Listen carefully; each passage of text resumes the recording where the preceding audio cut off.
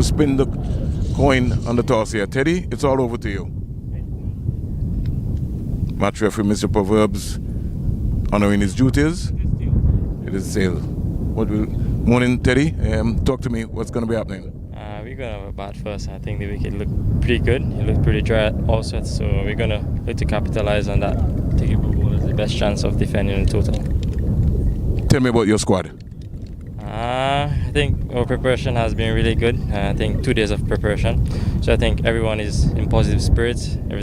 Everyone is ready for the game today. So all the best to our team. Any changes from the 4-day team?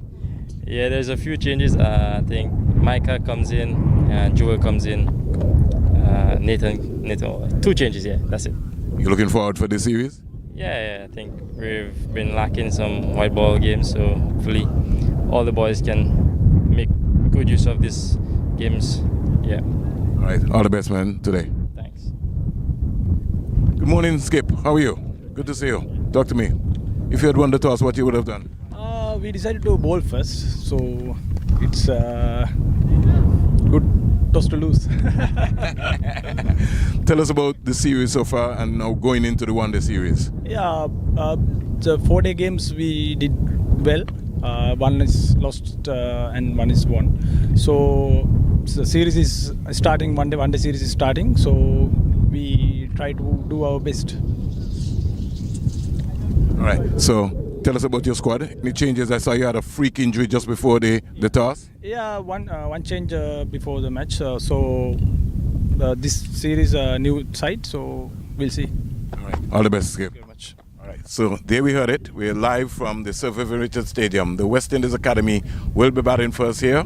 And so please make sure that you stay tuned to all of the West Indies YouTube channels and all of the other platforms to be able to just make sure that you follow this important series. West Indies Academy versus Sri Lanka Emerging 11. 360 TV will be live and in living color.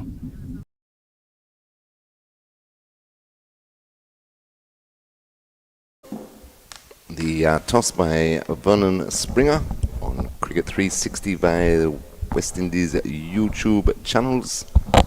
We're getting set for play here as West Indies Academy won the toss and decided to bat in this 50-over contest.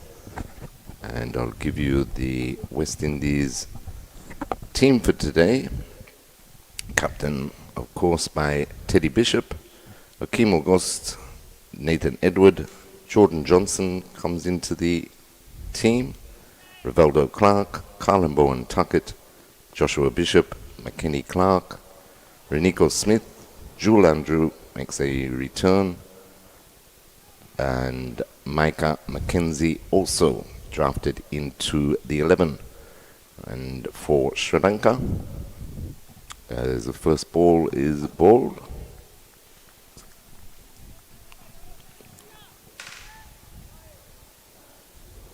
Akeem Auguste is on strike to Trevine Matthew.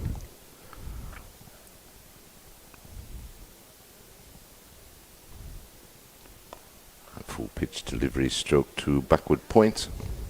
So I say a very good morning to Vernon Springer. Hey, morning to you, Terry. Exciting times here at the Sir Vivian Richards Stadium. Cloud cover, but for sure, young Joel Andrew and the non-strikers then playing in this game. Be important to see the start, Terry, from these two. Yes, very important, as that one's turned backward of square for a single, so Auguste gets off the mark, and the score is 1-4, brings Jewel Andrew on strike. Was drafted back into the West Indies Academy team, Vernon, with West Indies head coach Darren Sammy wanting him to bat in the top 3. We'll have a discussion on that, Terry. Definitely. Trevine Matthew.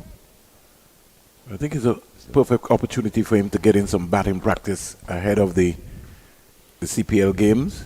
You know, stroke that nicely through the cover region for a couple. So he gets underway. I was looking at the squad here, Terry, and very overjoyed to see Callum Bowen Tuckett, Nathan Edwards, Michael McKenzie, Joel Anjo. Now, these guys were part of the winning Leeward Islands under-19 team in 2023. And to see them playing together now in the West Indies Academy along with Michael Palmer is a real testament of, hard work from the respective coaches. Over number 1 comes to an end, Terry. 3 without loss. Yes, nice over there by the off-break bowler, Trevine Matthew. Joel Andrews on 2, Akeem Auguste is on 1. And just to give you the playing 11 for Sri Lanka emerging players today, Dhananjaya Lakshan captain, Siobhan Daniel, Nippon Dhananjaya, Sohan De Levira, Sohan Kasala, Ahan Wickramasinghe, Ravindo Fernando, Trevine Matthew, who just bowled the opening over, Malin Hasanka, the leg break bowler, Goruka Sankath, Chimindu Vijasinghe, and Dilam Sudhira, who bowled very well his left arm spin in the 4-day competition. So it'll be the captain himself taking up the attack. Lakshan. And very good day there, good platform, good track. They're playing on track number 5 here at the Sir Vivian Richards Stadium. To be honest with you, Terry, at the toss, had a few cracks. They look very, very, very hard, so it's going to be pretty interesting. I think the West Indies Academy, the objective really is to maybe set a target and try and defend it. So that's good experience for them. As Lakshan comes into Auguste, plays it quietly 2 point, and there's no run. Yes, and if they can bat in a similar vein like they did in the last game, it would be excellent for the West Indies Academy. First matches, they barely batted 50 overs. But last week in the second match, they only batted once. Passed 300 for the 3rd time this season, and batted just under, a couple of balls under 100 overs as Lakshan into Auguste. He plays that backward of point this time, and they take a comfortable single. So he moves on to 2, and that's 4 without loss in over number 2. It's interesting also, Terry, because coming from the Coolidge Cricket Ground, you got the square boundaries, which are almost bigger here at the Sir Vivian Richards Stadium, and as well as the Andrew Roberts end and the Kirtley Ambrose end where we're broadcasting from. So these are massive boundaries here, which means that both batters in the Andrew and Auguste will have to do a lot of running. They've got to turn 2 into 3s, and this is something that I really want to see happening as intensity, beginning to turn 2 into 3s, 1 into 2s, especially on this massive outfield here at the Sir Vivian Richards Stadium. Most definitely. There's plenty of gaps on this big ground. He's got 1 slip. He's just adjusting the 3rd man. There's Lakshan into Andrew, and he's clean bowled him. Beautiful delivery. Played on the wrong line, Terry. He was caught on the crease there. Come back into him. He was neither forward nor back there, Joel Andrew. Let's look at the movement, Terry. Trigger movement was there. Come back a long way. Swung. It opened up there. He's got to defend. He's got to be a lot more tighter there. Swung through the air and took his off pole. So Joel Andrew is gone for 2. West Indies Academy lose their first. They're 4 for 1 in over number 2. Let me just get something here, Terry.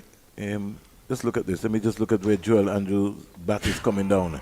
You see, he's not coming down to the line of the ball because he's got to be looking to... He's on the outside of the ball. He's got to be looking to defend that ball. That's a ball where you just got to come across and look to defend, really, not to open up. Yes, big gap there between bat and pad, but the ball did swing a long way there for Lakshan. So, first strike for the Sri Lanka emerging players. None other than the captain himself, Dhananjaya Lakshan. West Indies Academy on the back foot early.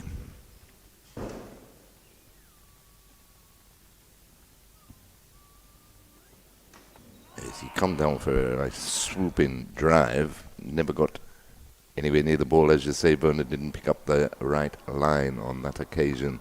Just think that, Terry, it's just a matter of watching the ball right under your eyes. Especially early in the innings. It's a new ball, and you can't premeditate, and that's why, Terry, openers are made. You can't try to turn somebody into an opener. You just got to be working the technique. But that's good. Gives a chance for another player. Is this Rivaldo Clark? Teddy Bishop himself. On the money straight away.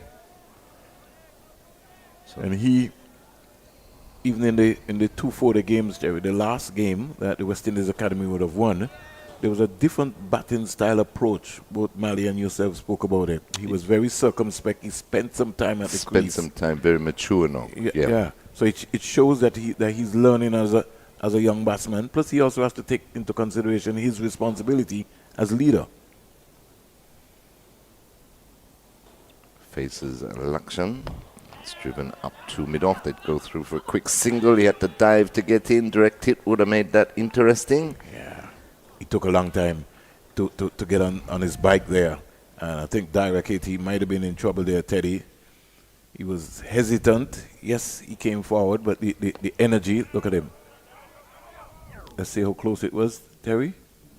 Oh, yeah. Oh, he would have been gone. Yeah, he got out the dive. They say a cat has 3 lives, so that's 1. Time to perfection, he'll tell you. So Bishop off the mark, he's on 1, 5 for 1.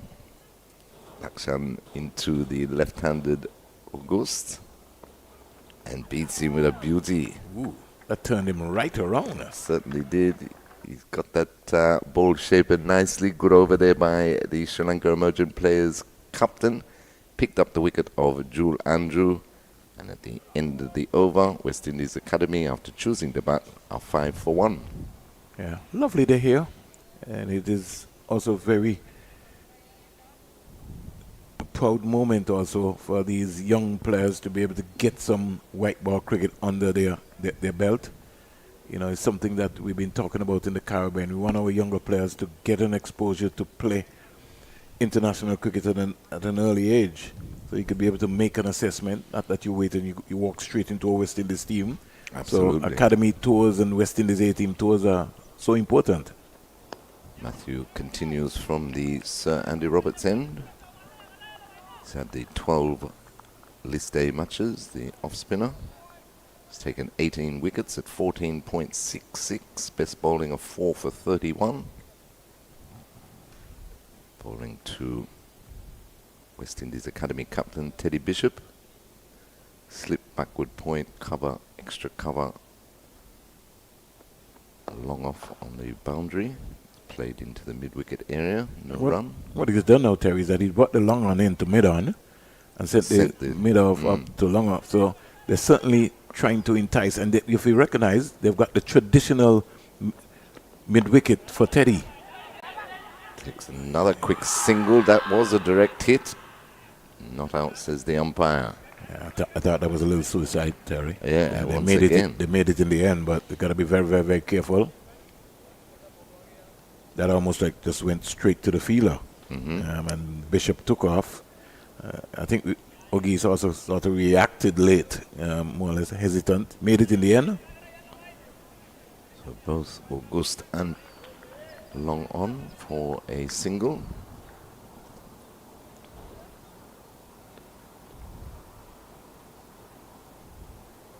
Local cricket taking place in Antigua and Barbuda today.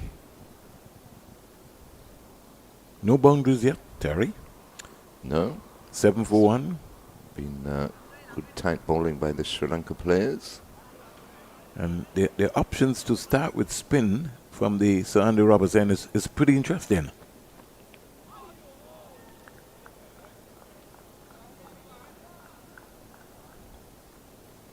Yes, most definitely. You see that in the shortest version of the game. A lot of teams open with spinners. Not so much in the 50 overs.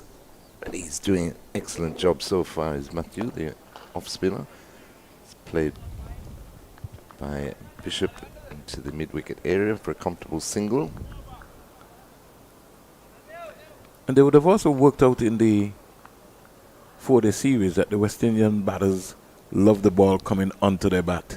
And so maybe earlier here at the end of over number 3, it will be an indication to maybe just take pace off of the ball. So you keep them guessing. So you got seam from one end and spin from the other end, so that it's sort of guessing game. So they don't get off to a blinder. It's already 8 for 1. We don't have a boundary as yet. But it's a 50-over game, and you're talking about at least 300 balls. So West Indies already might have set their target 275, 280.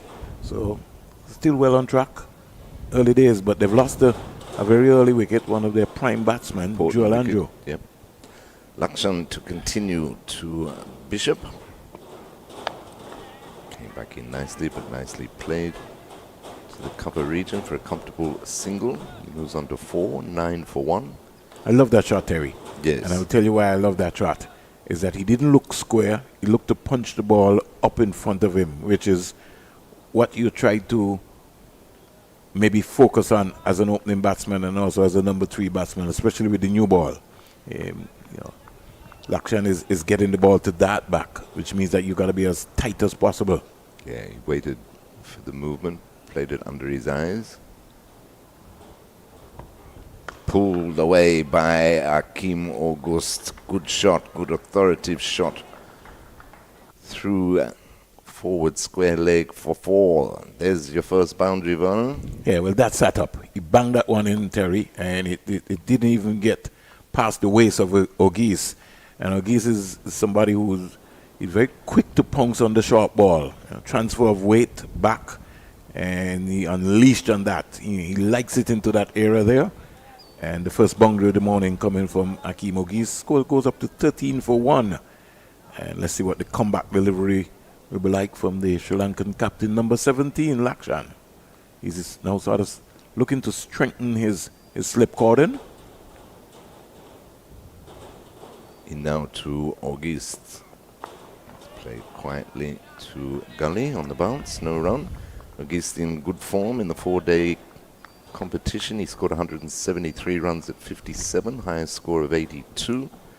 He's had 21 List A matches for 414 runs at 23 with a highest score 81, 250s so far in his List A career.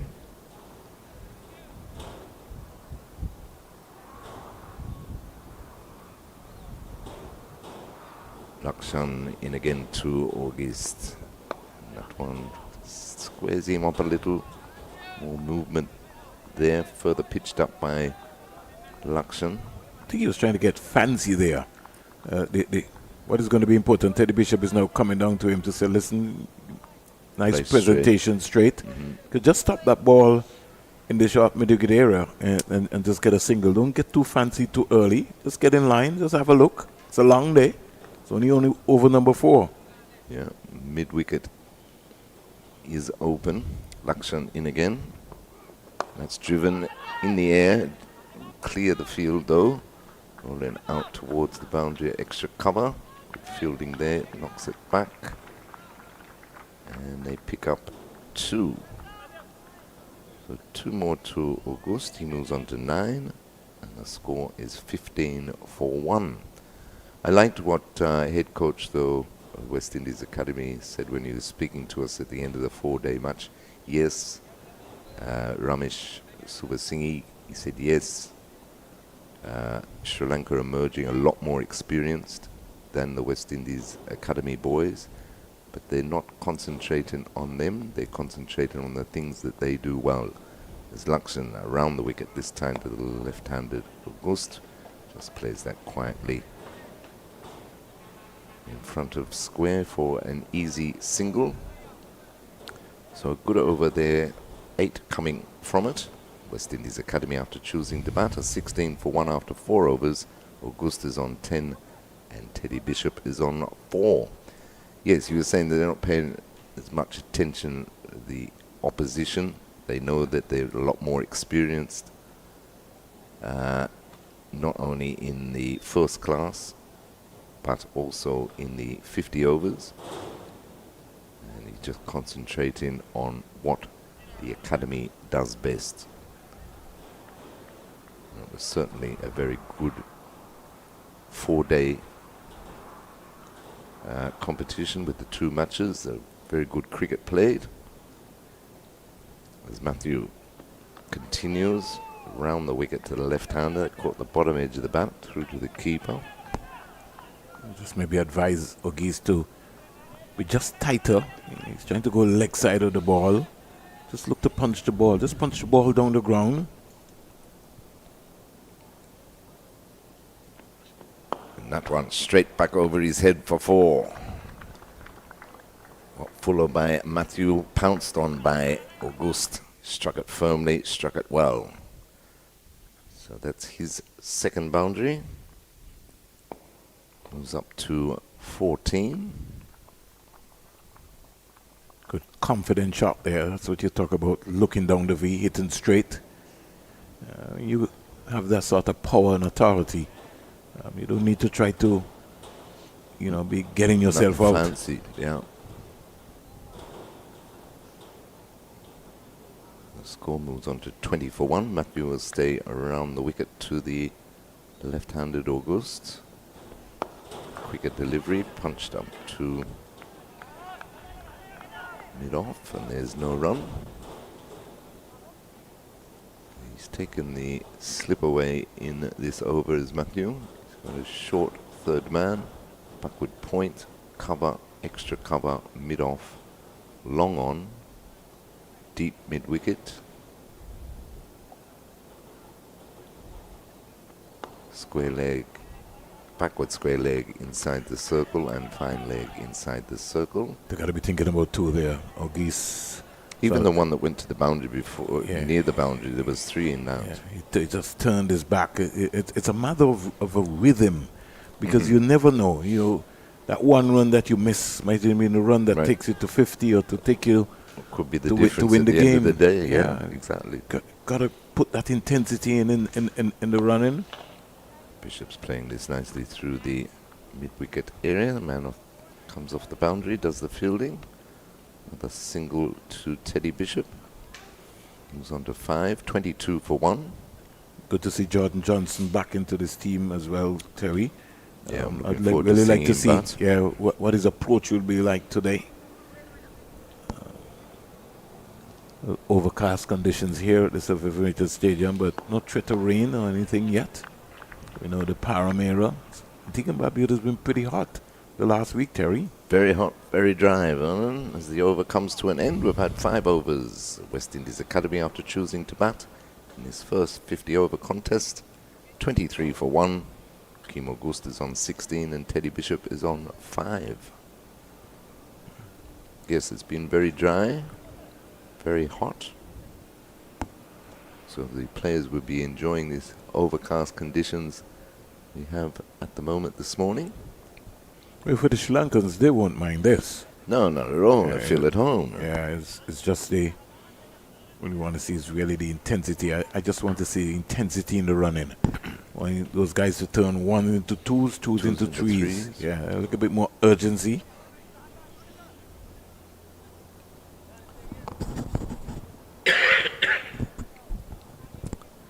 Captain Lakshan to continue from this Curtly Ambrose end. Ball into a slip.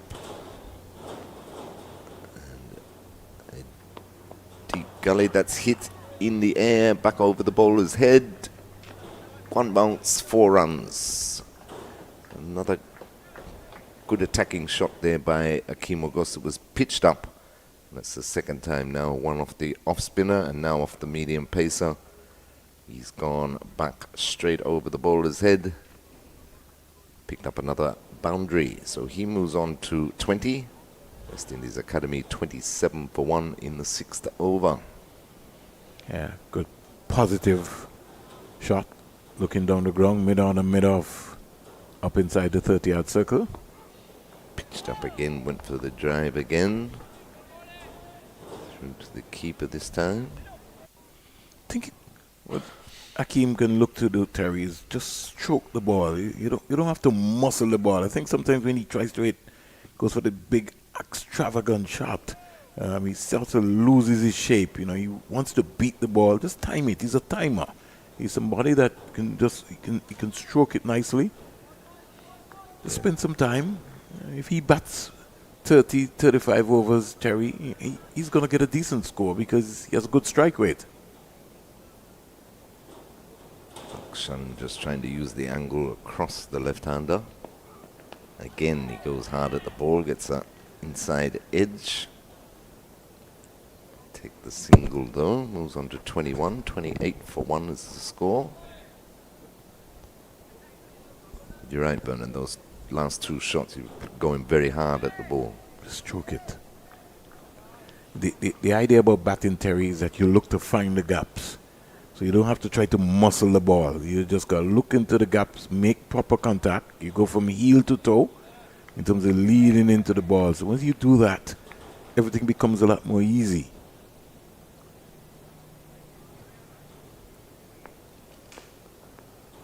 Lakshan into Bishop. Stroke that nicely, but straight to mid-off. So you've got a slip. Third man on the boundary. Backward point. Cover mid-off, mid-on, mid-wicket. Deep backward square and fine leg inside the circle. So the 2 men out in this first power play for Lakshan. He's the third man and the deep backward square. Action into Bishop. Bishop is looking to drive that, catches the outer portion of the bat, all the way along the ground to third man. So he picks up another one, moves on to 7. Moves on to 6, 29 for 1. But if you look at the position in there from Teddy Bishop, his head was past his front knee, so that's why he was able to squeeze that down to third man. And what the Sri Lankan captain is trying to, in his lines, is to lure Bishop into a big drive. Make him reach for the ball rather than allow the ball to come to him, because they recognize that these 2 players, they're really shot makers. So he's maybe trying to take some pace as well off the ball, bowling more cutters. Lakshan staying over the wicket to the left-handed. Goes slower ball, traps him in front, big appeal. I think it's missing. Not out, says the umpire. Interesting. Do you think it's missing or he got something on it? Either way, not out, says the umpire. Lakshan's down on his knees. It's a slow ball that he didn't pick. Whoa! I think that's closer than we think, Terry. That turned him right around. I think he's in trouble there, Terry. How many lives do you say person gets? Well, if it's your day. I think when Joel misread the slow ball. I think when Joel Wilson looked back at this at the end of the day, that was hit between wicket and wicket. Line, yeah. Wow. Oh. No wonder why Lakshan was on his knees. Yeah. But in the umpire's opinion, Joel Wilson? Not out. He says not out. So Auguste survives. He's on 21. Teddy Bishop is on 6. After 6 overs, West Indies Academy, 29 for 1. The off-spin of Matthew to continue. Bishop defending that into the offside, no run. Interesting times here in the first 50-over match, List A match of the Sri Lanka Emerging Players Tour of Antigua. Just dropping mid-on back to long-on and bringing long off inside the circle. Attempted cut shot there by Bishop. Quicker delivery by Matthew.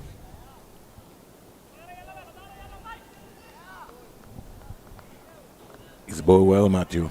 He has. Not for 13. In again to Bishop.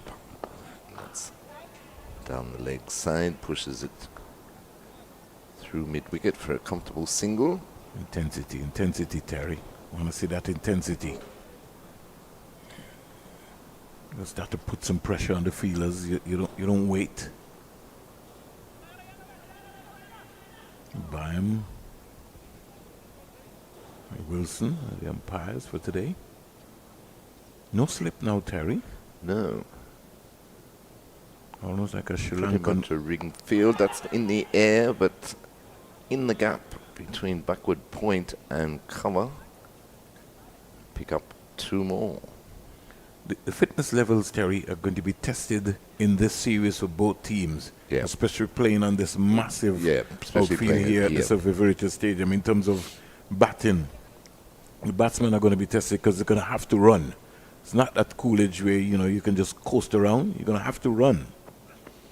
Driven in the air. Dropped. Oh, good effort there at mid-off. He got a hand to it. Was going like a tracer bullet. Dropped. It's a big effort there, Terry. Big effort. That's a He really dived. big effort. Was Was that Shanto? didn't quite pick up who it was, but an excellent effort. I think I saw a 5 for sure. So another chance to Auguste, but he remains. He's on 24, 33 for 1. Looking again to muscle the ball. No need to it. Just stroke it. Just it's repetitions. And that's popped up. Big appeal, that- and he's been given. Bishop not happy. Yeah, but he's got to walk. Standing his ground. You have to walk, though, son. got- Umpire by him says you're out. He's got to be careful. He's got to be careful. Got- Get on with it. The edge onto the pad, was it? He played a long way in front of his pad. It ballooned up over the keeper's head. He dived back, took the catch, and umpire by him says you're out. Umpire Joe Wilson just saying to Teddy Bishop, come on. You have to go. The umpire says you're out, you're out. He can't show dissent. If you look at it, I'm not sure whether he got a touch on it. Hard to say on the replay, but nevertheless, Bishop has to go. So West Indies Academy lose their second after 7 overs. They are 33 for 2. So Interesting times here. Auguste pretty lucky to be To be still still there there. after that LBW decision, and then the next over, Teddy Bishop is going caught behind. Excellent catch by the wicketkeeper and game awareness, especially having on the helmet to be Definitely. able to know where the ball is, to keep his focus. As he had to dive back as it ballooned up over his head. That's De Oliveira, of course, the century maker in the 4-day competition. Took Yeah. it well. Really. And he looks like a very, very, very organized player. Looks like a Absolutely. nonsense player that could really just take the game away from you. So I think it's Jordan Johnson who's joined Akeem Auguste in the middle. Bishop gone for 7. So they lost Jewel Andrew for 2. Captain Teddy Bishop for 7. And they're 33 for 2. Auguste is still there on 24. He'll be on strike, as was the last ball of Matthews over. So Lakshan will continue from this to Sir Curtly Ambrose end and beats Auguste again. Auguste upset with himself for looking to play at that one. It's just a natural angle or movement away. Right-hander ball into the left-hander from over the wicket. What we like to see, Vernon, rather than coming round the wicket like they do so often these days. It's a world thing, Terry. Absolutely. Lakshan in again, slip weights. And that's driven nicely, but straight to mid-off.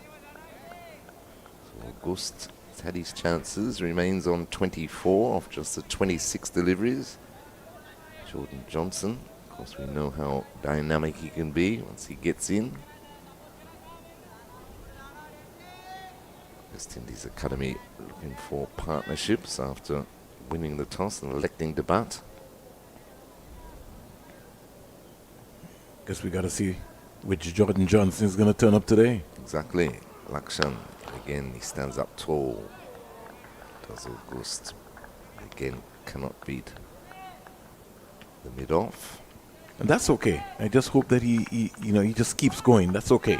The ball is hitting his back nicely, so he doesn't need to get frustrated about that. The most important thing is that he's there. And once you are at the crease, runs will come. You can't get runs in the pavilion. So he just needs to just cash in. Akshan in again to Auguste and beaten again. Another excellent delivery. Touchdown in the right areas there. Showing all his experiences. Lakshan, who I think on a whole has captained Sri Lanka very well during this tour. Test match in England. India scoring a massive 471, Terry. 407, weren't they 350 odd for 3 at stumps? Yeah, they got bowled out in the end. Just Okay. give you Ben Stokes picking up 4. And Tongue picking up 4 as well too. So England coming back quite well this morning. By the sounds of that. Yeah. Richard Pant, 134. So yeah, 3 centuries. Looks like a batting track. 9 for 1 England.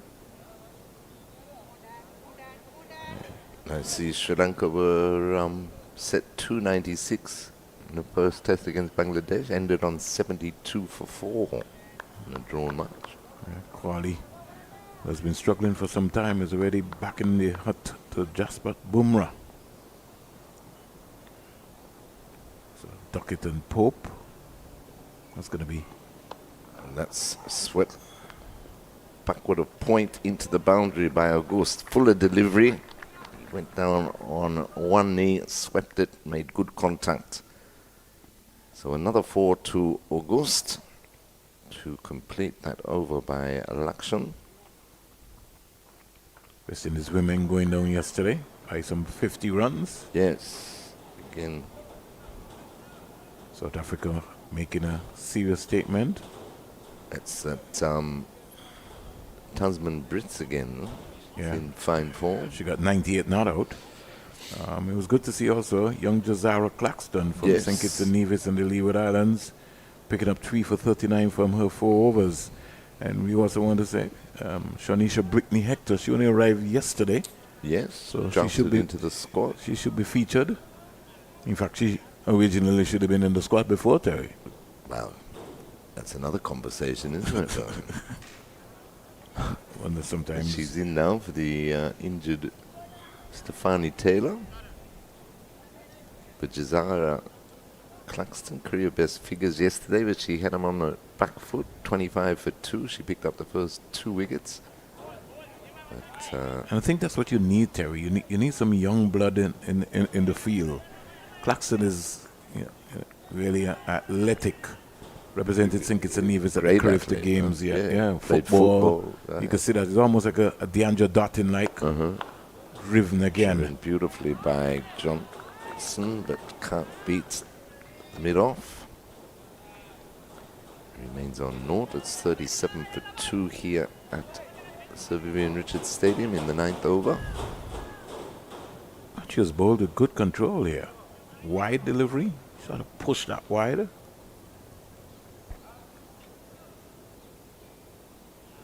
Yeah, that's really the first one he's bowled off target. 1 for 17 in his 5th over.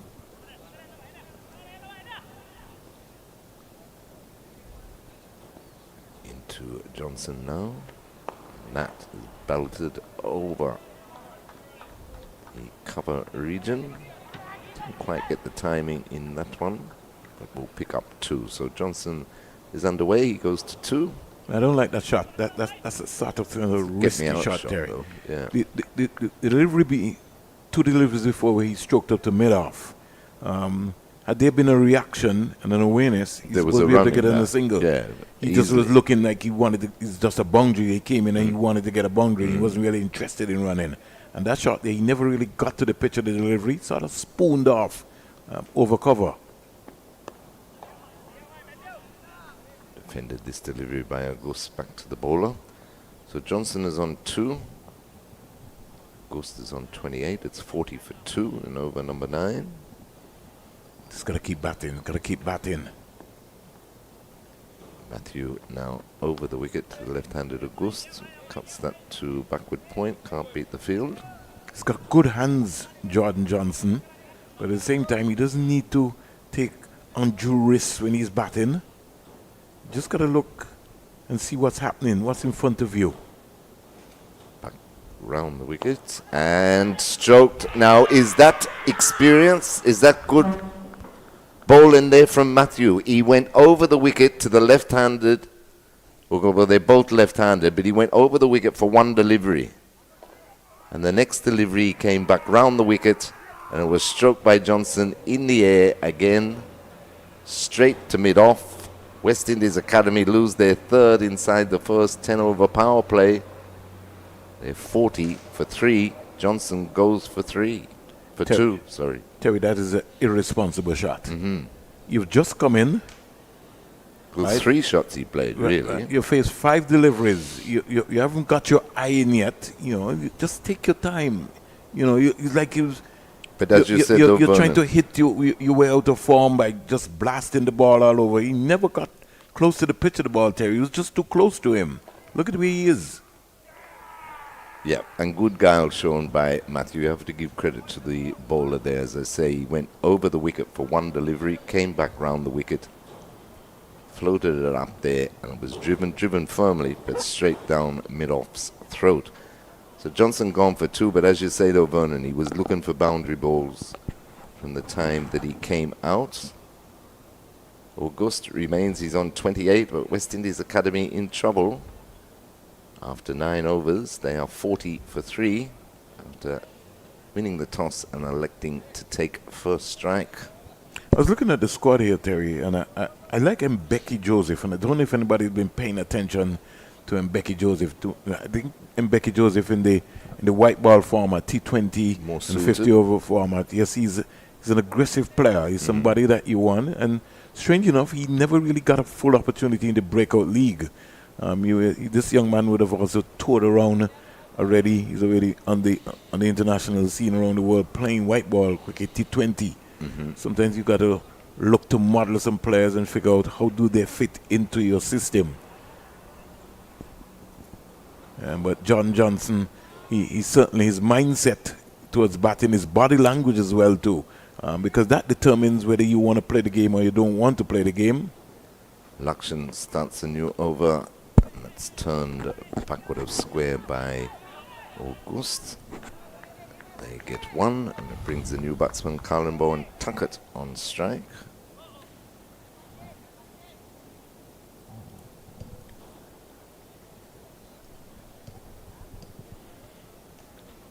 Pretty early that Colin Bowen Tuckett is coming out in over number 10. Already lost Andrew, Bishop, Johnson, Rivaldo Clark to come. Pretty interesting. You got Nathan Edwards. So some good. Need a partnership now. Big partnerships for sure. With Tuckett and Auguste. These two have been the form players along with Bishop. Drive in here. Driven nicely by Bowen Tuckett, but can't beat the short extra cover. And now the Sri Lankans feel now that they're back in the game. They started as a semi-defensive. A slip has come back now into the conversation. Short fine leg, deep backward square, third man, mid-on, mid-off, cover, short mid-wicket, backward point. Colin Bowen Tuckett is a very busy player. And somebody who's going to propel the scoring. On his toes and plays that backward of point. Third man comes around. So Bowen Tuckett is underway. If you recognize that shot, Terry, got deep, didn't try to overhit it, but just more or less just placed. Yeah, open the face of the bat. That's what you're talking about. Having a look. Auguste calls him down now to have a conversation. Bowen Tuckett's played the 12 List A matches, 151 runs at 15, highest score of 41. In the 4-day series, he made 100 runs at 33 with a highest score of 43. He's a much better player than that. His figures in List A won't prove that, but he's come on in leaps and bounds in the last 2 years. Being able to score his maiden first-class 100 at Kensington Oval. Hit firmly and hit beautifully. That's his signature. Forward a point. That's one of his signature shots. Auguste. He was all over that as they brought the slip in prior to that delivery. And that was wide. Short and wide, and he was all over it. When last you played cricket, Terry, even you and all could have hit that. Could have hit that one. He moves on to 33, 46 for 3. Yeah. 5 boundaries so far. I think all of the 5 boundaries have gone to Auguste. Absolutely. So he's been able to find the boundaries. He just has to think about batting all 50 overs here today. Beautiful leave. Yeah. Good leave. This is as good as a cover drive, as they say. Lakshan staying over the wicket to the left-hander. I want to see that hunger, Terry, in the West Indies Academy batsmen, where they almost every game somebody puts their hand up and say, I want to get 100. I think you have to begin to register that in the back of your mind. Auguste has a good platform here. He's got to be thinking about that. Once you get a start, he's 33 from 33. That's full. Half a shot, but going down a leg. He missed completely over. I think he missed out there. It's definitely. Just needed to get back onto the ball there and just whip that into the middle wicket there without winning another boundary. Fell over more or less. Look at the way his head is. Yeah, he's looking for power. Just looked just straight. And that would have clipped away again. 10 overs bowled. At the end of the first power play, West Indies Academy won the toss. Teddy Bishop. Seemed like a long time ago. They're 46 for 3. Yes, and Auguste, as you say, has got a platform to work with. 33 off 34. Looking for him to make that breakthrough 100 in the 4-day series. Didn't quite get there. He made 173 runs at 57.6 though, with a highest score of 82. So far in his List A career, 21 matches, 414 runs at 23 with a highest score at 81. 250s amongst that. Bowen Tuckett on strike. Looks like we've got a change of bowler from the Sir Andy Roberts end. Fernando. Ravindu Fernando. So what is the Spin option? continues. The options are that they're going to bowl their spinners, Terry, from the Sir Andy Robertson with breeze going from east to west. They're played by Colin Boyne Tuckett. Just work this around the corner and got a very easy single. Auguste almost getting himself into trouble. It was more or less ball watching.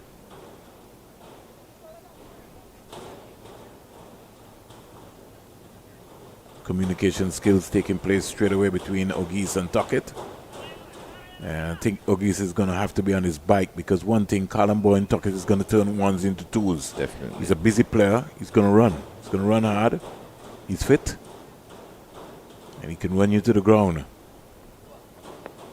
Round the wicket, the off spinner Fernando. He's had 69 List A matches. 69. How old is he? 22. 22 years old.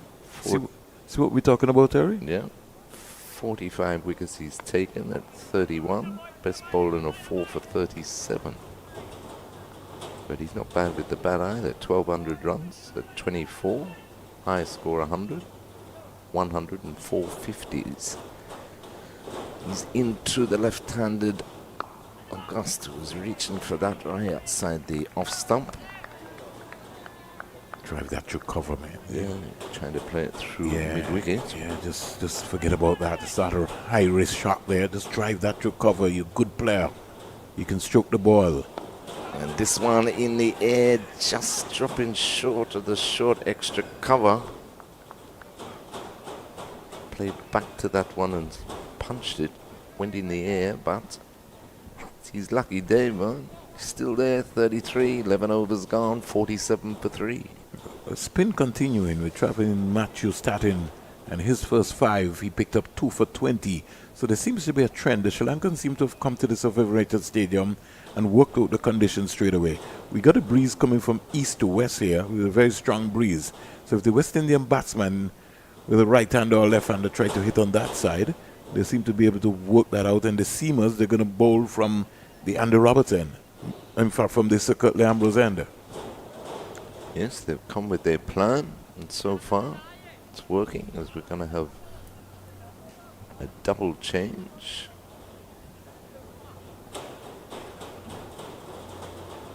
Lakshan, the skipper, is coming off after 5 overs.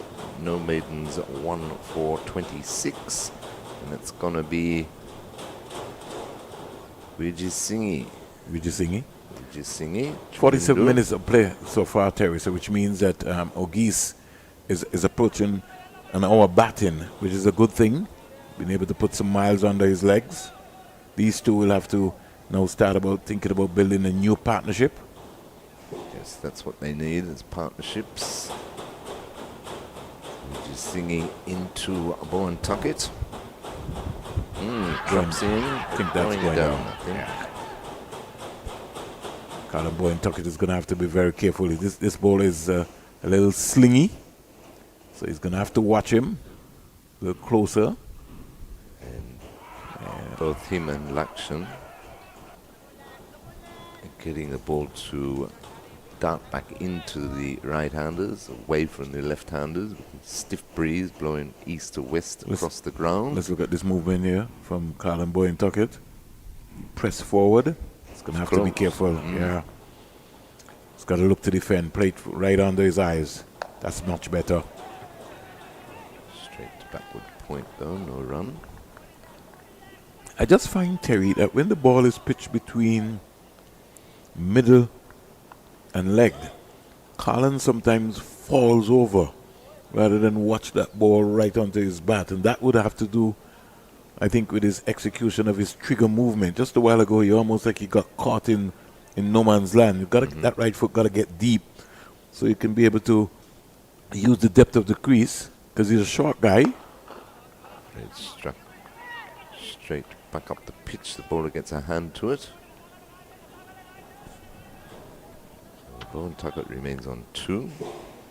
Vijay Singhi in list day has taken 36 wickets at 28.5. Best bowler in a 4 for 22. Right arm seamer. Into Bowen Tuckett again. That's better. Soft hands played it into the extra cover region, and they may get a overthrow. Yeah, but that's what Colin Bowen Tuckett is going to bring here to this partnership. He's going to run. He's going to be looking for runs, and he's going to put the Sri Lankan fielders under some pressure as well.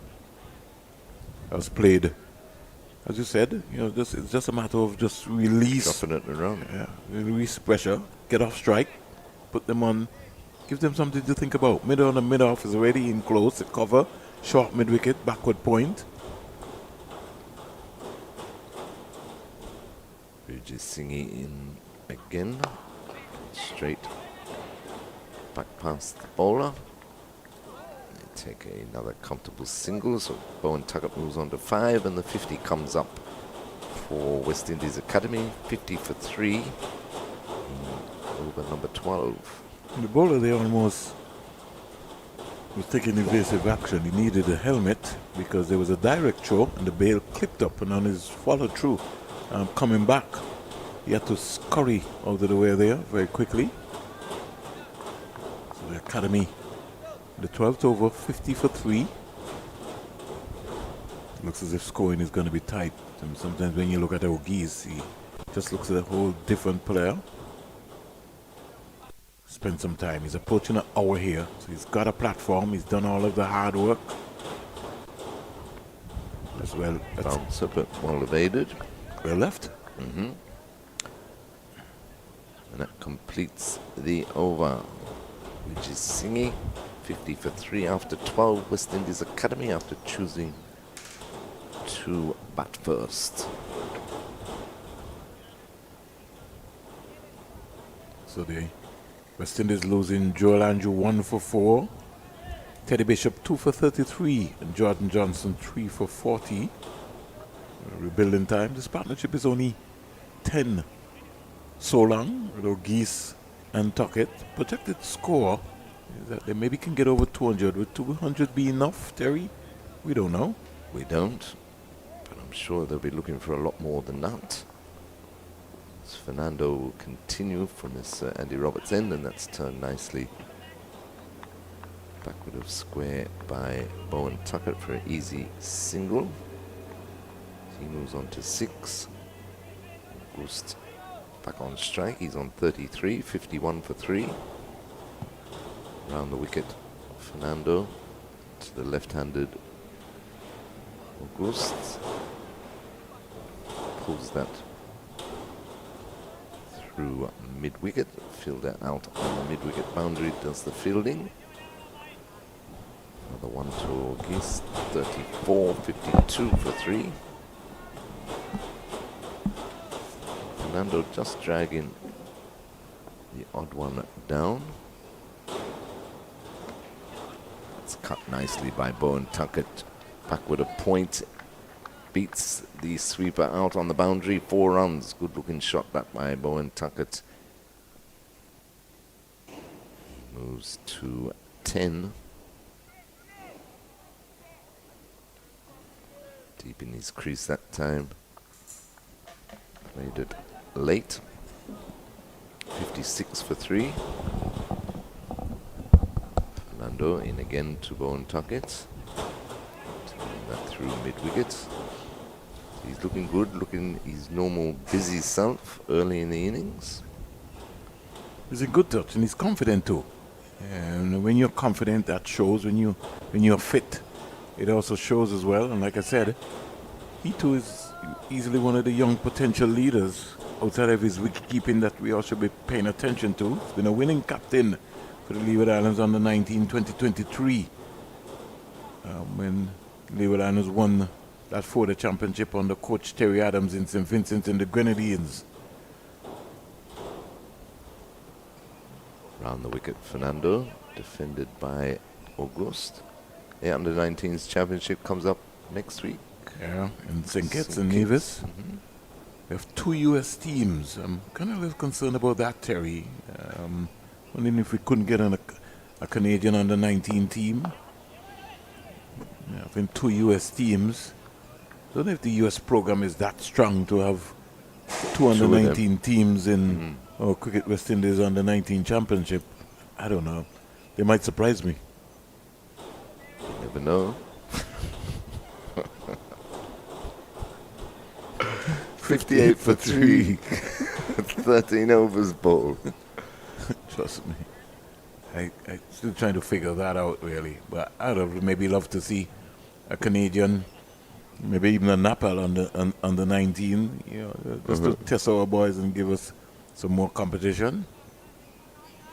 But it's going to be exciting times. The U.S. might come into that competition and upset sometimes. The U.S.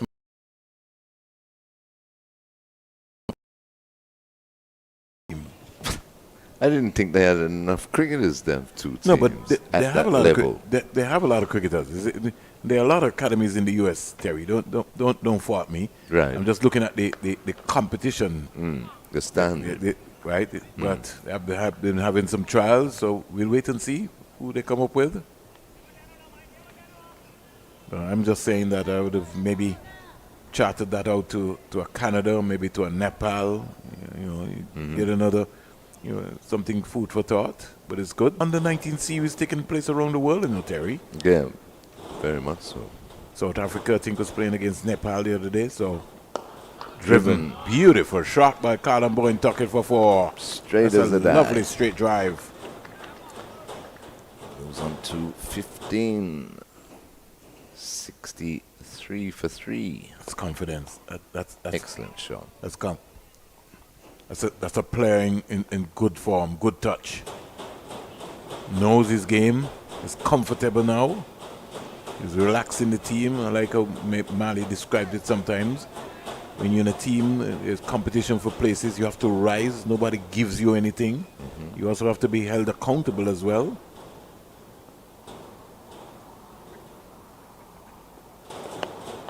And it also has to do with the mindset in terms of the talent ID coaches and the selectors understanding and giving players specific roles. Sometimes we as commentators, Mali and Terry, we're looking at the same game, and we wonder if the selectors are also looking at the same game that we're looking at based on some of the selections. Very true.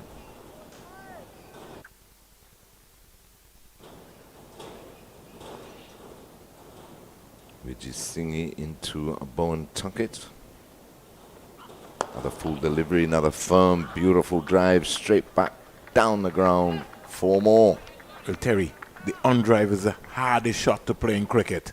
Made that and look easy. Carlin Bowen Tuckett, he executed that. Look at the shape, look at the Look how still he is. Beautifully. Just punch that down the ground. And all the young man had to do, number 22, chasing for all of his worth.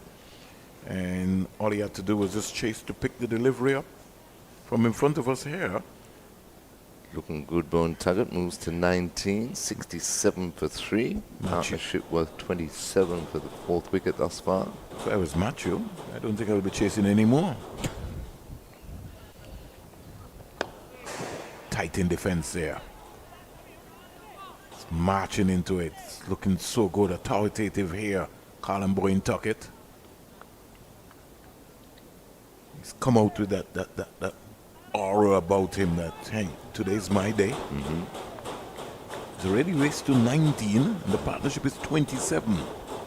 And Colin, just to show you the importance of this partnership here so far. On top of it, just defending nicely. Over comes to an end. And at the end of 14, West Indies have picked their pace, going right up here through Colin Bowen Tuckett. They're 67 for 3. Yes, and as you say, Von, not only through the boundaries he hits, but the running between the wickets, all important at any level of cricket, but especially in white ball cricket. So they both give themselves a platform to work with. West Indies Academy, they love a big partnership, as Vernon said, is worth 27 at the moment. As Fernando will continue round the wicket from the Sir Andy Roberts end. He's bowling to Auguste. Plays that backward of square quite comfortably for an easy single. He moves on to 37. The score is 68 for 3.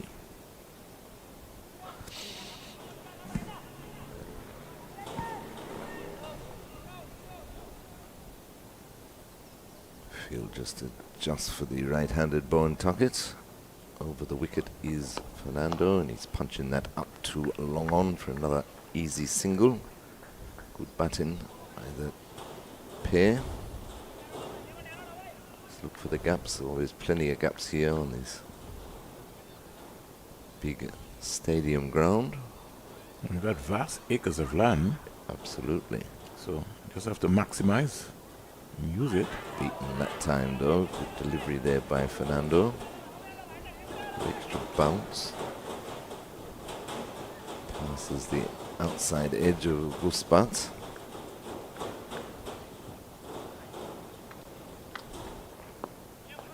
Turn that in. He sets off for a single, but Bowen Tuckett says no, there's not one there. Good early calling though, so able to get back in time.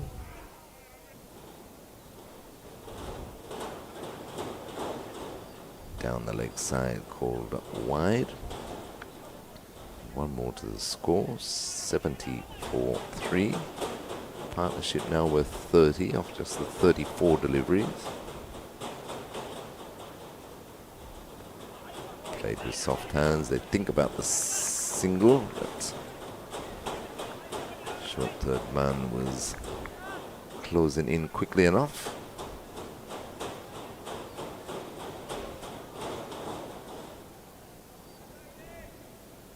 Still overcast conditions here at the stadium. Players will be enjoying these conditions this morning. It's clipped nicely up to long on for another easy single there.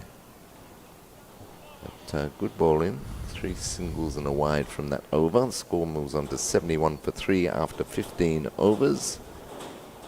Akeem Auguste is on 38 and Colin Bowen Tuckett is on 20.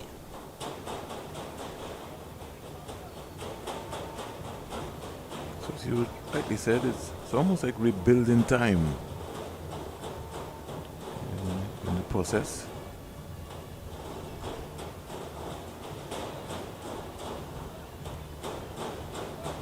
It's not the ideal start for the West Indies Academy, especially the calibre of batsmen that they lost early in Jewel Andrew, Captain Teddy Bishop and Jordan Johnson, all back in the pavilion. They were 40 for 3 when Johnson went at the end of the 9th over. So good little partnership forming. But a long way to go for the West Indies Academy. Sudera. Yes, change of bowler from the commentary box end was Sir Curtly Ambrose end of the ground, the left arm spinner, Sadira, who bowled very well in the 4-day series. It's punched up to long on by Auguste for another comfortable single. He moves on to 39, 72 for 3. We're in over number 16. Coming up maybe to the first hour of play as well. The groundsmen are also moving into position. It's just for a little darker, but so them got their raincoats out. I think maybe this just maybe might be moving over. Normally they would come from the east to west. They are maybe lining up on the western side. The slip comes into play for Sadira. Bowen Tuckett on strike. Here's that to extra cover, there's no run. Sadira took 9 wickets in the 4-day series at 20. He's got 116 list A wickets though, at 16.46 with the best bowling of 4 for 12. Yeah. There's more or less a slight drizzle here. Just standing up in the middle of the ground here. The breeze still pushing from east to west here, coming out to the Param area. No alarms yet. Still high. Forcing that through the cover region. The backward point comes around, does well, restricts the scoring to just 1. Auguste moves on to 40, 74 for 3. Excellent out cricket there by Sri Lanka. For Tuckett, the slip continues. That's well played into the mid-wicket area for an easy single. Moves on to 22, 75 for 3. So Sri Lanka moving around their spinners, Lakshan. Seems to be their strong point here for the one-day international. His feet is Akeem Auguste and banging it straight back past the bowler into the boundary, 4 runs. Another good-looking shot by Auguste. He moves to 44. Sadira's first over comes to an end, cost him 7. And West Indies Academy, after 16 overs, are 79 for 3. Auguste 44 and Bowen Tuckett is on 22. The partnership just building here for West Indies Academy.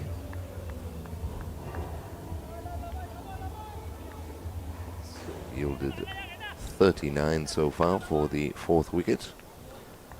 Be spin from both ends as Fernando looks like he will continue from the Sir Andy Roberts end.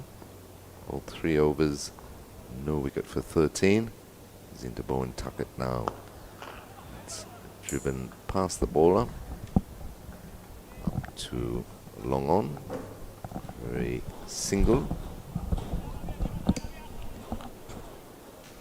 So 80 for 3. We're in over number 17. Sri Lankan going about their business very quickly. Around the wicket, the left-handed Auguste taps that into the mid-wicket region. Yeah, the length there by Fernando allowed Auguste to get deep and just work the ball into the onside.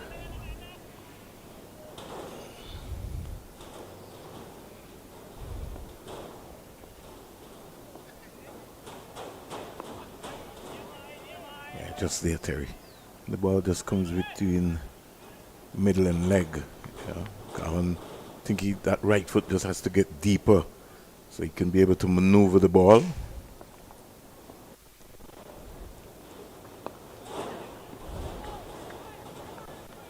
Clips that one straight to short extra cover. He remains on 23, 81 for 3 is the score in the 17th over.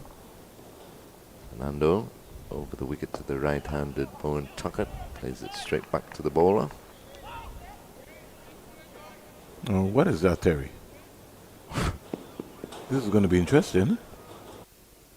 It's gone for 4. He's giving it for 4, yeah. Yeah. He lost his cool there, Fernando. Yeah, he just threw it straight back at Bowen Tuckett, and it's hit Bowen Tuckett, and the bat dropped out of his hand, and it went down to the fine leg boundary. The umpire's given 4. Very interesting. Very, very interesting. Lakshan coming over to ask the umpire a question. If Bowen Tuckett hadn't moved, it was just a simple delivery. Well, he was standing out of his crease, but the throw was. But let me ask you something. At the batsman, not the Do you know that stumps. Callum Bowen Tuckett could have been run out? It could have been. Right, so what is Lakshan asking? Right? Right, yeah. So it's simple. That's why Joel Wilson's saying he's gone for 4. That's swept nicely by Bowen Tuckett. Deep backward square comes around and they take 2. So he moves on to 29. And the score after 17 overs, West Indies Academy after choosing to bat at 87 for 3. Akeem Auguste is on 45. Callum Bowen Tuckett is on 29. And that brings us to the first drinks break. So we'll take a break on Cricket 360 and return in a couple of moments with live action.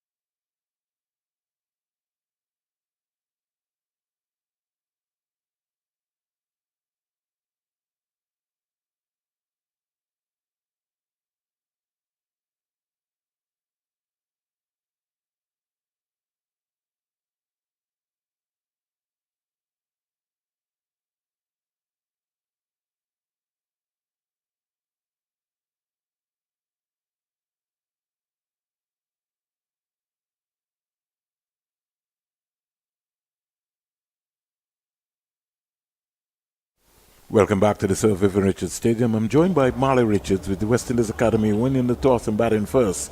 87 for 3 at the end of 17 overs. They've lost Andrew, Bishop and Jordan Johnson. Good morning, Marley. Morning, Vernon. Good morning, everyone. Hope everyone's having a fantastic day so far. It's been a quite competitive day of limited overs cricket between these two teams. I think we can give even honours at the end of 17 overs, first hour. Sri Lanka hitting hard early, and the West Indies Academy now, as you said, Vern, just doing a bit of a repair job. Once again led by Akeem Auguste, who has been the standout batter for the West Indies Academy in this series so far. We saw it in the 4-day matches. 3 innings, 2 half-centuries and a 41. And here he is again, 45 or 53, leading from the front. And what I'm really much concerned about, Mali, is, as he stroked that down to long on, is his time-consuming effort at the crease and how fit he gets to be able to get over that real remarkable achievement which he wants, which is to score 100.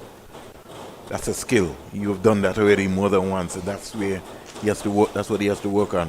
What we're seeing, though, from him is a consistency in terms of the starts he's been getting. Maybe a bit in two minds there, Carl and Bowen Tuckett. Yeah, I was saying to Terry, and it's something I picked up, man. When the ball comes just between middle and leg, he wants to get fancy. Really, I think he could just continue to just work on that, get deep and just work that ball. That's well run. I think because he possesses the ability to play all the shots. Just as you said, on that line of middle and leg, at times it looks like he's shaping to sweep and then just changes his mind at the last second.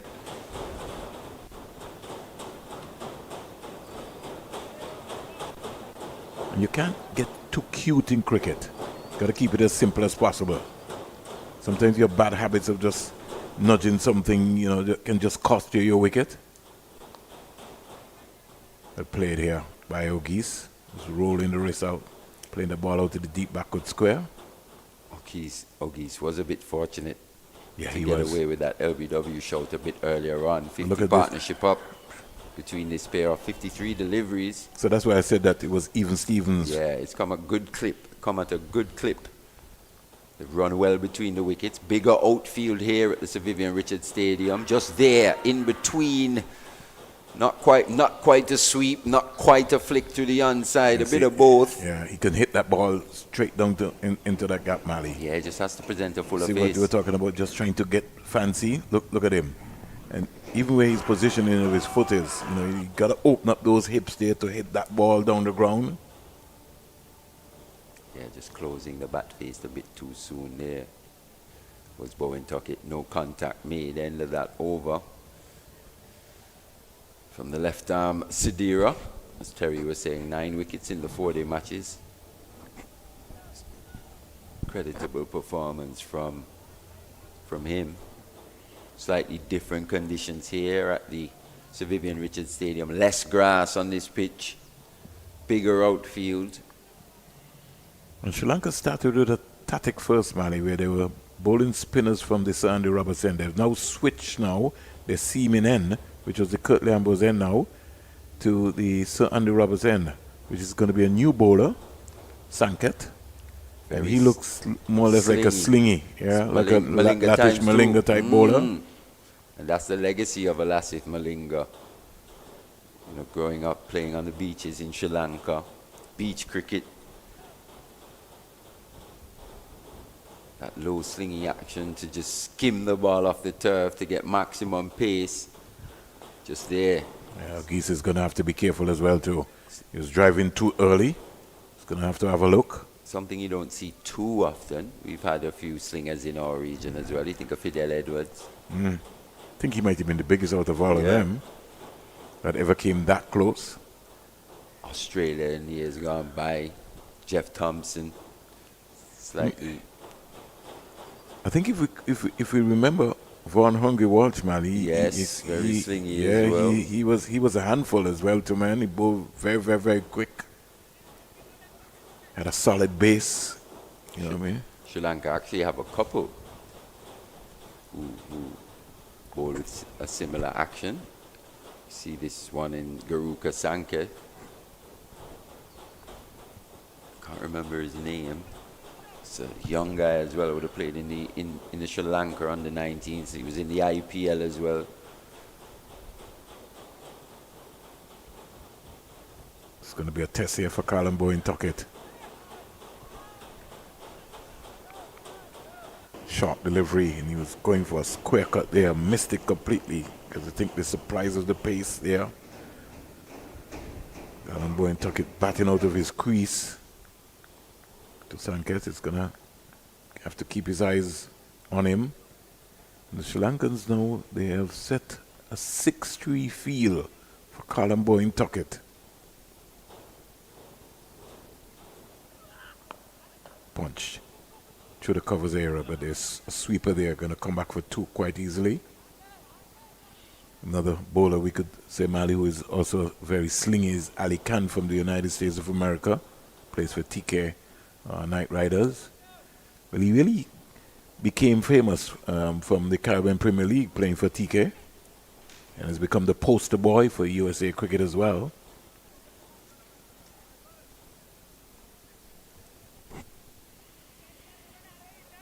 .93 for 3. And over number 19. Tuckett 32. Punched up to cover, can't score.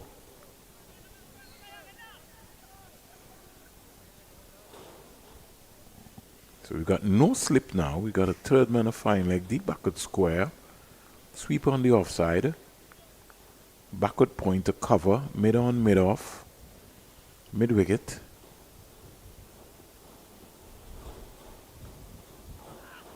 That's a good delivery. Got on top of it. He's got to get back into his crease there. Colin Bowen Tuckett just needs to. It's busy, I know. He's got to take his time. Auguste is not interested. He's on 48. But that had some bounce on it there. It did. Sanket. Matisha Pathirana is the name I was looking for, Vern. Okay. Yeah. Plays in the IPL as well. Saw him in the Under-19 World Cup a few years ago. We've got 2 new ones, Thushara. 2 would have played in the last World Cup here in the Caribbean and the USA. So they seem to be producing quite a few slingy bowlers with this slingy action. Bit of swing as well. The legacy of Lasith Malinga continues. And why not? He's been a legend for the game in the world and for Sri Lanka.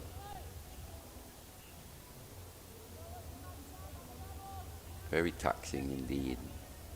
Even the most classical of bowling actions will put so much strain and stress on the body.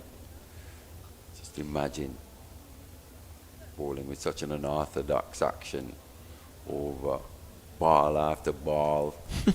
Wow, I mean, Malinga's durability, Edwards' durability as well must be commended for how long they played and how successful they were bowling in such a style.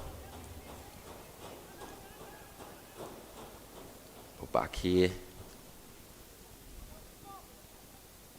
Sri Lanka need a wicket now, 93 for 3. Bowen Tuckett and Auguste. He's approaching a half-century, Mali. Both looking quite dangerous. Auguste has been starved of the strike slightly, but what Bowen Tuckett's done, he's just continued that scoring rate.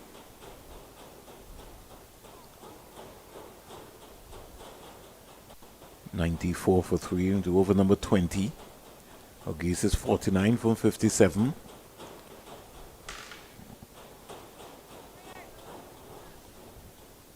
Sri Lanka just slowing down the game more or less, making Tuckett and Auguste wait. Sedera, left arm spinner. Tuckett is sweeping. Won't split the fielders. That's magnificent work there by the backward square leg fielder, and they get 2 runs quite easily.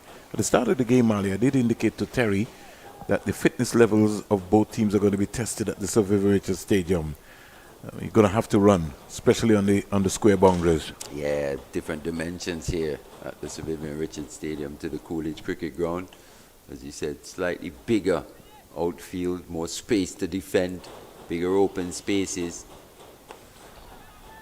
This one's in the gap though. Will be 4 to Bowen Tuckett.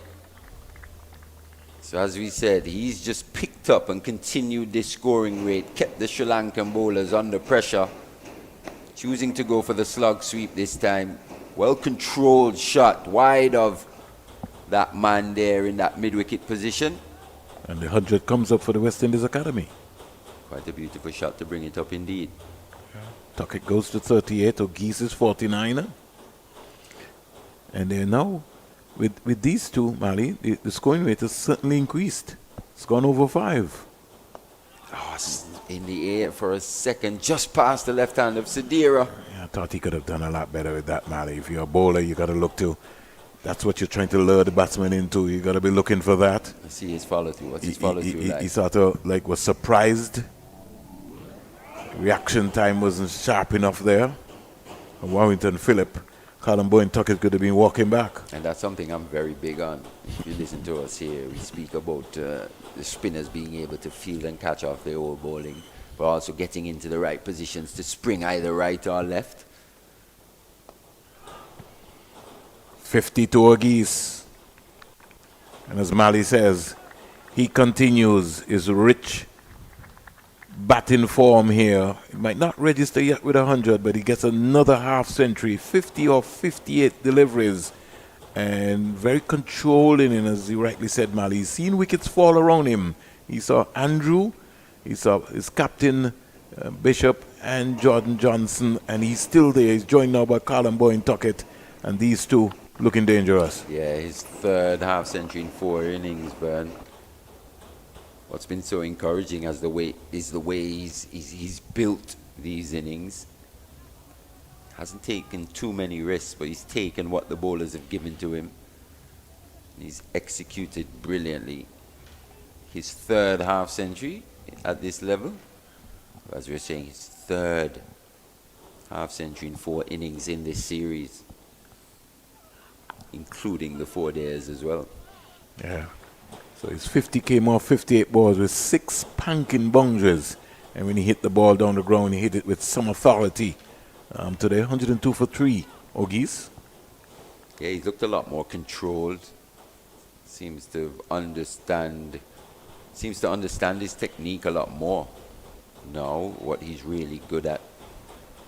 That head position of his as well. He's found a batting position at the top of the order.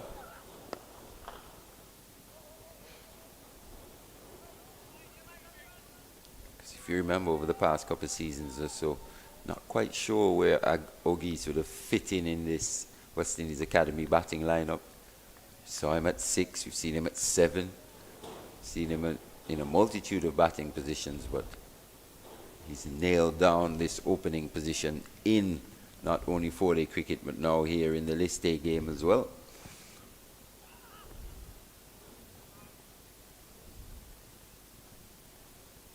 Wide there, just losing his radar was Sanketh. You do expect that, especially with these young bowlers with this unorthodox action.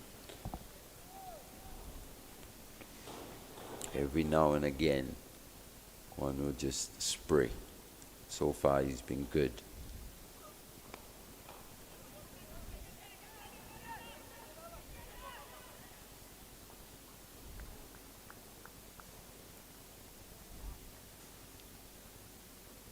With Bowen Tuckett at the crease. Expect some hard running in between the wickets, and there once again, as you were saying, Vernon, big open spaces. It will be a test of fitness not only for the fielders but also the batters to be able to capitalize on those opportunities. Change of angle. Switched back to over the wicket now is Sanketh.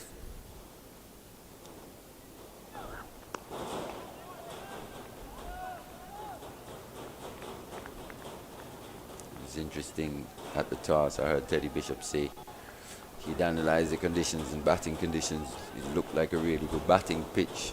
That's why you would have chosen to take first knock. So far, it's gone to plan. Hasn't done too much, has it? Well, with the street roller that is being used, Terry, Mali, you expect that? A few cracks early, but don't expect them to do too much here, especially in this first innings. We did see one maybe just hit a crack and go across Auguste early from Lakshan. Most of that movement from the skipper, though, with that new ball was through the air. If you think back to that delivery from Joel Andrews starting outside that off stump. Maybe just needed to get through that period, playing his first match of the series. Wouldn't have seen too much of these Sri Lankans.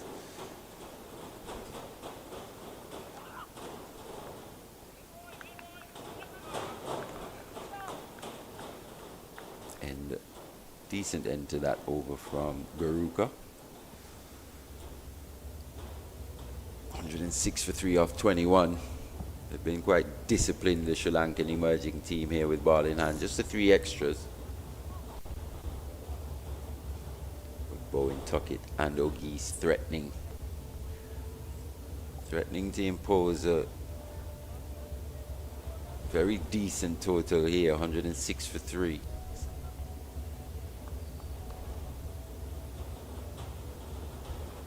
Sadira to continue.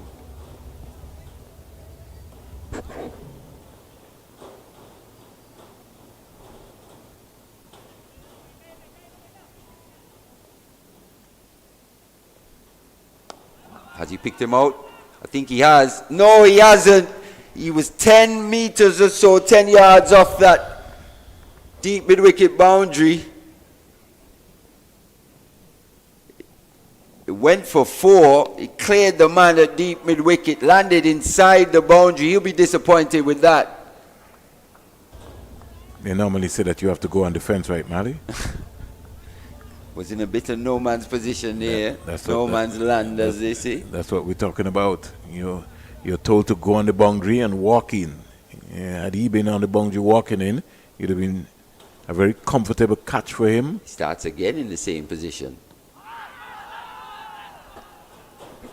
Look at where he ends up, man. Yeah, it's better to go back on the boundary and walk in, then you can judge the flight of the ball, especially here at the Sir Vivian Richards Stadium with the breeze going from east to west. Could give yourself a chance. When he first hit it, it looked like he had holed out. It's into the wind slightly. Once again, maybe for the second time today. Bit of luck favouring Akeem Auguste.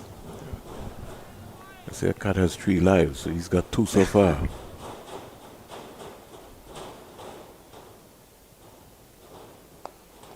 Played. Good control. He's thinking about 2. Carlin Bowen Tuckett was not interested at that time because the fielder really made a big swoop onto it. Slightly, well, major misjudgment there from the fielder. Yeah. He's got to take that. It's a big wicket in that in the context of the match. Auguste going great guns. Insult to injury. This time it's off the bat of Carlin Bowen Tuckett. He's favoured that wide, long on, wide-ish mid-wicket corner position. And here again, got the length that he wanted. Slug sweep. He's committed to the slug sweep now. Was a bit indecisive a few overs ago. But he's approaching a half century now. Just 5 away, 45 or 40. And as we're saying, that scoring rate of his, he's just kept that rate up now, 77 off 7, the partnership between this pair. Carlin Bowen Tuckett has got 45 out of that 77-run partnership. Clubbered down to long on for an easy single. So this is good batting.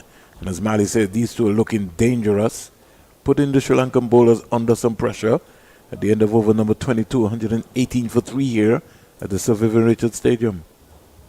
Definitely under a bit of pressure. And if you think maybe that half chance, Just concluded over there off Auguste. Sri Lankans have taken that. What we've seen in this series is that generally one wicket brings two, maybe even three. Both teams have lost wickets in clusters. So that's why it's important that the composure is being kept, because, as you rightly said, Mali, feeling a brilliant catch could turn the entire game, or a run out, a brilliant run out. And I think, as you said, Sri Lanka missed that opportunity there, especially the set batsman like Auguste.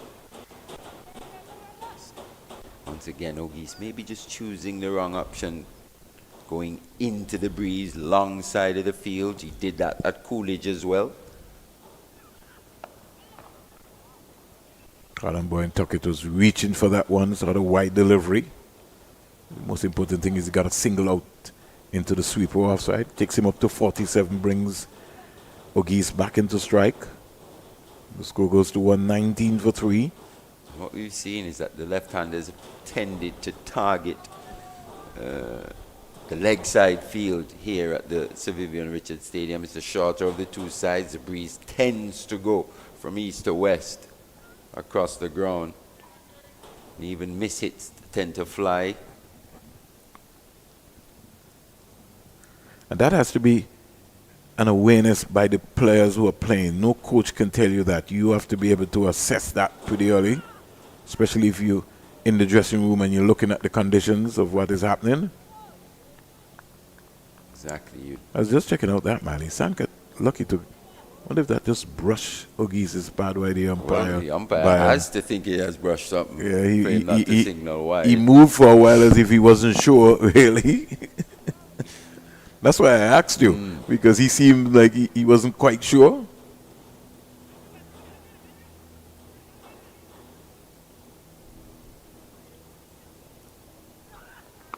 Just there. That's what you're talking about. That's what you're talking about, Mali. That's the short side of the field here. He didn't quite get that out the middle of the bat, but it still flew a long way. He's got a good willer. Yeah, over that deep square leg. A bit of the toe of the bat, really. And it still went. As we were saying, that breeze just helps it gather momentum. And there, that fielder at deep square leg had no chance. Yeah. Into the 60s now is Auguste. This partnership 82.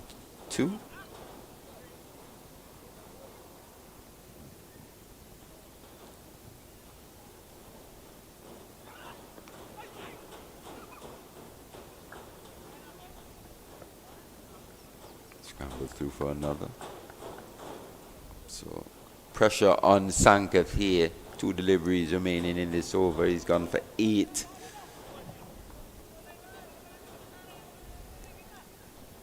Does have a slower ball in his armory.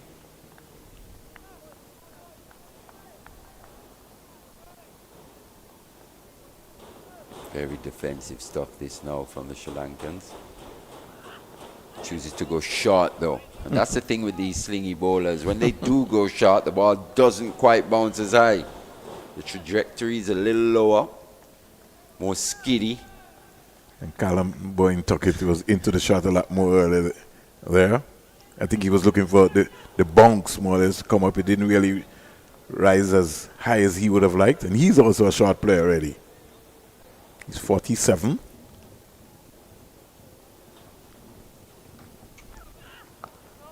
It's good pace, good pace. He keeps coming all the time, Mali. Keeps hitting the deck. He's running in all the time. 3 overs so far, not for 15. I like his energy. Really like his energy. Yeah, he's and really he's different. hitting the deck, isn't he? Yeah. And he's proven that there's some pace in this track. Yeah, he's bending his back at least. He's testing it out.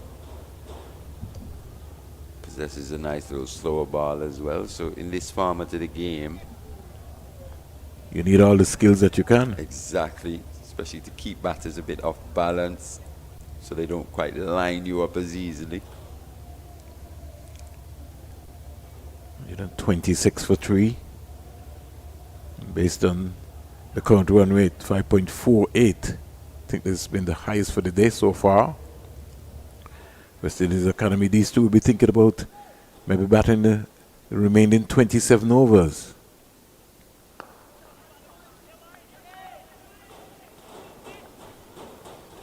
This is the best score for Colin Bowen Tuckett so far in List A cricket. 47 or 44. I think the previous was being 43. Yeah, 41. 41.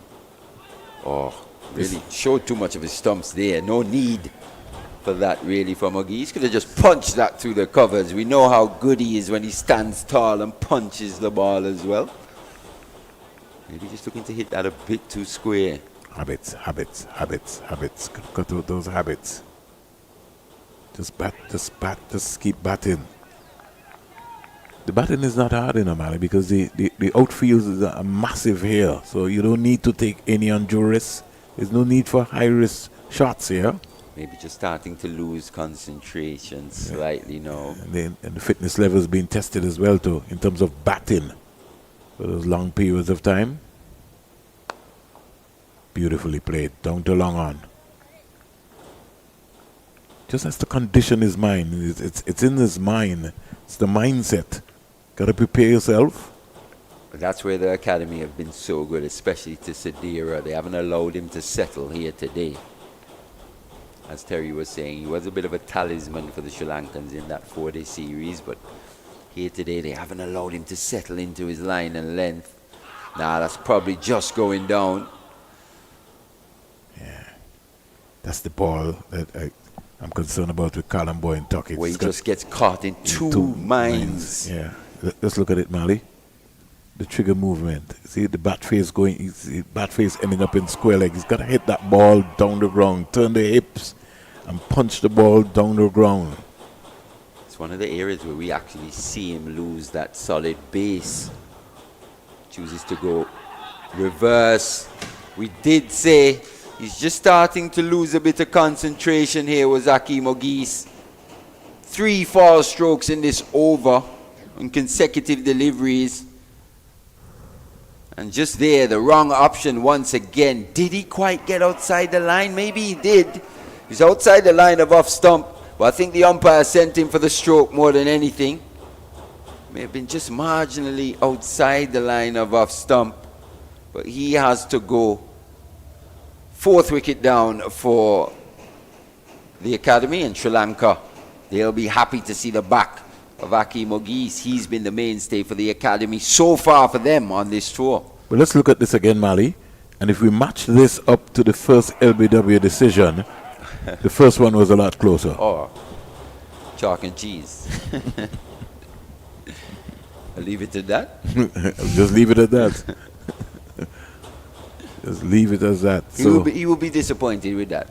But I think that shot wasn't necessary. Exactly. Mali. It's more the art of building the innings here. It's not you and necessary. Bowen Tuckett going so well, approaching a 100-run partnership. Shot just not necessary. It's not on. And I'm talking about the bad habits. You know what I mean? Sometimes, Mali, you was a batsman, Mali. There were just some shots that you just didn't need to worry about. All you were concentrating on is to be looking up the V and finding out, how best you're going to be able to maneuver and score. Especially when the ball isn't spinning. That's when you tend to see a lot of these shots really become mandatory, when the ball's turning extravagantly. But ball hasn't been doing too much here today. Just presenting a nice full face would have been good enough. We've seen that from him so far. He gets to 60-odd quite easily. But once again, just a shot selection coming back to haunt him. So Rivaldo Clark now joins his teammate in Colin Bowen Tuckett, who will now have to reset and start all over again because he's lost his partner in Auguste. A very timely moment. Rivaldo Clark is also a very busy player, so it's not like the momentum will slow down. If he gets going, we could get a partnership going. The first objective here for Colin Bowen Tuckett will be to get a half century. Over to you, Mali. Yeah, Rivaldo Clark, he's been pretty consistent in this series versus the Sri Lanka emerging as well. You got a new bowler here, Mali. It's going to be Vijay Singh back on. They got to get 2 here. It's quite expensive. It's a little expensive in his first spell, Vijay Singh. Went for 12 off 2. Well, he's now switched now from the Curtly Ambrose end to the Andy Roberts end. So let's see what sort of purchase he will get. He's not the tallest here. I think Colin Bowen-Tuckett played a couple straight drives, couple on drives off him down the ground. Length key for him, choosing to go shorter. Did realize that when he was just pitching that ball up a bit, that trajectory was a little bit like a throwdown. And you could tell the way Colin Bowen-Tuckett really latched onto those deliveries. He's choosing to go short here to him. 50 to Colin Bowen-Tuckett off 47 balls. And trust me, he's batted beautifully here, Marley. He's continued his good form here for the 2024-2025 season, Colin Bowen-Tuckett. His maiden list day half century, that. Congratulations to him. Vijay Singh has just recognized length, how key the length is, especially in these good batting conditions. He's not the tallest fast bowlers, medium quick. And as we said, with that trajectory here in the Caribbean, it's the type of bowling that batters actually relish. Looking to take him on, so he'll be under pressure. Mid off and mid up, mid on, up in the circle. Once again, hard length. So he's recognized the conditions here and he's made the adjustment. Kudos to him. Yeah, very quickly, indeed. Valdo Clark will soon have to get on his bike very quickly. Yeah, as we were saying, he's been quite consistent as well in terms of his starts in this series with Valdo Clark. 42 and 36. And got 57 not out in that second 4-day match as well. So he's been consistently getting starts. And as you said, he's busy. Very busy. Both batters. They run well. Yeah, quick in between the wickets. They run well. And they're easily two of the fittest players in this West Indies Academy team. 2 wicket-keeper batsmen as well. Yeah. Well, you almost can elevate Rivaldo Clark. He's not bowled bad either. When we've seen him, he's been a game changer when it comes to bowling. Yeah, I do him a disservice. I do him a disservice indeed, because he does contribute 3 dimensions of the game. Batting, wicket keeping, and with his handy off spinners. And I think he's been one also of the better slip fielders for the West Indies Academy, simply because of his keeping skills as well. Exactly. The issue with a lot of these young players is just the concentration level. That's it. Trying to concentrate. And to be disciplined. It's easy to just say you have to be disciplined, Mali, but you also have to be disciplined off the field as well, because that's going to help in your game. Yeah, it's not just an on-field thing. No. You're right. Off the field. These young guys are going to make mistakes. I think that's why you got to be so cognizant of the people that you have around them, shaping them, guiding them. Simple things like, going through and following your meal plan, your data plan, your fitness plans on understanding, knowing your passcode, what is required. Nobody needs to chase you down for that. You're a professional cricketer.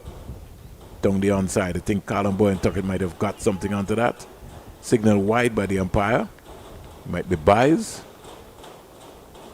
Wide. All right. A little harsh there. But I think once it's down the onside, you know what's going to be happening.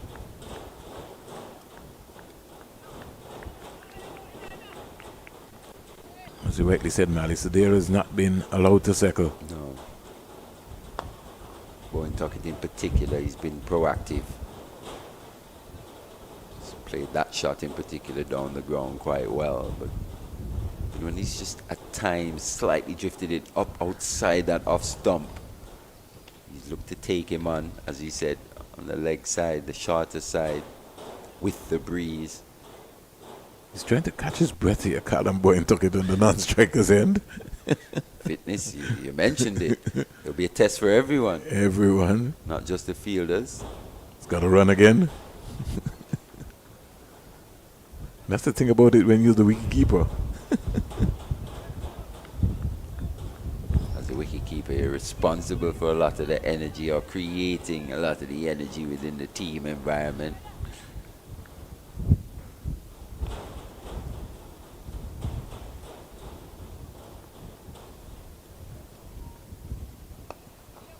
Just there, an in between. What's that? What kind of shot you call that one? Not quite a flick, not quite a sweep.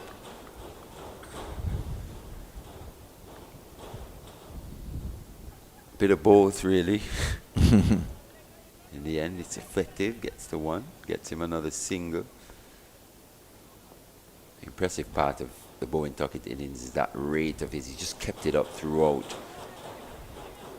Sharp single once again. Needed a better throw there. Yeah. I want to say good morning to all of the viewers who are following us in St. Kitts, Curtis Crook and his son Cardell. Got some folks in St. Martin, Trevor Shillingford in Dominica. Oh yeah, you got a few fans tuned in today, Brad. Yeah, sent me some WhatsApp messages. My sister, she's home also looking at cricket in Tabernacle there. Wow. She's in St. Kitts. Yeah. Morning to her. Eileen Springer. Also say good morning to my stepmother, Isilma. She won't be watching, but she'll be listening, because Eileen would have that TV right up. What time is it in Sri Lanka? It'll be evening in Sri Lanka now. Yeah. So, good evening to the Sri Lankan cricket fans as well. The diehards tuned in to this encounter. West Indies Academy and the Sri Lanka emerging team here at the Sir Vivian Richards Stadium in Antigua. I can tell you something, your boys have enjoyed Antigua so far though. Yeah, they certainly have. I know they was planning a fishing trip. I don't know if it was executed, but the manager did tell me that the Sri Lankan boys like to fish. So he himself, he says he's also a fisherman as well too. So I know they were organizing an excursion on just after the 4-day game there. As Vinod was saying in that first game, Sri Lanka and a lot of islands in the Caribbean very similar in terms of that island feel.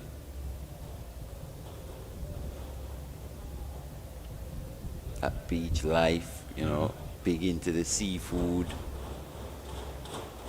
Very tropical way of living. Yeah, gotta say good morning to Suresh Thomas and Sam T. Both living in the US. They're originally from Sri Lanka. They're also enjoying the commentary. Nice. Suresh sends his greetings to you, Mali. Suresh Thomas. So these guys they're really enjoying what we're talking about. 144 they follow us very closely, especially with the Sri Lankan series. They're originally from Sri Lanka too. Now, Val Clark is going to have to be careful, because what happens here is that he mixes up his deliveries and his pace. Takes the pace off of the ball. Val Clark was looking to advance to him. He's going to maybe have to just have a look. And he's recognized that he doesn't quite have the pace, or the ball isn't quite moving as much for him in terms of when he looks to pitch it up.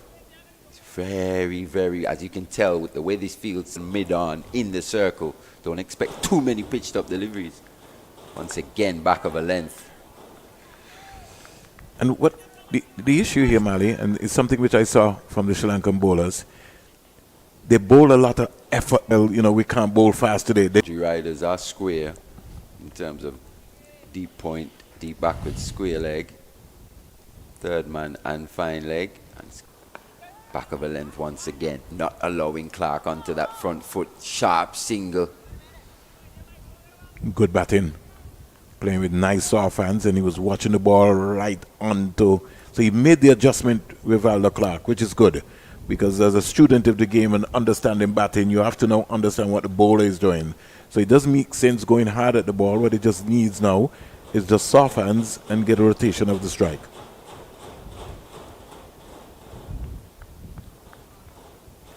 Yeah, Vernon.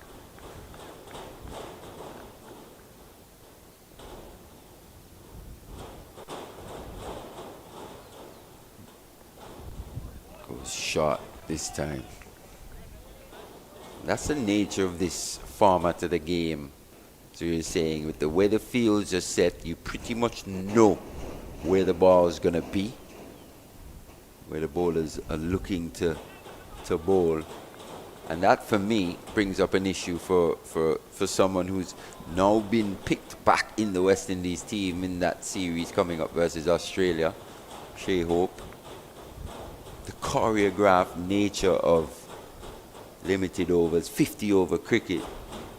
Once again, bouncer, short, sharp, and as you said, Vern, looking to extract whatever there is out of these pitches with maximum effort. And it's Wisha Singer removing Callum Bowen Tuckett. Once again, extra bounce on the gloves. Beautiful bit of bowling that. Good aggressive stuff. He picks up his first. The 5th goes down for the West Indies Academy. Bowen Tuckett goes for 55.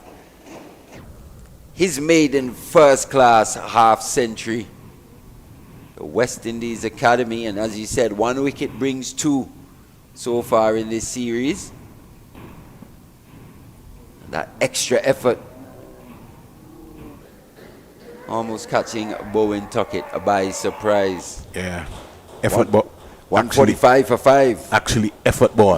A real effort ball. That's what you're talking about. Really hitting the deck.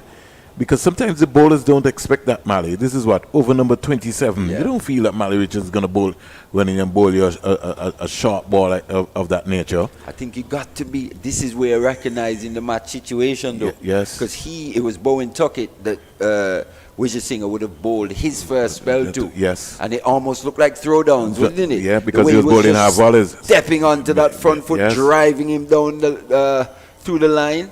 But here he really made the adjustment. And Callum Bowen Tuckett didn't quite recognize the match situation. But good cricket nonetheless from the Sri Lankans. Those 2 wickets now have just brought them right back in, as you said, Vernon. 1 delivery remaining in the 27th. This is the 26th, sorry.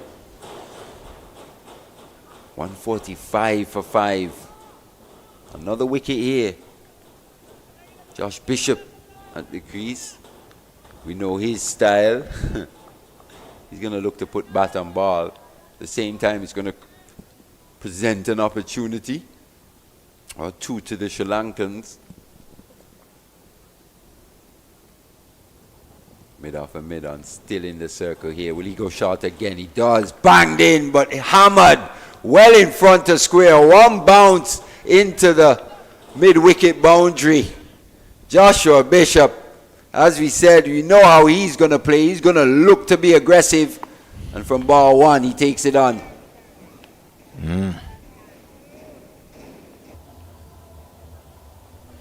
Yeah. And if Joshua Bishop tees off here, then we know what's going to be happening. I think that maybe get Terry into the hot seat, Mali, next to you for the next couple of overs.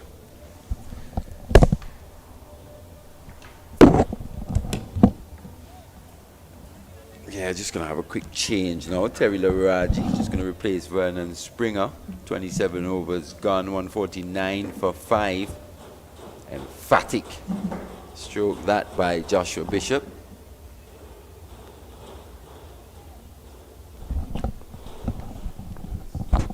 Partnership needed now here for the West Indies Academy. Clark goes, but just over the fielder there at mid-on.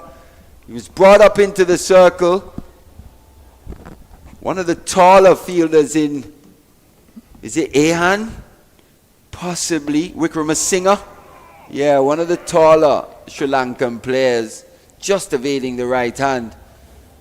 And it's all happening here now. Terry, good afternoon. Absolutely. Good morning, Marley. Still morning, sorry.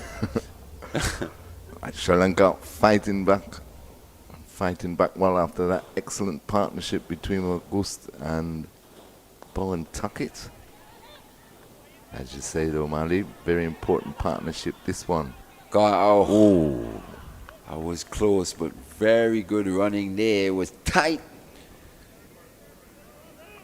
Valdo Clark playing with soft hands into the onside. Bishop responds. As he said, bigger outfield here at the Sir Vivian Richards Stadium. than at Coolidge. The academy don't play a lot of their cricket here at the Sir Vivian Richards Stadium. Yes, and they're certainly testing the fielder's arms, that's for sure. Testing their own fitness as well, the running between the wickets. Again, pushing for 2. And that's good running once again. Very good running, but even better batting. Maybe taking a bit of a leaf out of these players from the subcontinent, showing those wrists, that one well outside the off stump.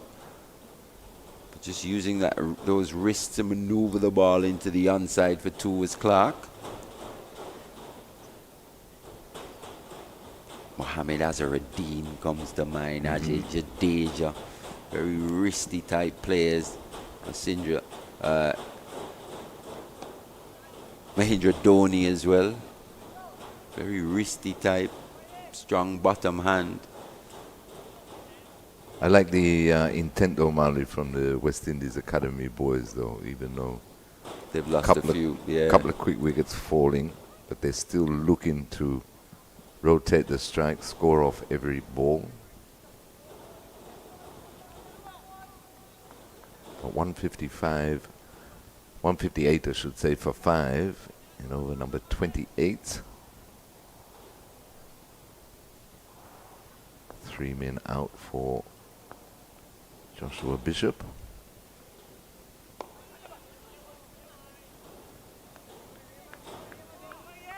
As you can tell, just a bit worried about the power, or wary of the power of Joshua Bishop. A bit flatter and faster there from Sudhira.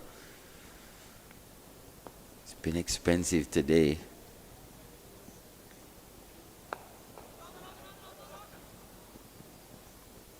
Yes, and he made his intentions clear, as he often does. First ball flying over. This is what we're saying. Flying over mid-wicket. You generally get an idea of what kind of day it's going to be for Joshua Bishop with the bat, based on that first delivery. Most definitely. Based on what happens. Bowen Tuckett was excellent for his 55, but what a delivery to remove him. Surprised him, I think. He did. He was looking to advance, which is slightly strange for me, considering what we had seen from Vijay Singh in this comeback spell of his. More back of a length. Into the pitch. He's really bent his back so far, this second spell. And assess conditions very quickly. Very Marley, quickly recognized. First game. First game of the tour for him. Advancing again, hook shot. Fielders under it. Took it well, but the rope, he had to throw it back, slid into the rope and could not complete the catch, but excellent fielding nonetheless. Clark and once took the bowler on full. He almost took it. He almost probably needed a Sri Lankan, a partner near him to just flick that one back to, in order to effect the catch. That will no longer be a catch if that happens in the not too distant future. Correct. If you do touch the boundary or go outside the boundary line. But there, maybe Sri Lankans once again just miscalculating the dimensions here. Another fielder. Because he was in off the rope. Yeah, he was again. about 10 yards in off the boundary rope. Probably better served starting on the boundary and coming in. 2 men out on the hook. Both Bishop tries a tennis lob. A wide call by umpire Byam. As you're saying, Terry, this is quite commendable from the Sri Lankans. They wouldn't have played too much cricket here at the Sir Vivian Richards Stadium, so to probably never seen it. Yeah, so to just recognize the dimensions, understand what's needed now, especially from Vijay Singh. He's looking to make Bishop hit into the wind, into the longer side of the field, of the outfield here. Bit of glove. Was there a bit of glove? I think there was. There was, no? Good attempt by De Oliveira with the gloves. I Yeah, think there runs was a bit given. of glove on that one. Yes. And runs given, so good umpiring. You could tell it did just get a bit big on De La Vera. Seemed to just gather a bit of pace, got big on him. Mm-hmm. That would have been huge for the Sri Lankans. Absolutely. Would have given them a real opportunity here to bowl out West Indies Academy below 200. Vijay Singer in again to Clark. Clark turning this nicely down to fine leg for an easy single. Yes, to think in this over they could have had both Clark and Joshua Bishop. Yeah, the slight miscalculation there. As you can tell, the fielder down at deep square, he's still kicking himself. Wasn't able to effect the catch. Did save a couple runs. He did well. But I think that from a fieldsman's point of view, that's more demoralizing. As we watch this delivery from Vijay Singh, more controlled hook shot by Bishop for a single. But it's more demoralizing for the fielder when you have caught it, but you run out of room, than dropping it. Because you've got it, right? Yeah. But as you can tell, the feet just touch the ropes in terms of that slide. Gone are the old days, Barney, when you had the picket fence and you just lean back over it, casually take the catch, toss it back. No fences, a lot of ropes these days.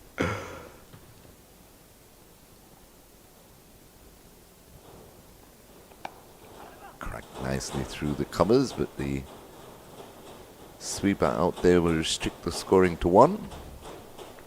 He's actually, his game at this stage of his career, Rivaldo Clark, is more suited to the white ball format. Mm-hmm. He's a player who looks to get on with things, very busy at the crease, runs well. Runs well, yeah. Whereas Joshua Bishop, doesn't matter what format. I'm here, look out. See ball, hit ball. Keeps it very simple. Very talented cricketer indeed. All-round cricketer. Definitely. Vijay Singer in again to Bishop. Plays that dab into the gully region. Can't beat the field. Brings the over to an end. So after 29 overs, West Indies Academy winning the toss and choosing to bat. 164 for 5. Yeah, I'd love to see that aggression from the Sri Lankans, Vijay Singer in particular. Just found something here on this Sir Vivian Richards pitch, stadium pitch.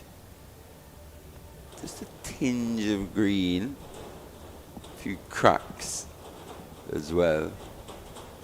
But generally, it's Playing true though. yeah, very true. No real variable bounce.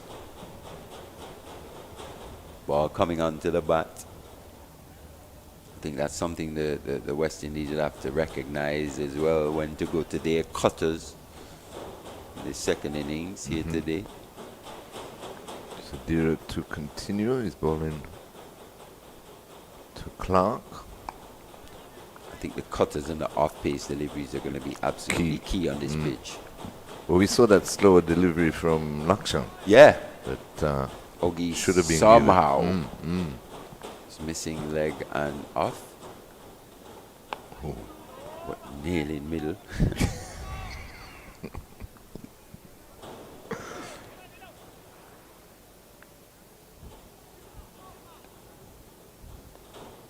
Sadira, as Wali said, been quite expensive today. 51 runs off him in his 8th over. He'll be happy with that, though. Being backed up in the field by some good fielding there, good energetic work.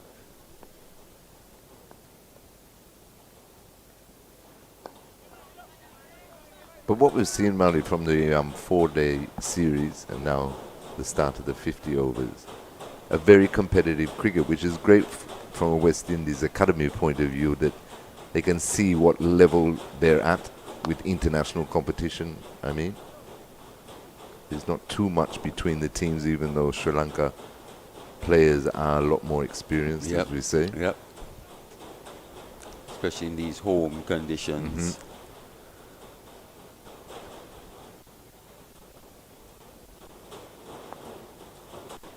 Joshua Bishop now facing Sidira.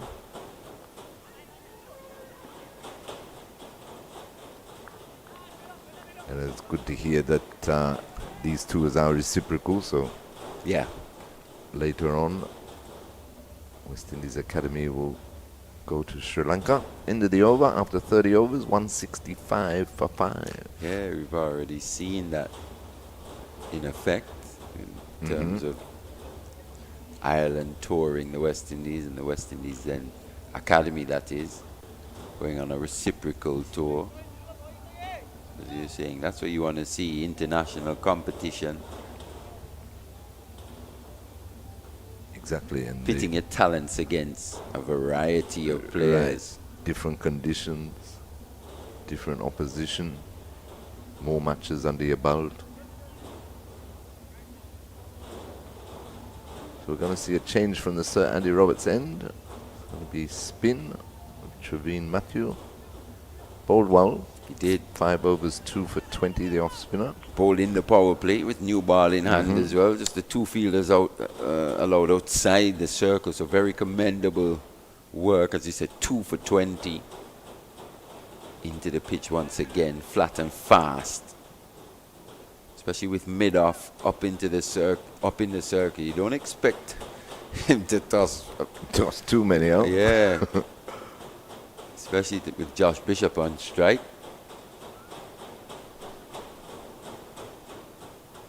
3 men out on the onside, long on deep mid-wicket and deep backward square for Bishop. A lot happier defending the biggest boundaries, the Sri Lankans. They bring deep square leg into the circle though. And put mid-off back to long off. It's also got a deep backward point. And Kaukarna goes to a more regulation mid-wicket. Reverse sweep comes out. It's caught the edge, has it? Big appeal, not out, says umpire Bayam. Another look at this one.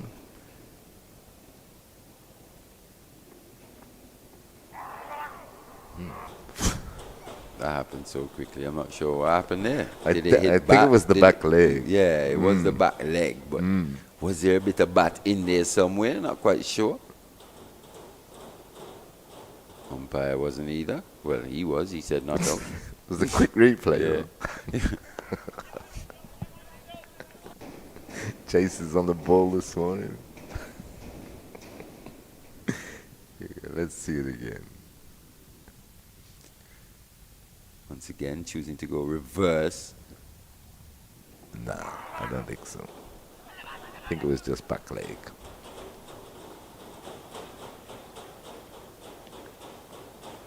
Good over so far this from Matthew, just a 2 coming from it.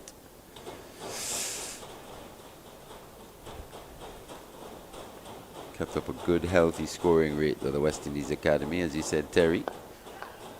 Just dropping in short of the mid-off, gone through him and reaches the boundary. So powerfully struck there by Bishop.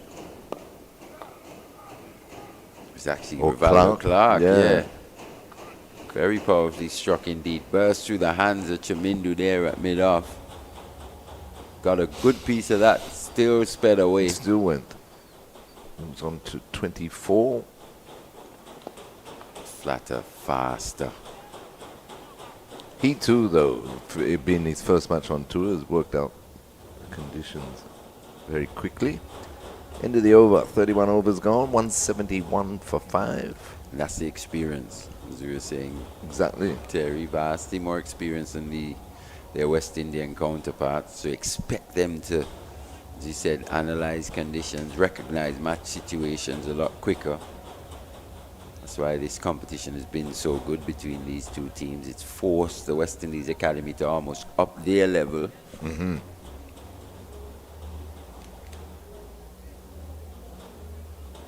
It's a keenly contested two-match four-day series. One ended one apiece. And I think that was fair, Malik, because there was good cricket on both sides. Definitely, especially with the way the West Indies Academy batted in that second game. Yes, yes. And to fight back like that, being one down, had their opportunities, they had their chances in the first match. So Sadira will continue from the Sir Cutley Ambrose end. Yeah, they're looking to get him through his 10. Sadira. Bowled at tough times in this innings. Driven by Bishop all the way along the ground to long off for an easy single. He moves on to 8. Clark is on 24. 172 for 5.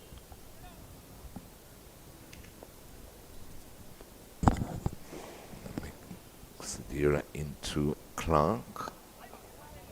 Defending that into mid-wicket. And once again, we encourage anybody or everybody who's in Antigua or close to North Sound to come down and watch some good cricket. Future stars of both West Indies and Sri Lanka on show. As you can tell, Sadira is just a lot more comfortable tossing the ball up a bit more to Rivaldo Clark.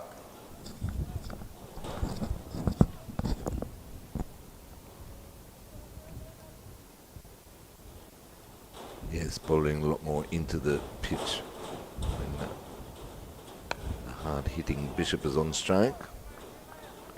Not that Rivaldo Clark can't pack a punch. Of course, 25 off 25. But they're just really wary of that power of Josh Bishop. Wields a long hand, a strong bottom hand. He's got quite a few overs still remaining in this innings. Gives himself a chance here, Joshua Bishop. 8 of 13. Most definitely 18 overs to go after this delivery.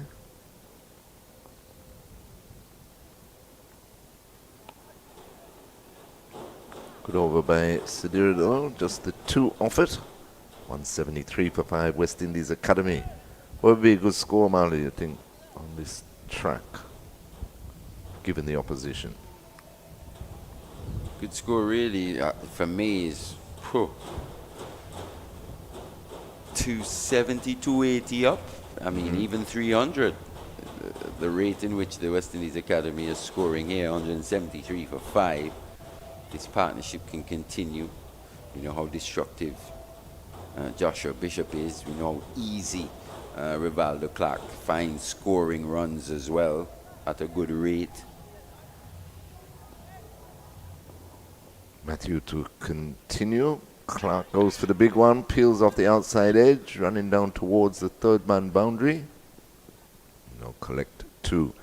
But you hit the nail right on the head though, Mali, in as much as this partnership, I'd say, would determine how much West Indies Academy will finish with, given the fact that they're already 5 wickets down. Put on 30 so far. Bishop and Clark. Clark gets most of this. Lobs over. Oh, almost did well. Lobs over mid-off. Chases back. Tries to flick it back. Can't. Goes into the boundary. He was looking to go aerial there. Rivaldo Clark once again mid-off up into the circle. So he's looking to take on that area of the ground. That shot prompts a change from the Sri Lankans. Mid-off goes back to long off.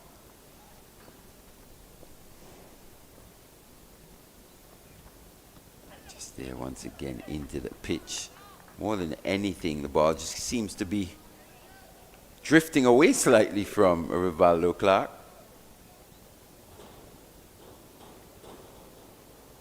Just using that breeze from east to west. Just there again. Yeah, as you say, Mali, I think the Sri Lankans have assessed conditions and using conditions well to their advantage. And executing at times as well quite well. Quicker one again. Bit of a leading edge, but safe enough. Clark remains on 31. Which just tells you that the ball is just drifting slightly. Once again, the leading edge. That one was a bit straighter, pitched on middle and leg stump. It's probably best served playing him that way. Well played from Clark in the end. 7 runs from that over. And 180 for 5. It'll be drinks. Brings it to drinks break. So we'll take a break on 360 and be back with more live coverage in a couple of moments.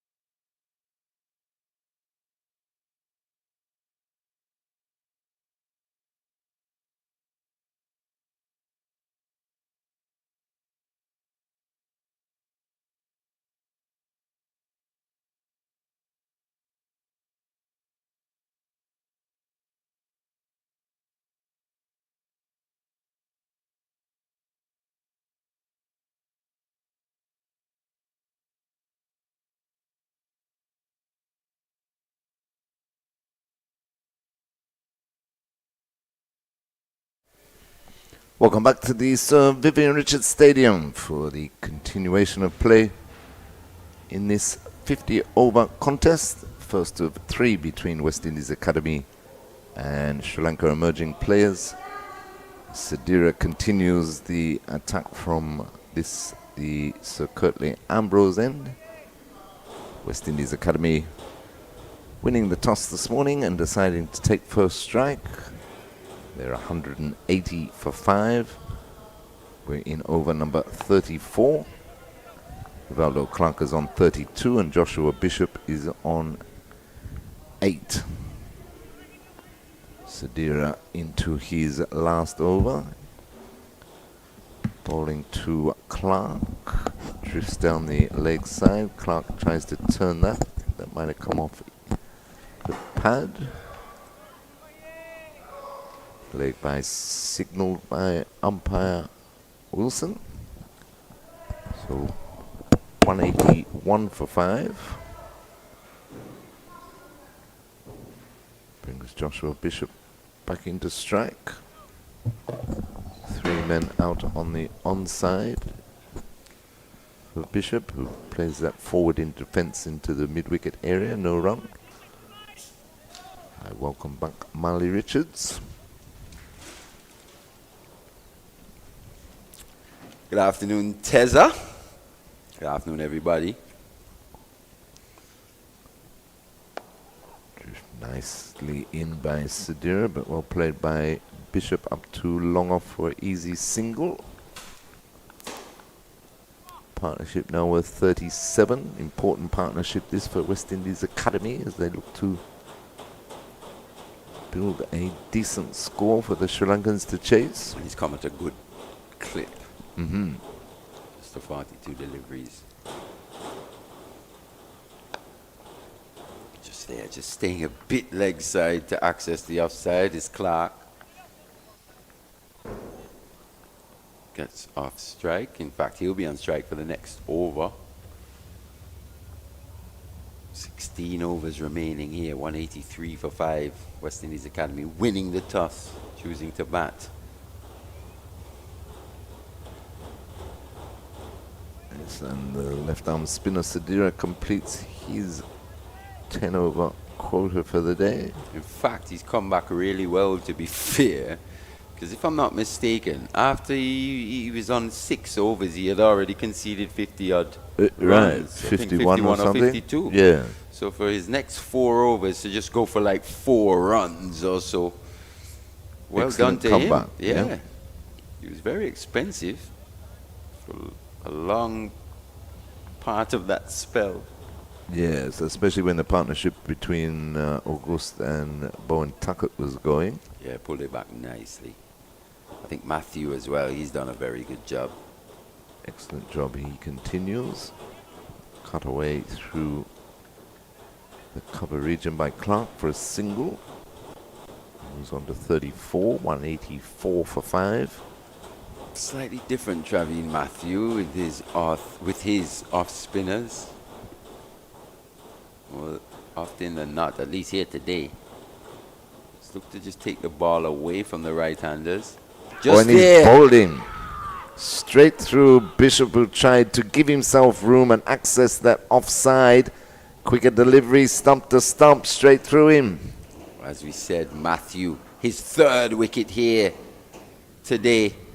Just exposed too much of his stumps, Joshua Bishop. Looking to access the offside, as he said. Maybe not the strongest part of his game there, but once again, these experienced Sri Lankans recognizing the match situation, recognizing what Bishop was trying to do into the pitch, bit quicker through his defenses, 6 down. Matthew with his 3rd, and the Sri Lankans still with an opportunity here with the way that we've seen wickets fall in clusters for both teams actually, but for the West Indies Academy. Still an opportunity here to bowl them out below 200 for me. Nathan Edward, the new batter at the crease. Most definitely, and that was a big wicket. Important that they broke that partnership as far as the Sri Lankan boys were concerned. They did just that, just after a water break, as we often see. So Joshua Bishop has gone for 9.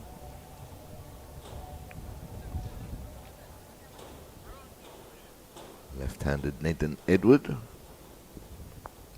And if you think he would have gotten 4 off that first delivery that he would have faced. So they did keep him quite quiet in that little period there, the Sri Lankans. What's been key, they haven't presented too much room to the batters. They've decided to go a lot straighter. It's forced the West Indies Academy batters to move around the crease.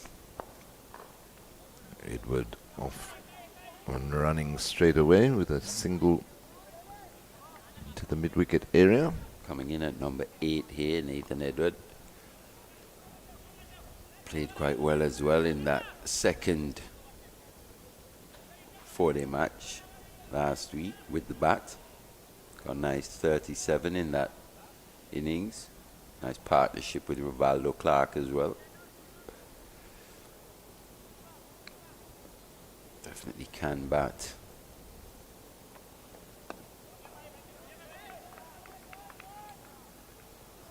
Almost got to be playing Travis Matthew in this situation like a medium pacer. What we're seeing he's doing in between wicket and wicket. A real turn, just there again. Yeah, bowling into the wicket, stump to stump. And with his run up too, he's more like a medium pacer, isn't he? Really, he's used these conditions really well. Very well, yes.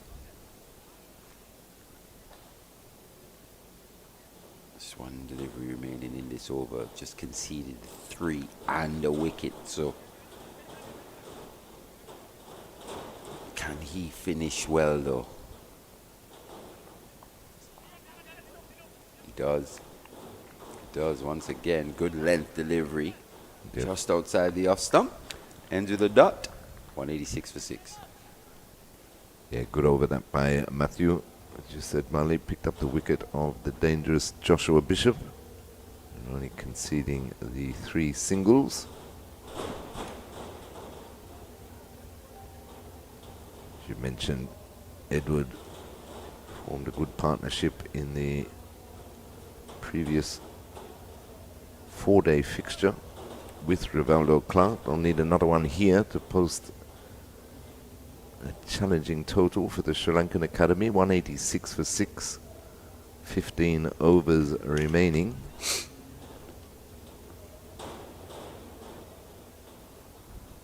It's going to be the slinger. Back. Garuka. Young Lassith. He's saying they produce quite a few of these slingers now, which just tells you the massive impact someone such as Lassith Malinga would have had on their cricket, on Sri Lankan cricket, over the past 20, 25 years or so.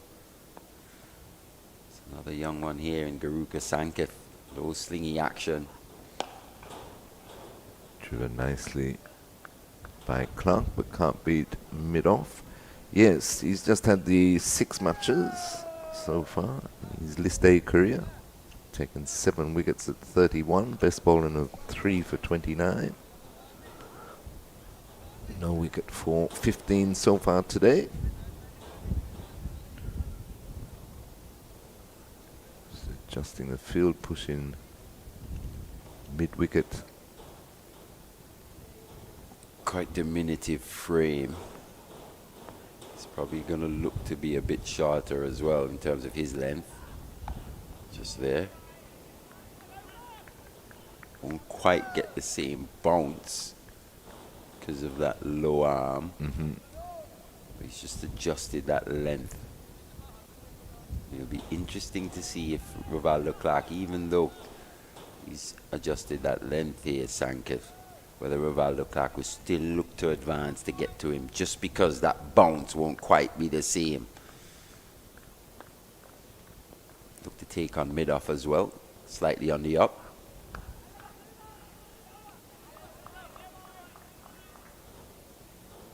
Just wide of the backward point for a comfortable single. It was under 36, 187 for 6. Always putting in Rivaldo Clark, though. Yeah, he is. Once again, he's gotten another start. Yep. As we said, he's got a half century, 42, 36 in his 3 innings in the 4-day series. Here he is again, 36 off 41. Around the wicket to the left-handed Edward. Turns it nicely back with a square. They hustle 1. And 1 is all they'll get. If you notice, slipping on that delivery there, sorry, Terry, it's quite short, but it didn't get up quite high. It's especially to Nathan Edward, who's not the tallest of persons as well. He's got up about hip height.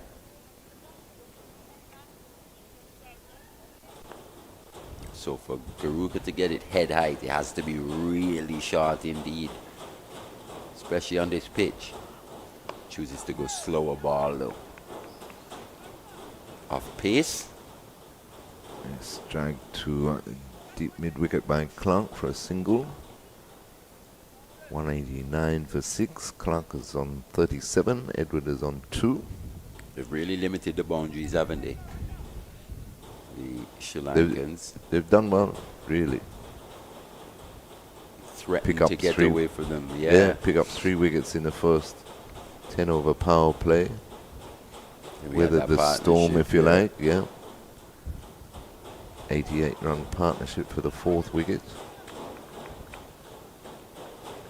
It's a good comeback. Good bouncer, over. yeah. To finish off with. So at the end of 36 overs, West Indies Academy 189 for 6. Just 3 runs coming from that one.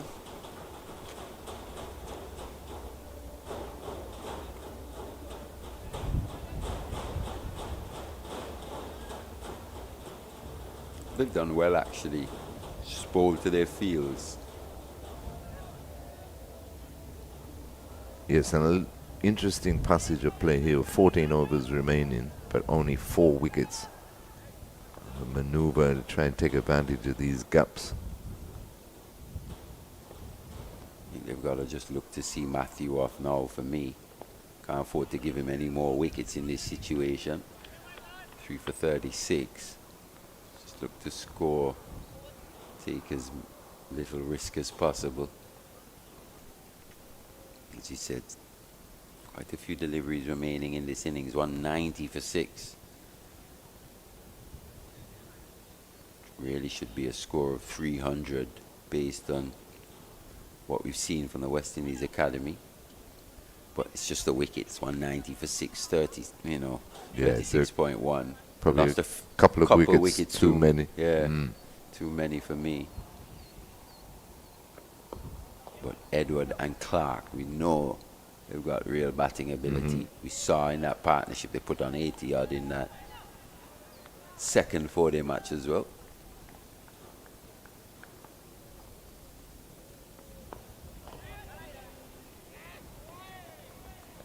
Edward's been in good form. I look forward to see him with the new ball in hand a bit later on this afternoon as well.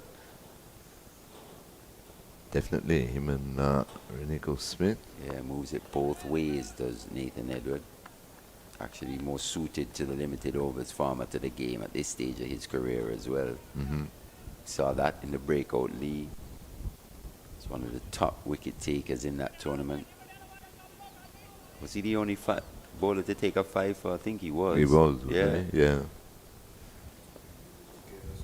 He's in TKR. He's just picked up by, well, again, retained by the TKR squad for the upcoming CPL. And the leading wicket taker in the breakout, Micah McKenzie. Micah McKenzie, we'll be seeing him here today. Yeah, and he got picked up by defending champions, didn't he? St. Lucia Kings. I think that's why we're seeing him here as well. We're seeing a lot of directives from the head honcho of West Indies cricket, Darren Sammy, in terms of the on-field stuff. We saw the directive of Joel Andrew being selected in this series to open the innings. Yeah. Not sure how I feel about that, to be fair. Well, I am actually sure. I disagree at this stage. There's no need to mess around the young man's cricket for me. He's good enough to compete for a middle order spot. Yep. Obviously, at times I can see why he's trying to. I get the thinking, but for me, the talent's special. You don't want to mess around special talents.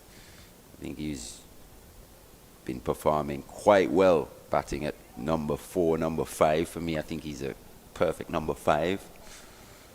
Especially with wicket-keeping duties. I suppose about to say, and he's got other strings to his bow. Good running there by Clark and Edward.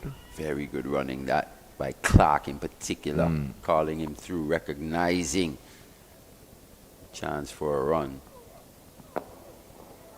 But for me, it's just going to give Joel Andrew a few too many things to think about at this stage of his career. Yes. What now happens at the Leeward for the Leeward agree with Islands? that, Is yeah. he now an opener for the Leewards because they want to put him in the best position to make the West Indies team? This is this for me. I'm not so sure.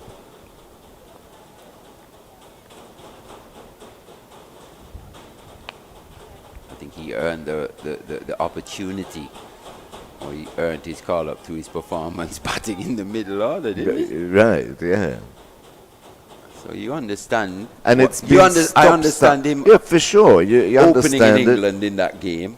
That what happened that morning to Evan Lewis, an opportunity arises. Right. Okay, you want to give the young man the chance. For me, it would have to be Hope, who's had a history of opening.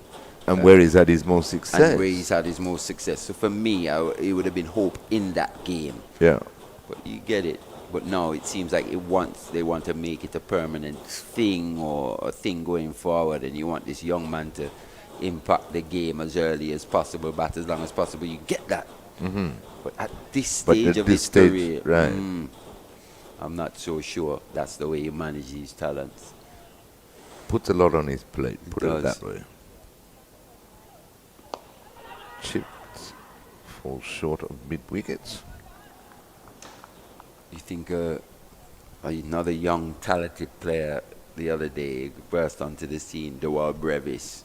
You saw how he burst onto the scene. Pretty similar to a Joel Andrew, under-19 cricket, dominating at the under-19 World Cup. Then you go to the, the T20 format and the like, first-class cricket.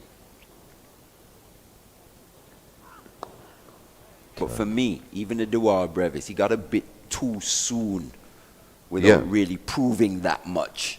Yeah, he was picked up at the Mumbai Indians, a big selection, and he was given massive opportunities, shunted around the order.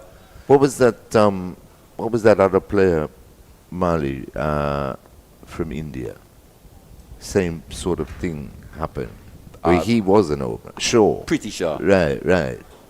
You don't hear much about him. Yeah, a lot of that has to do with fitness and his perceived commitment to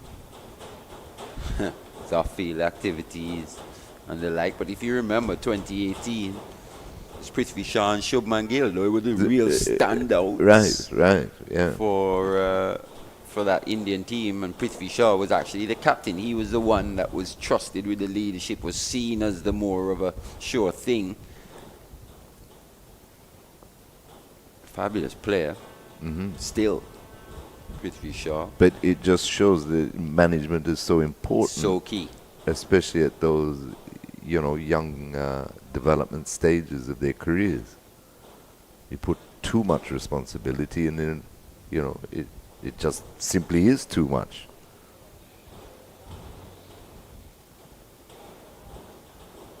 Another slow delivery, but coming round the wicket.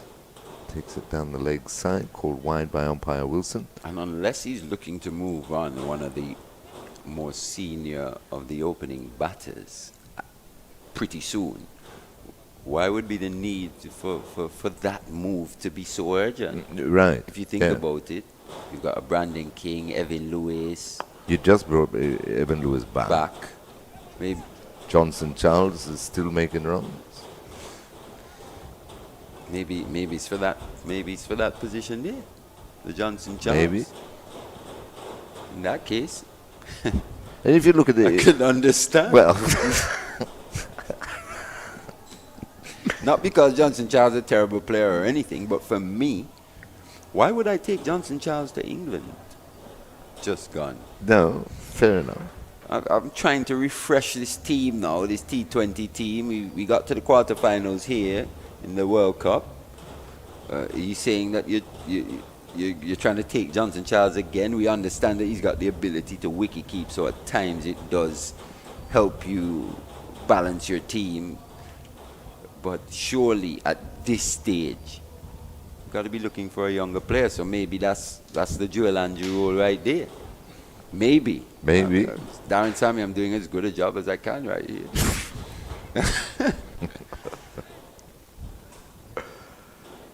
And you know, Joel, somebody is a precocious talent. He won't say no. He's someone who No, backs yeah, his you ability. give it a go, yeah.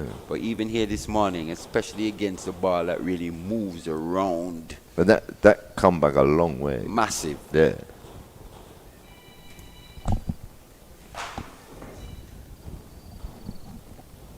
Matthew to continue from this Andy Roberts end. His final over here today. Spot on target. So 197 for 6 with just under 12 overs remaining.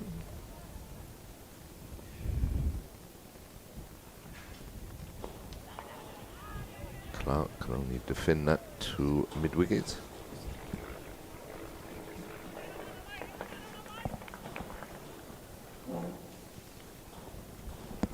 Round the wicket to the left-handed Edward. And they're going for a single and just gets home. Bit of hesitation there. Clark wanted the single, called it through. It was played to backward point. He threw it into the bowler on the bounce, who removed the bails. But Edward is quick enough, gets home.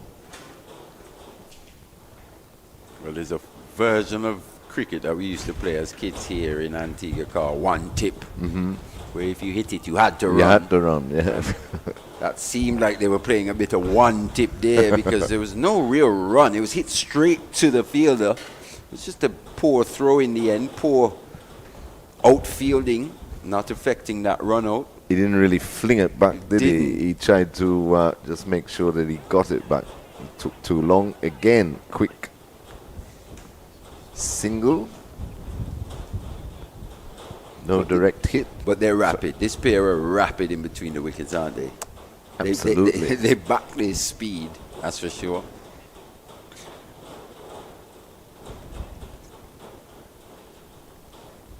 So 199 for 6. Edward is on strike. He's on 7.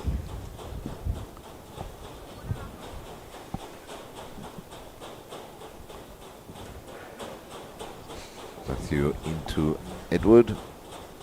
And wide outside off stump, almost rolls that one. Goes through keeper Sohan for a bye. So that brings up the West Indies Academy 200 at the end of over number 39. They're 200 for 6. Clark is on 41 and Edward is on 7.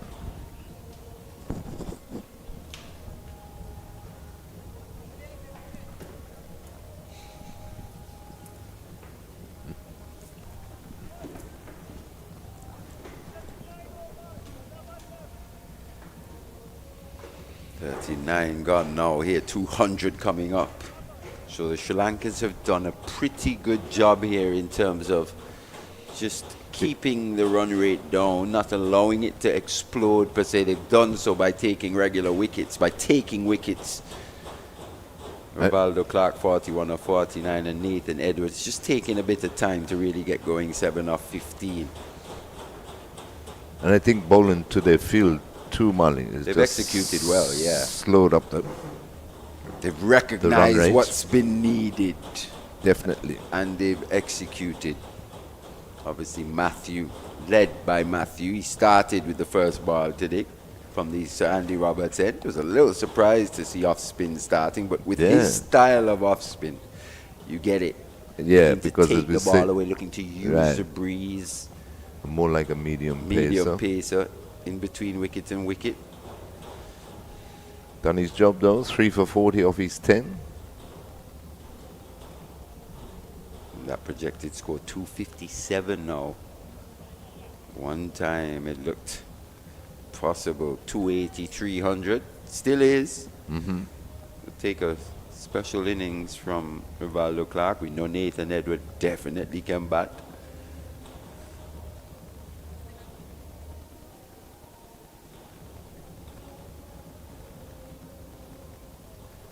So 11 overs to go. It's going to be Sankit to continue from this Sir Andy Roberts end.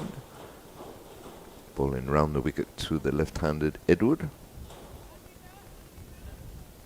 After this over as well, we'll have a commentary change, take you down to the end of the innings. 10 overs or so remaining.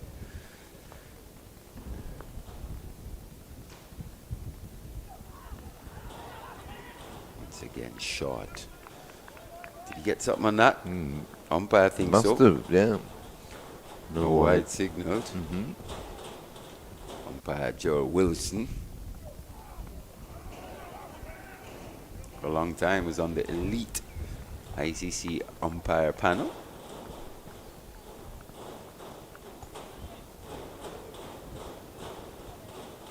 Seven of 16 now. Edwards needs to get going though. Just there again. They've executed so well, have the Sri Lankans towards the back end, the death of this innings. One signal for the over. It never really gets too high, does it, from Sanketh? It doesn't, but he's bowled a couple of good ones now. That, Right on the money. yeah.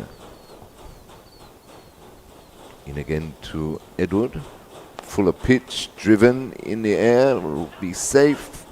One bounce, 4 runs. Could get Edward going. Welcome boundary there for West Indies Academy. It was a beautiful shot. Just played through the line of that one, did Nathan Edward. Got the length and also the pace that he wanted, especially with the low trajectory of...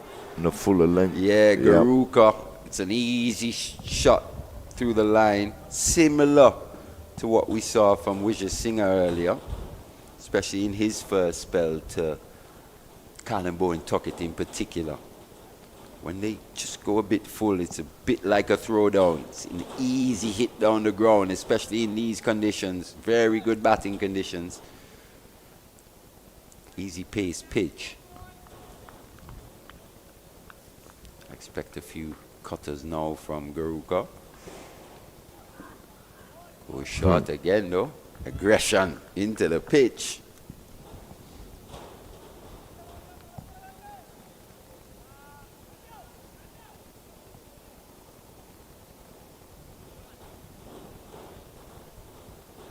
So 204 for 6. Edward is on 11. Send back. Mid off to long off. Wickramasinghe.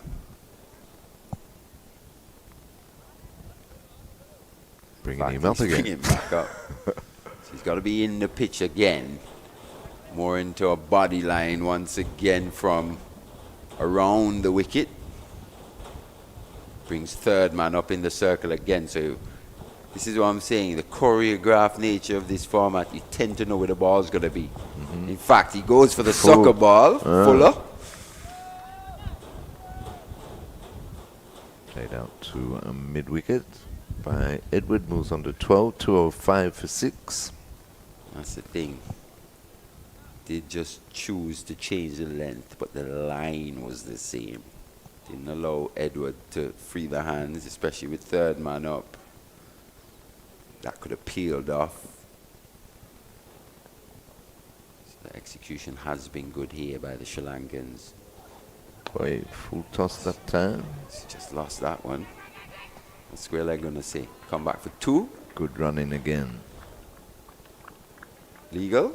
Yeah, seems Legal so. delivery there. So with 10 overs to go, West Indies Academy are 205 for 6. We'll have a change now. I'll be replaced by Vernon Springer for the end of the West Indies Academy innings.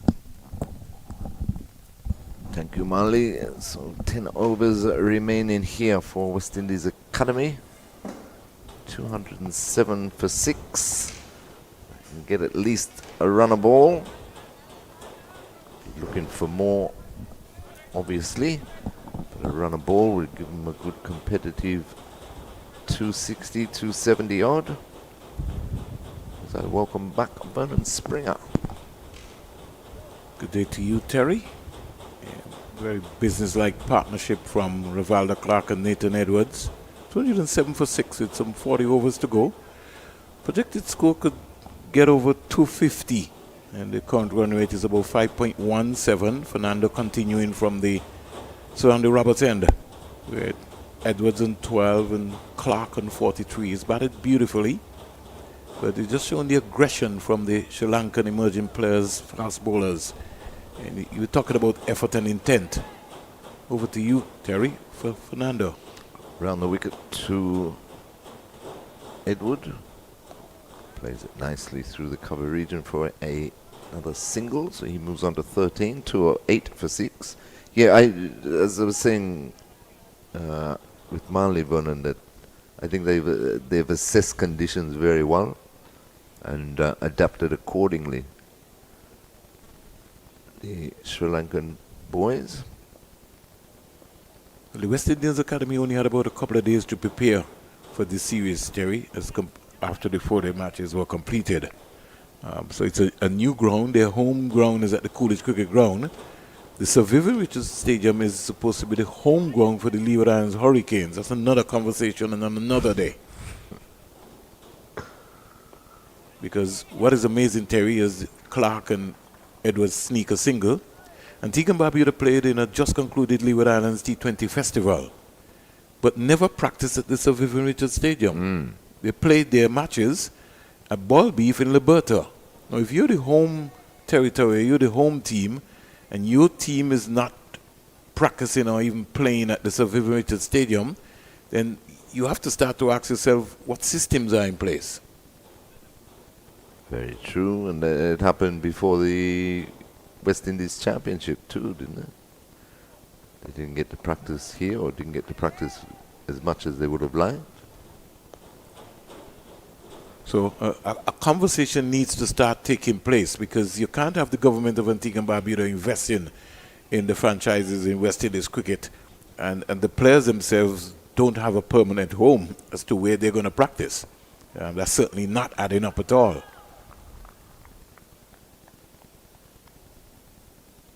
Partnership is 25 from 39.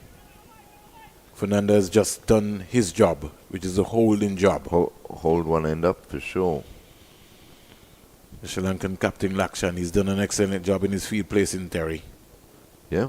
The fielders have been backing the bowlers. The bowlers have been bowling to their field. They've certainly dried up the run scoring. The over comes to an end. We've had 41 overs, 209 for 6. West Indies Academy.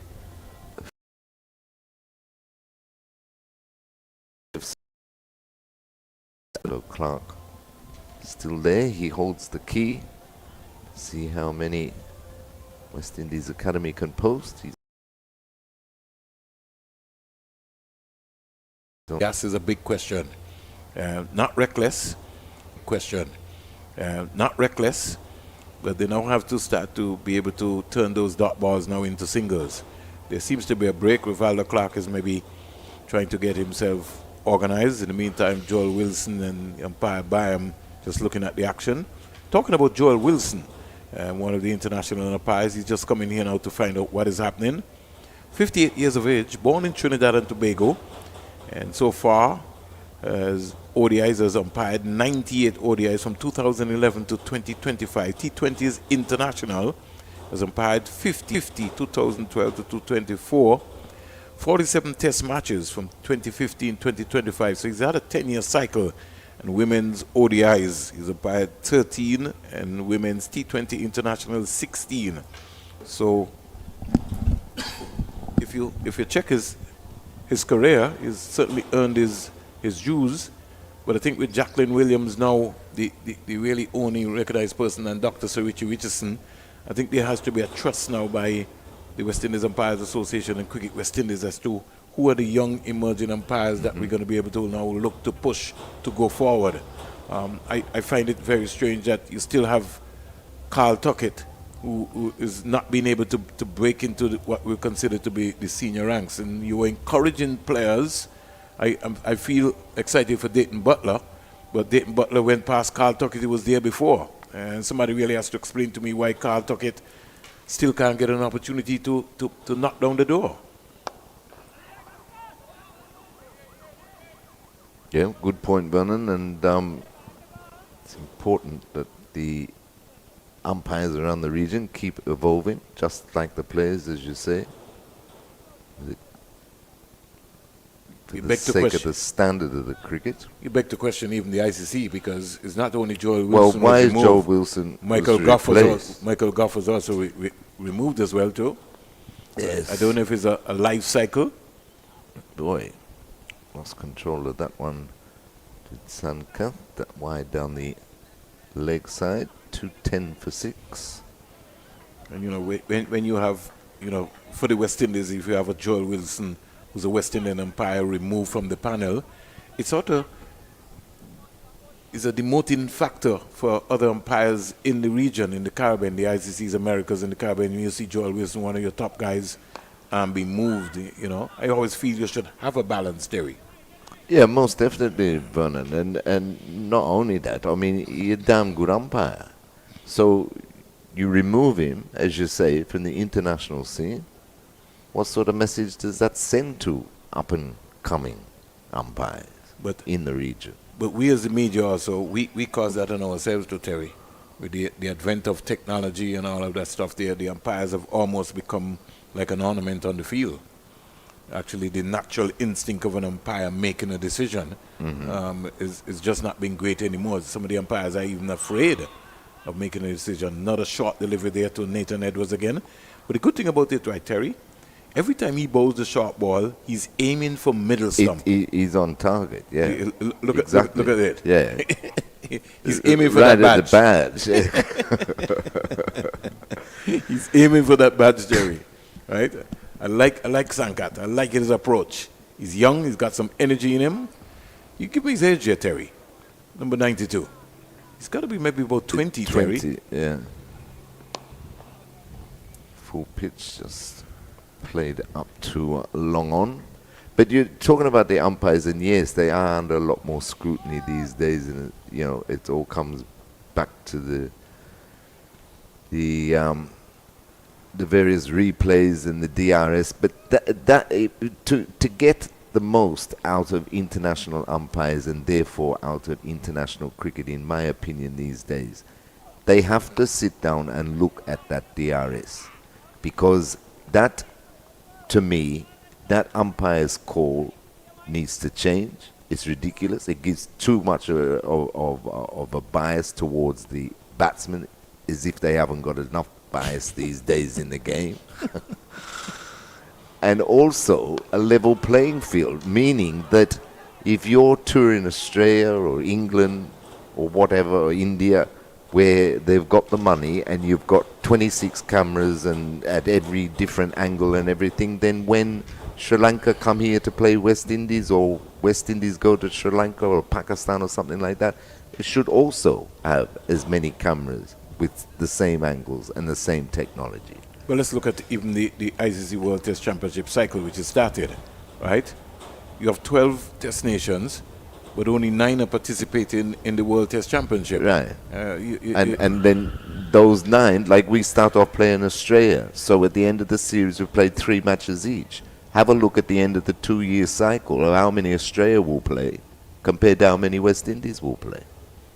It's who got the money, Terry. Yeah, 42 there you overs go. bowled. So don't tell me it's a championship. 212 for 6. Edwards on strike. Yeah, he's losing his shape there. He has to readjust now. He's looking to go square. He needs to hit the ball in front of him. He's got to look to... In fact, he has to try something different now. It's either he's going to look to advance to Fernando. It has to be completely different. He's got to get into his bike now, Edwards, beautifully. That's good. Good thinking. He must have heard me. Used his feet. Yeah. Played it straight, but bowler stops it with his boot. Big stuff there. But they've done well. They're clawing this run rate back, Sri Lanka. Beautiful shot. Got out the sweep there. I think Ravella Clark was a little late there in backing up, but he got in quite easily in the end. Another good single, 213 for 6. We're in over number 43. We need more than singles now, Terry. 213. Yes. The West Indies need to get up to 270, 275 scoreboard pressure. At least. Anything less than that, Terry, I think it is gettable for Sri Lanka. Got to start to move on their bikes now. Yes, it's now or never. Right, 2 here. Got to be thinking about 2. That's good running. Clark is quick. 2 more to Clark. He moves on to 49. Partnership is 31 from 50 deliveries. So they've had some good partnerships today. Tuckett Auguste, you've seen it. They've That gone was from worth strength to 88. strength. Clark, Tuckett. This now looking to go to another half the partnership. Big appeal there by Fernando, but not out. I got him into some trouble there as well too. Bounced a bit on him, that one. Yeah, but I think he could have just used the depth of the crease there, got deep and just Turned worked it. that ball into the onside. That's something that they got to work on. Tuckett, Rivaldo Clark. When the ball comes between middle and leg, they're trying to get fancy. You got to keep it as basic as possible. Sweeps that backward of square for a single. Takes him on to 48. All right. Over is completed. Keep the strike then, Clark. See? Try to close the bat face to turn there. Too early, yeah. It's got to be careful. Half century so far from Auguste. 66 off 75. Colin Boyne took it 55 off 54. Set up by a good bumper. Yes, excellent delivery. But he played well though for his first class. List day half century. So you see the progress rate of Colin Boyne took it. Yeah, ever since he got that 100. Improving all the time. Well, just before he got He's the 100 the season keeping before, everything. he was getting getting into it. Yeah. He's evolving all the time. For sure. Sankat is back again, man. Terry. Yeah, he's bowling a long spell. He was bowling a good spell, but was well weighted by Clark. He thought of the second. The man on, which is Wickramasinghe, I think, on the long on boundary. Was quickly enough to prevent it. So he moves to 49, 217 for 6. We're in over number 44. Valda Clark doing some repair work to his shoes and his pads. They got to start to be on the march. Pulled away into the onside. Coming back? No. Going to get one run. Great throw right over the top of the bails. A lot of thought processes gone into this game here on this massive outfield at the Sir Vivian Richards Stadium. But they sort of kind of closed off the West Indies Academy in terms of getting their boundaries. No, but I must say though, Vernon, I'm impressed because the Sri Lankan boys, apart from television, they would never have seen the stadium. And it can be tricky. It can be a tricky ground to defend. Well, they had a couple of days to practice here, and they've certainly done their homework. They would also have got data. Rivaldo Clark This time brings up his 50. Well played. 50 off 61 deliveries. Very controlled knock from the young man.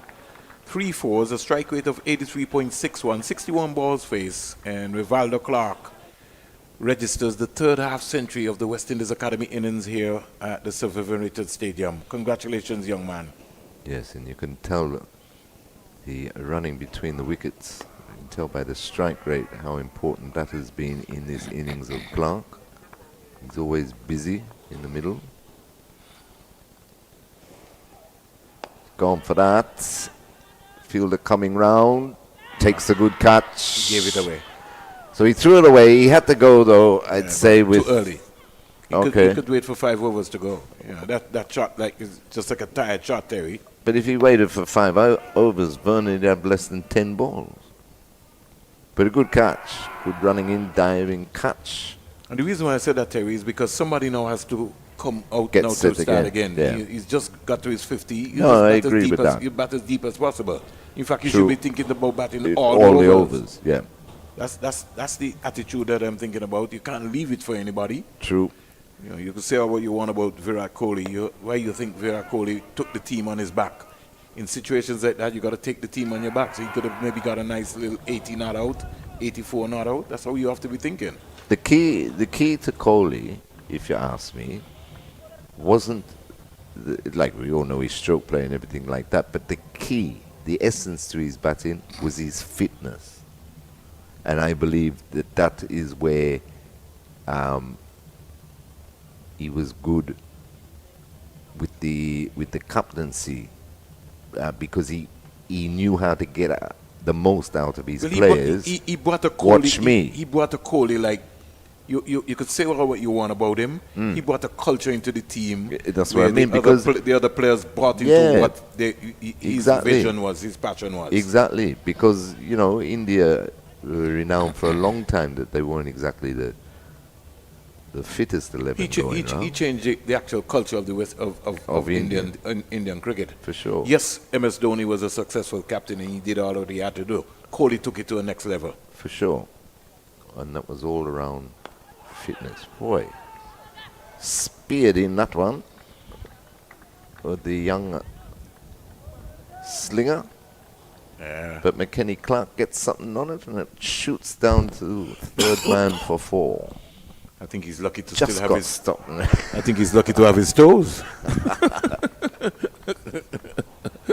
and the towing of his bat. Most definitely. Must be a strong bat. So he's off the mark with a boundary. I like Sanketh. I like his energy. No, he's bowled really, well. I really like him, man. He's bowled well. And he's going to be around for a long time. I've already put a marker in his name. We got to look at him. Ooh, Boy, he tried a slow slow one. ball there. Yes, you could see that. And the slow balls, they normally dip late. So it's like they look like full tosses. And then just at the dying second, they just zip down on you very quickly. It's an art of something that he's worked on, as you can see. It's a round arm, but when the hand comes up, right, it looks like a genuine off spinner, and it sort of just dips on you Yes. very quickly. And he's been allowed to also organize and even, set his field. You see him, he's been given that license. In the air, who wants it, Covers going back, takes the catch. Interesting shot selection there by McKenny Clark. I know he's just come in. They're looking for as many as they can get. But prior to that delivery, Lakshan moved himself from long off into the circle, dropped third man back. A full delivery outside off stump. McKenny Clark still went through for the shot, held out to cover. He's gone for 4, 225 for 8 in over number 40. We're playing 50 over. We're playing 50 over cricket, right? We are. We've got thought that 6 was- overs. I thought that was the last over. Well, that's and isn't that the problem though? And we mentioned this when we started. They barely, in that first 4-day match, they barely batted 50 overs. Yes, last week was excellent. They batted just under 100 overs. The consistency though, Vern, and we see that in every level of West Indies cricket in the one-day format. They failed to bat out the 50 overs far too many times. What I want is a culture being earmarked into the young West Indies Academy team and all West Indian teams. That you got to be able to you got to challenge them. You got to look to score 100.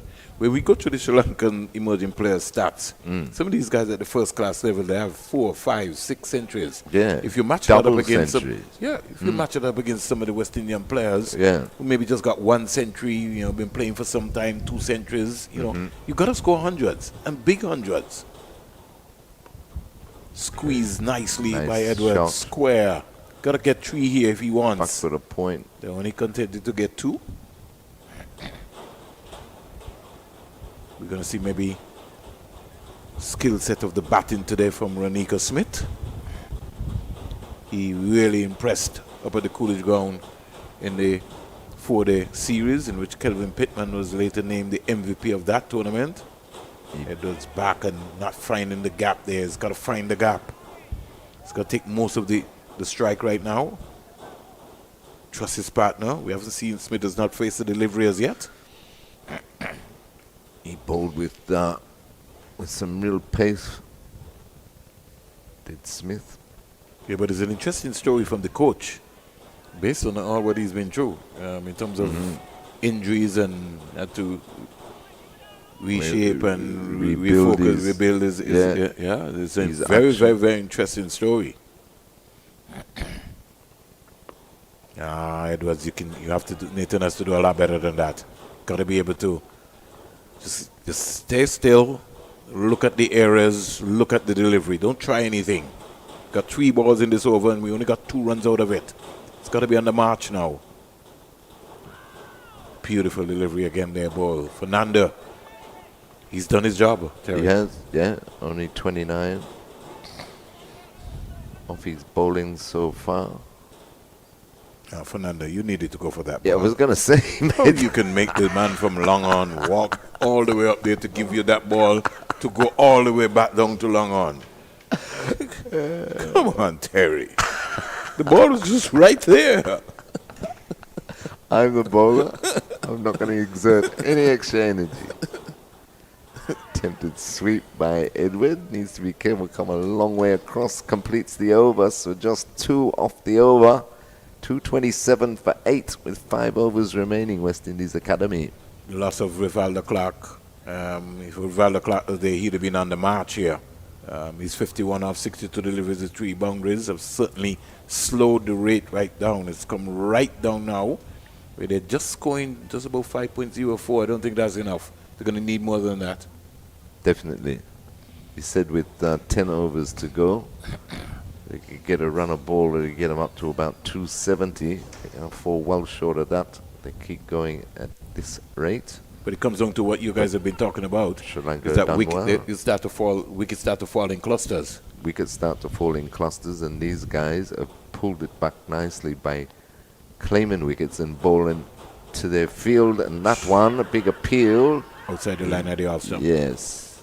Good decision by Joel Wilson. Good ball, though. Well, I think he Second tricked. good Yorker he's Yeah, bowled. he tricked Smith again. Smith First coming ball, right across Smith. his stumps. He's going to have to be careful, Terry. Ooh. That undone him. Ooh. Good delivery. Excellent delivery. Smith needs to get onto his front foot. He's got to be careful. He's got an open stance and he's almost like a target. Clipped away. No, Edwards will get the strike. Yeah, He's done his job. That's fine. So he gets off the mark with a single through mid-wicket. 228 for 8. Brings Nathan Edward back on strike. He's on 18. He's going to have to manufacture a boundary here now. Yes. But what is actually happening is that Sanketh is not giving him anything to manufacture a boundary. He's been paced off when he bowls the ball into the wicket. And every now and again, he keeps surprising the batsman with that extra pace, that effort ball. As you would say, a heavy ball that he's bowling. His short delivery has been spot on target, and his Yorkers have been right up there as trying to advance Edward. Yeah, that one rushed him.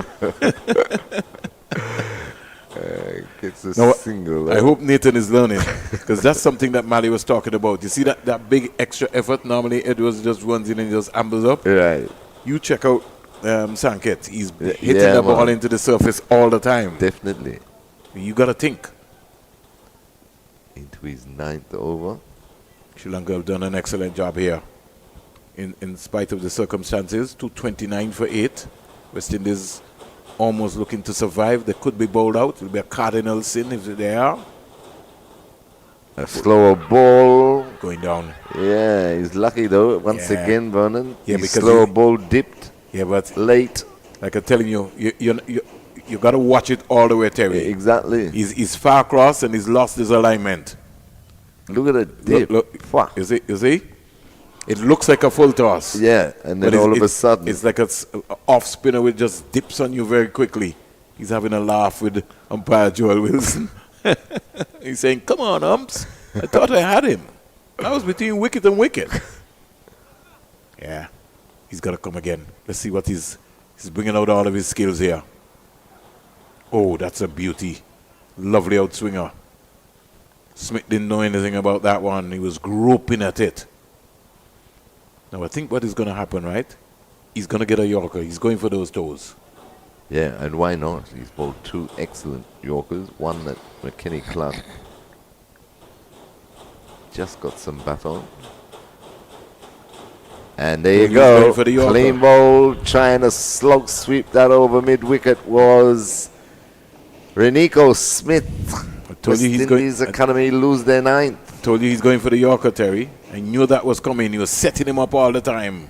And I know it's one day, and I know it's close to the end of the innings, but I gotta didn't watch the like. ball. Yeah, and not only that, Vernon, I didn't like the way Renico Smith shaped up today. He's a lot more open in his stance than he was in the 4-day matches, but nevertheless, good ball in that by Sanket. They lose their 9th to West Indies Academy, and still got some 4 overs left. 2:29 for 9. And a test match in England. India 471 all out. Not Australia. Guess we geeing up for Australia West Indies series. England in reply 133 for 2. Joe Root has not too long ago come to the crease. And the man who has done the damage of Jasprit Bumrah bowled Ben Duckett for 62, and he also picked up Zach Crawley. So that looks like a runs wicket, as we would say. Yeah, but surprisingly though, 3 century makers in that Indian innings, and they were 440 for 4. So they lost their last 6 for 30 odd. Yeah, cricket is like that. West Indies looking to survive here. They could be bowled out. It could be. Last man, Micah McKenzie, the young Antiguan leg spinner, but it'll be Nathan Edward on strike. No Pittman today. No Pittman. Maybe saving Micah their McKenzie for Pittman. They maybe might be saving their MVP for the other 2 games. Maybe. Wide. Fernando. Not for 29 from his 7 over. He's been allowed to bowl well, Terry. Let me just say that. True. Well, they've worked out the conditions, as Marley and I were saying, and simply stump to stump, bowling into the pitch, pegged the West Indies Academy boys back, but they've still got a chance to tell themselves. They've got 4 overs, 24 balls, 24 ones, at least get to 250. That's gone. That's a good hit. High, wide, handsome by Edward, over long on. That's a good hit. That's a good cricket shot. There we go, 236 for 9. By young Nathan Edwards. Watched the ball right onto his bat. Got deep. Stayed low to the ball and just hit it. Couple of rows back over the field at long on, who had no chance. He goes to 25. The score goes to 236 for 9. Micah McKenzie making his list A debut here. So congratulations to the young man. Another wide delivery. And I was talking about the young under-19 players who have come to the under-15, under-17, under-19 ranks. Edwards, McKenzie, Andrew, beautiful combination. Callum Boyne Tuckett as well. Great to see he's gone again. It's gone straight up in the air. Sohan De Oliveira is under it. Takes the catch. West Indies Academy bowled out inside 50 overs. 237 all out of 46.1. Don't know if Edwards needs to be playing that shot. Especially after you've already got 6 Yeah. off the first legitimate delivery of the over. So they'll be disappointed with that not facing their full allotment of 50 overs. It's a cardinal sin if you get bowled out It under is. 50 overs. Based on your 3 half centuries. Exactly, but too many times we see it at every level of our cricket these days. People, you just don't give away your hand. You got to look at the scoreboard. There's no coach there. You don't need a coach. You don't need anybody. You look at, you calculate yourself and you figure out, look here.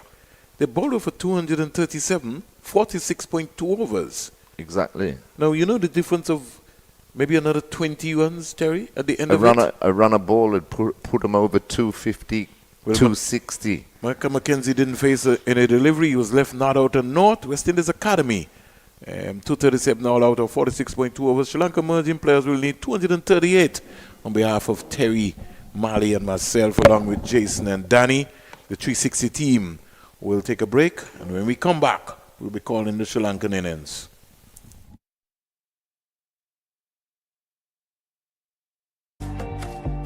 Hi, I'm Roston Chase, the new West Indies Test captain. It's a great privilege and honor to continue this legacy of West Indies cricket. The team's first assignment under my leadership will be against Australia in the Fuller Energy Men's Home Series.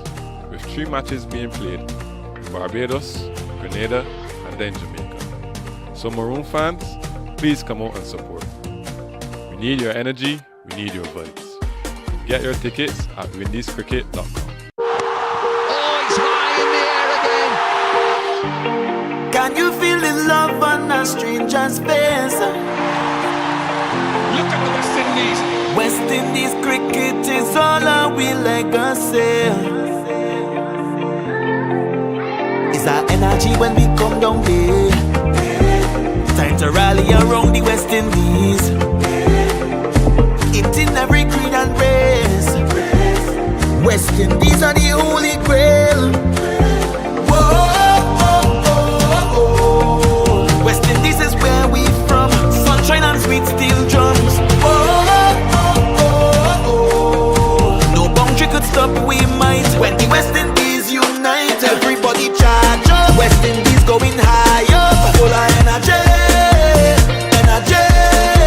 Everybody charge up. West Indies going higher, full of energy, energy. Whoa, yeah, yeah, yeah. Where we come from, six is red in dough. Yeah, yeah, yeah. Where we come from, ignite the whole stadium. Look around, it's all aware. Jumping up as Pamela. Tell the bad vibes not today. West Indies full of energy. Look around, it's all aware. Every hand up in the air. Tell the bad vibes not today. The West Indies full of energy. You know where my heart is. I'm a proud West Indian. When we rain in the sixes, we hear up the stadium.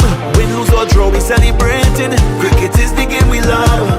A smile on every face, representing where we from. Cause there's our energy when we come down here. Time to rally around the West Indies. It's in every creed and race. West Indies are the holy grail. Whoa, West Indies is where we from. Sunshine and sweet steel drums. Whoa, no boundary could stop, we might. When the West Indies unite, everybody charge up. West Indies going higher, full of energy, energy. Everybody charge up. West Indies going higher, full of energy, energy. Whoa, yeah, yeah, yeah. Where we come from, six is red in dough. Yeah, yeah, yeah. Where we come from, ignite the whole stadium. Look around, it's all aware. Jumping up as Pamela. Tell the bad vibes not today. West Indies full of energy. Look around, it's all aware. Every hand up in the air. Cricket is the game we play. The West Indies full of energy. West Indies full of energy. Whoa, we full of energy. Whoa, look at energy in the place. Energy where we play. Energy all around. Yeah.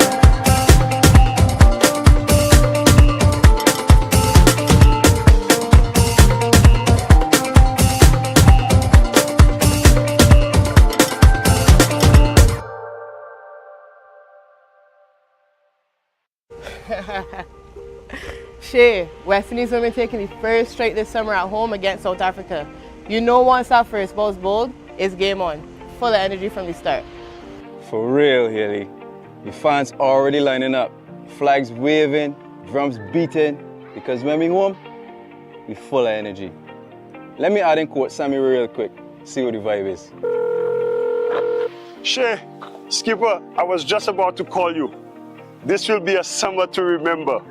Action package with T20s, ODIs and Test cricket. The tickets are now available. We bring in the fire and the fans bring in the vibes. But we're missing that extra spark. Hold on, I know who to call. Coachman Sammy, you know I'm always ready. But where's he play? Teja, we heard you're the man with the vibes for this summer home series. We need a fire to light up this whole region. Haley, say no more. Everybody charge up. West Indies going higher, full of energy, energy. Everybody charge up. West Indies going higher, full of energy,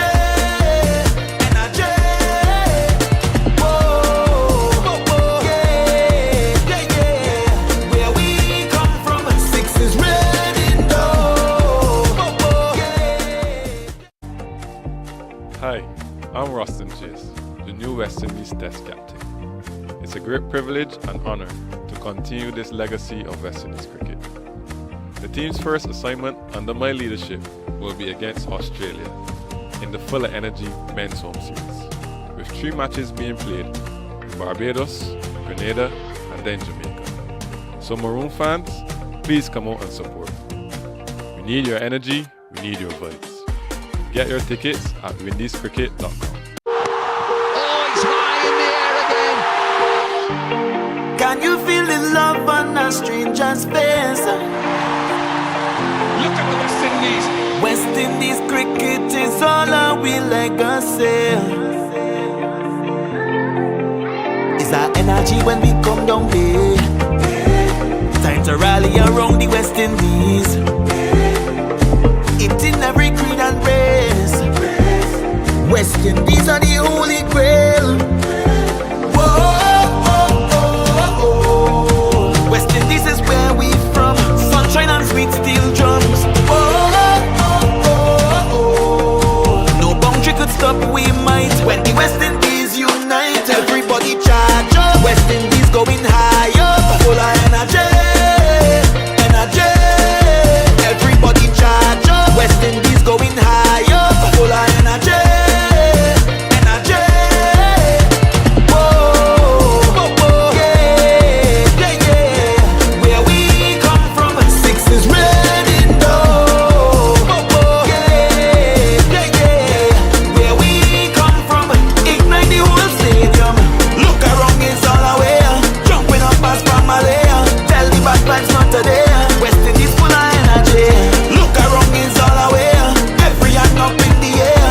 Tell the bad vibes not today. The West Indies full of energy. You know where my heart is. I'm a proud West Indian. When we reign in the 60s, we hear up the stadium. Win, lose or draw, we celebrating. Cricket is the game we love. A smile on every face, representing where we from. Cause it's our energy when we come down here. Time to rally around the West Indies. It's in every creed and race. West Indies are the holy grail. Whoa, West Indies is where we from. Sunshine and sweet steel drums. Whoa, no boundary could stop, we might. When the West Indies unite, everybody charge up. West Indies going high up, full of energy, energy. Everybody charge up. West Indies going high up, full of energy, energy. Whoa, yeah, yeah, yeah. Where we come from, 6 is red in dough. Yeah, yeah, yeah. Where we come from, ignite the whole stadium. Look around, it's all away. Jumping up past Pamela. Tell the bad vibes not today. West Indies full of energy. Look around, it's all away. Every hand up in the air. Cricket is the game we play. The West Indies full of energy. West Indies full of energy. Whoa, they full of energy. Whoa, look at energy in the place. Energy when we play. Energy all around. Yeah.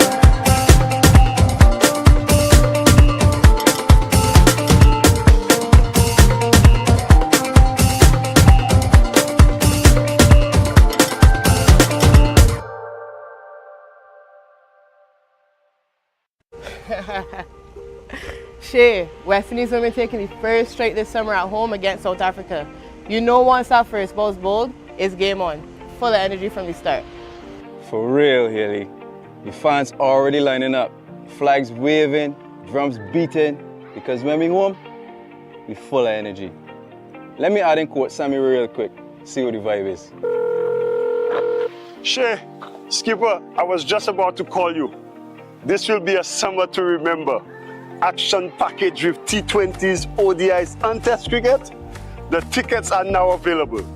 We bring in the fire, and the fans bring in the vibes. But we're missing that extra spark. Hold on, I know who to call. Coachman Sammy, you know I'm always ready. But where's the play? Teja, we heard you're the man with the vibes for this summer home series. We need a fire to light up this whole region. Hilly, say no more. Everybody charge up. West Indies going higher. Full of energy, energy. Everybody charge up. West Indies going higher. Full of energy, energy. Whoa, whoa, whoa. Yeah, yeah, yeah. Where we come from, six is ready though. Whoa, whoa, yeah. Hi, I'm Rustin Chase, the new West Indies Test captain. It's a great privilege and honor to continue this legacy of West Indies cricket. The team's first assignment under my leadership will be against Australia in the Full of Energy Men's Home Series, with 3 matches being played in Barbados, Grenada, and then Jamaica. So Maroon fans, please come out and support. We need your energy, we need your vibes. Get your tickets at windiescricket.com. Oh, it's high in the air again. Can you feel the love on a stranger's face? Look at the West Indies. West Indies cricket is all our legacy. It's our energy when we come down here. Time to rally around the West Indies. It's in every creed and race. West Indies are the holy grail. Whoa, West Indies is where we from. Sunshine and sweet steel drums. No boundary could stop, we might. When the West Indies unite, everybody charge up. West Indies going higher. Full of energy, energy. Everybody charge up. West Indies going higher. Full of energy, energy. Whoa, whoa, whoa. Yeah, yeah, yeah. Where we come from, six is ready though. Whoa, whoa. Yeah, yeah, yeah. Where we come from, ignite the whole stadium. Look around, it's all away. Jumping up as Pamela. Tell the bad vibes not today. West Indies full of energy. Look around, it's all away. Every hand up in the air. Tell the bad vibes not today. The West Indies full of energy. You know where my heart is. I'm a proud West Indian. When we reign in the sixes, we hear up the stadium. Win, lose or draw, we celebrating. Cricket is the game we love. A smile on every face, representing where we from. Cause there's our energy when we come down here. Time to rally around the West Indies. It's in every creed and race. West Indies are the holy grail. Whoa, West Indies is where we from. Sunshine and sweet steel drums. No boundary could stop, we might. When the West Indies unite, everybody charge up. West Indies going higher. Full of energy, energy. Everybody charge up. West Indies going higher. Full of energy, energy. Whoa, whoa, whoa. Yeah, yeah, yeah. Where we come from, six is ready though. Whoa, whoa. Yeah, yeah, yeah. Where we come from, ignite the whole stadium. Look around, it's all away. Jumping up as Pamela. Tell the bad vibes not today. West Indies full of energy. Look around, it's all away. Every hand up in the air. Cricket is the game we play. The West Indies full of energy. West Indies full of energy. Whoa, they full of energy. Whoa, look at energy in the place. Energy when we play. Energy all around. Yeah.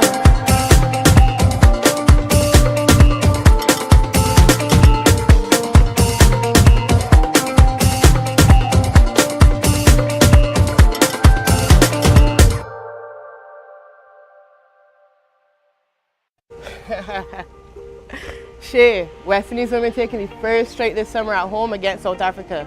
You know once our first ball's bowled, it's game on. Full of energy from the start. For real, Haley. The fans already lining up. Flags waving, drums beating. Because when we home, we full of energy. Let me add in quote Sammy real quick. See what the vibe is. Shay, skipper, I was just about to call you. This will be a summer to remember. Action package with T20s, ODIs, and Test cricket. The tickets are now available. We bring in the fire, and the fans bring in the vibes. But we're missing that extra spark. Hold on, I know who to call. Coachman Sammy, you know I'm always ready. But where's he play? Teja, we heard you're the man with the vibes for this summer home series. We need a fire to light up this whole region. Haley, say no more. Everybody charge up. West Indies going higher. Full of energy. Energy. Everybody charge up. West Indies going higher. Full of energy. Energy. Whoa, whoa, whoa. Yeah, yeah, yeah. Where we come from, six is red in dough. Whoa, whoa, yeah. Hi, I'm Rustin Chase, the new West Indies Test captain. It's a great privilege and honor to continue this legacy of West Indies cricket. The team's first assignment under my leadership will be against Australia in the Full of Energy Men's Home Series, with 3 matches being played in Barbados, Grenada, and then Jamaica. So Maroon fans, please come out and support. We need your energy, we need your vibes. Get your tickets at windiescricket.com. Oh, it's high in the air again. Can you feel the love on a stranger's face? Look at the West Indies. West Indies cricket is all our we legacy. It's our energy when we come down here. Time to rally around the West Indies. It's in every creed and race. West Indies are the holy grail. Whoa, oh, oh, oh. West Indies is where we from. Sunshine and sweet steel drums. Whoa, oh, oh, oh. No boundary could stop we might. When the West Indies unite, everybody charge up. West Indies going higher. Full of energy. Energy. Everybody charge up. West Indies going higher. Full of energy. Energy.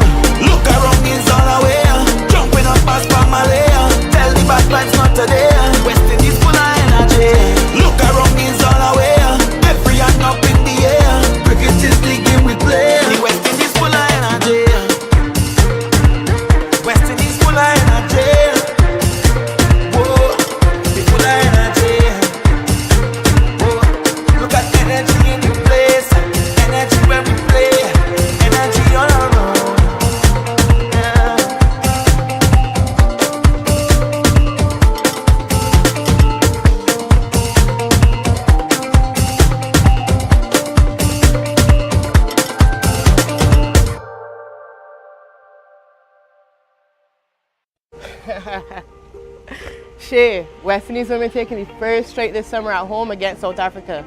You know once our first ball's bowled, it's game on. Full of energy from the start. For real, Haley. The fans already lining up. Flags waving, drums beating. Because when we home, we full of energy. Let me add in quote Sammy real quick. See what the vibe is. Shay, skipper, I was just about to call you. This will be a summer to remember. Action package with T20s, ODIs and Test cricket. The tickets are now available. We bring in the fire and the fans bring in the vibes. But we're missing that extra spark. Hold on, I know who to call. Coachman Sammy, you know I'm always ready. Always play. Teja, we heard you're the man with the vibes for this summer home series. We need a fire to light up this whole region. Haley, say no more. Everybody charge up. West Indies going higher. Full of energy, energy. Everybody charge up. West Indies going higher. Full of energy, energy. Whoa, whoa, whoa. Yeah, yeah, yeah. Where we come from, six is ready, no. Whoa, whoa, yeah. Hi, I'm Rustin Chase, the new West Indies Test captain. It's a great privilege and honor to continue this legacy of West Indies cricket. The team's first assignment under my leadership will be against Australia in the Full of Energy Men's Home Series, with 3 matches being played in Barbados, Grenada and then Jamaica. So Maroon fans, please come out and support. We need your energy, we need your vibes. Get your tickets at windiescricket.com.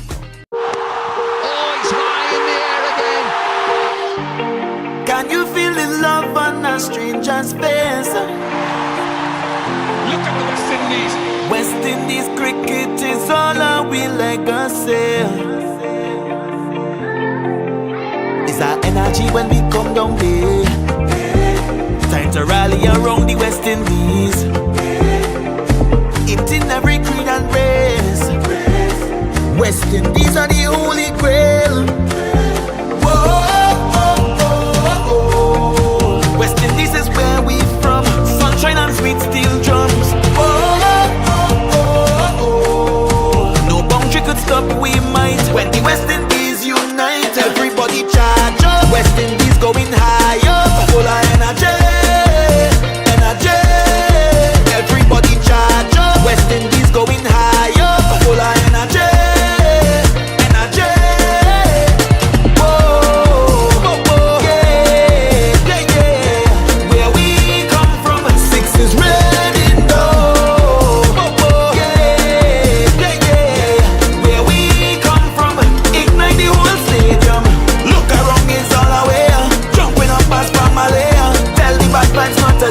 West Indies full of energy.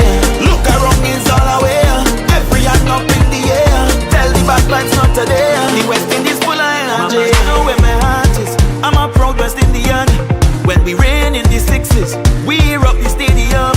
Win, lose or draw, we celebrating. Cricket is the game we love. A smile on every face, representing where we from. Cause there's our energy when we come down here. Time to rally around the West Indies. It in every creed and race. West Indies are the holy grail. Whoa, West Indies is where we from. Sunshine and sweet steel drums. Whoa,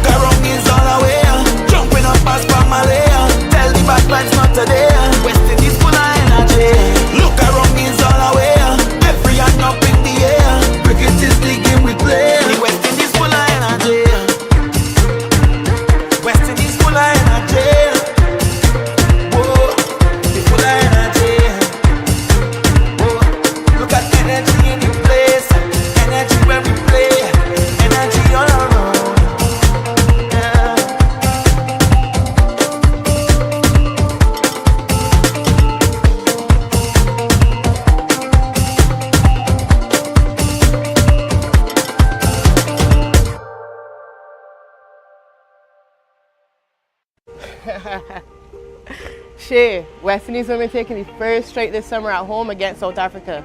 You know once that first ball's bowled, it's game on. Full of energy from the start. For real, Haley. The fans already lining up. Flags waving, drums beating. Because when we home, we full of energy. Let me add in quote Sammy real quick. See what the vibe is. Shay, skipper, I was just about to call you. This will be a summer to remember. Action package with T20s, ODIs and Test cricket. The tickets are now available. We bring in the fire and the fans bring in the vibes. But we're missing that extra spark. Hold on.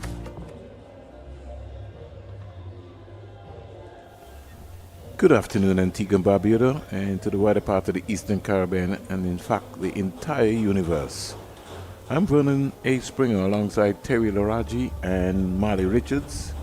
We've got Jason and the man himself, Danny, holding it down here at the Sir Vivian Richards Stadium. And we're getting ready for the start of the Sri Lankan Emerging Players 11. Just in case you have just joined our 360 coverage on the West Indies YouTube channel coverage, the West Indies Academy were bowled out for 237 in 46.2 overs, 18 boundaries and 3 sixes, a total of 144 dot balls during the process. Akeem Auguste top scored with 66 of 75 balls, 96 minutes at the crease, 7 fours, 1 6, 38 dot balls. Callum Boyne-Tuckett, his maiden list day half century, 55 off 54 balls, 71 minutes, 5 fours, 1 6, 25 dot balls. Rivaldo Clark, he also scored 51 not out, 62 balls, 81 minutes, 3 fours, 27 dot balls. And Nathan Edwards, he spent some time, 25 balls, 39 balls, 53 minutes, 1 4, 1 6, 23 dot balls. Extras 15, 1 by, 2 leg bys, 12 wides. And for Sri Lanka emerging players, Traveen Matthews bowled 10 overs, no maidens, 40 runs, 3 wickets, 1 wide, 34 dot balls, 3 fours was hit off him. And Garika Sanget, 9 overs, no maidens, 45 runs, 3 wickets, 4 wides, 28 dot balls, 2 fours, 1 6. In a moment, anytime soon, I'll be joined by my colleague Terry Laraja. But just to let you know that the players are all out in the field. Umpire Joel Wilson, everybody is geared up. I just feel very disappointed that the West Indies Academy were bowled out for 237. You can't have 3 half centuries. Rivaldo Clark, soft dismissal. Even Akeem Auguste, very soft dismissal. Good, positive day. Got to be able to turn those half centuries into hundreds. Good afternoon, Terry, after the luncheon period. Good afternoon, Vernon, and good afternoon to all our viewers, and good evening to our Sri Lankan friends who'll be very happy with their performance so far, halfway through this 50-over contest. West Indies Academy, as Vernon Springer was telling you, put up a modest 237, so 238 for victory. I think they feel, I know, that they certainly feel, the Academy boys, 30 to 40 runs short of what they would have wanted, but as Vernon said, failing to bat out the 50 overs. Major concern in the one-day format across the board for West Indies. Nevertheless, be Nathan Edward with ball in hand, looking for early strikes here. CB bowling to Nippon Dhananjaya. So Dhananjaya to face Nathan Edwards, the left-arm seamer. Say good afternoon to Don Farrell, one of the pioneers of sports in the Leeward Islands OECS. Stroke beautifully, took cover. And that went like a tracer bullet to the field at cover.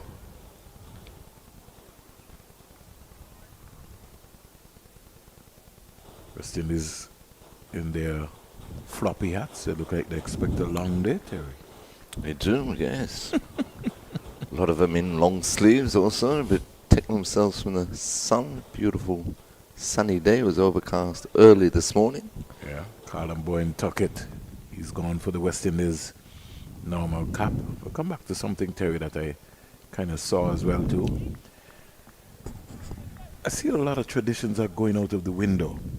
You know, normally when you play for the West Indies, you got a blazer Yes. That seems to have gone to the window, and even the caps now. We can go into the store and buy a West Indies cap. That's what's been given to you.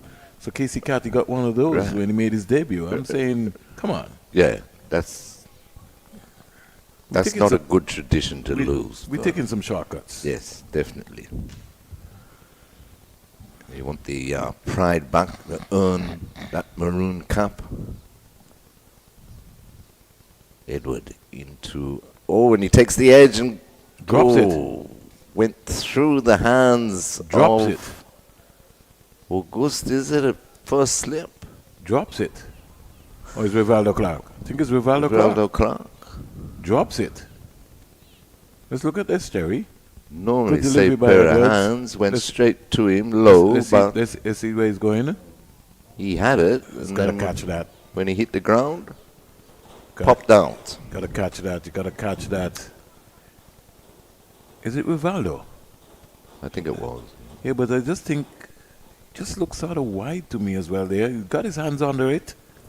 So a chance going a big in there. You gotta catch those, Terry. Gotta catch those.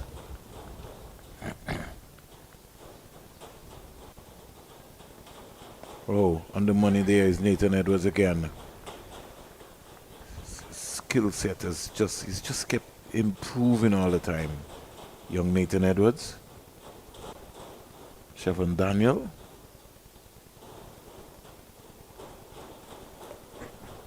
That would have been the ideal start for West Indies Academy. Gotta catch those. Gotta catch those. Dunn Catches win matches. Jaya survives. He's played 50 list A matches. 24 years of age, 1,678 runs at a healthy average of 42. Joshua Bishop misfielding again there. And they get Whoa. a very easy single, almost an overthrow, but backed up very quickly in the onside. He's made 400s at the list A level and 10 half centuries. Yeah. Just a reminder, folks, coming up soon, the campaign starts for the Antigua and Barbuda Falcons home games. 16th of August, 17th of August, 20th of August, 22nd, 24th, and Edwards looking for a wicket. Punch. Good fielding there by Andrew at cover. Completes the over. So after the first over, Sri Lanka emerging players chasing 238 to win are 2 without loss. Yeah. Tickets already on sale, Terry, at all of the Rubis outlets and Cool and Smooth in Antigua and Barbuda for the Antigua and Barbuda Falcons home games. Just to let you know that the only tickets that are being sold, no children tickets are being sold at Cool and Smooth at the Rubis outlet here in Antigua and Barbuda. The ticket outlets are Cool and Smooth, Ace, D's, Percival's, Charlie's, All Saints, and Otter's Rubis gas stations in Antigua and Barbuda. And you can pick up your South Stand tickets for as low as $30 EC, your North Stand tickets, where we're positioned right now, for $25 EC. And there's also going to be a party stand ticket, but the outlets are not selling the party stand tickets. But just to let you know, the Republic Bank Caribbean Premier League opening game starts on the 14th of August at the Warner Park Cricket Stadium. St. Kitts and Nevis Patriots taking on the Antigua and Barbuda Falcons. But we're back with cricket action here. Debut list A game here for the man himself, Renika Smith, who was impressed. Absolutely. But with good pace, good aggression last week in that final 4-day match.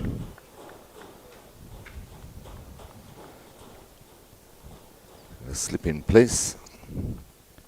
Wide Starts in the delivery wide. to start with. By exaggerating with his gesture of signals, making sure that you pay attention in terms of what's going to be happening. So This weekend coming up is the St. Kitts Music Festival. Some of the headliners include Vibes Cartel. Also here in Antigua and Barbuda will be the Republic Bank Caribbean Premier League Trophy Tour. And you'll hear more details throughout the social media and platforms on that tour. Short ball played nicely by Siobhan Daniel to get himself going. Batted pretty well in the 4-day competition. Scored 120 runs at 30, the highest score of 50. Some 26 list A matches. 570 runs, average of 22, highest score of 95. He's also played the one-day international for Sri Lanka. So a lot of experience.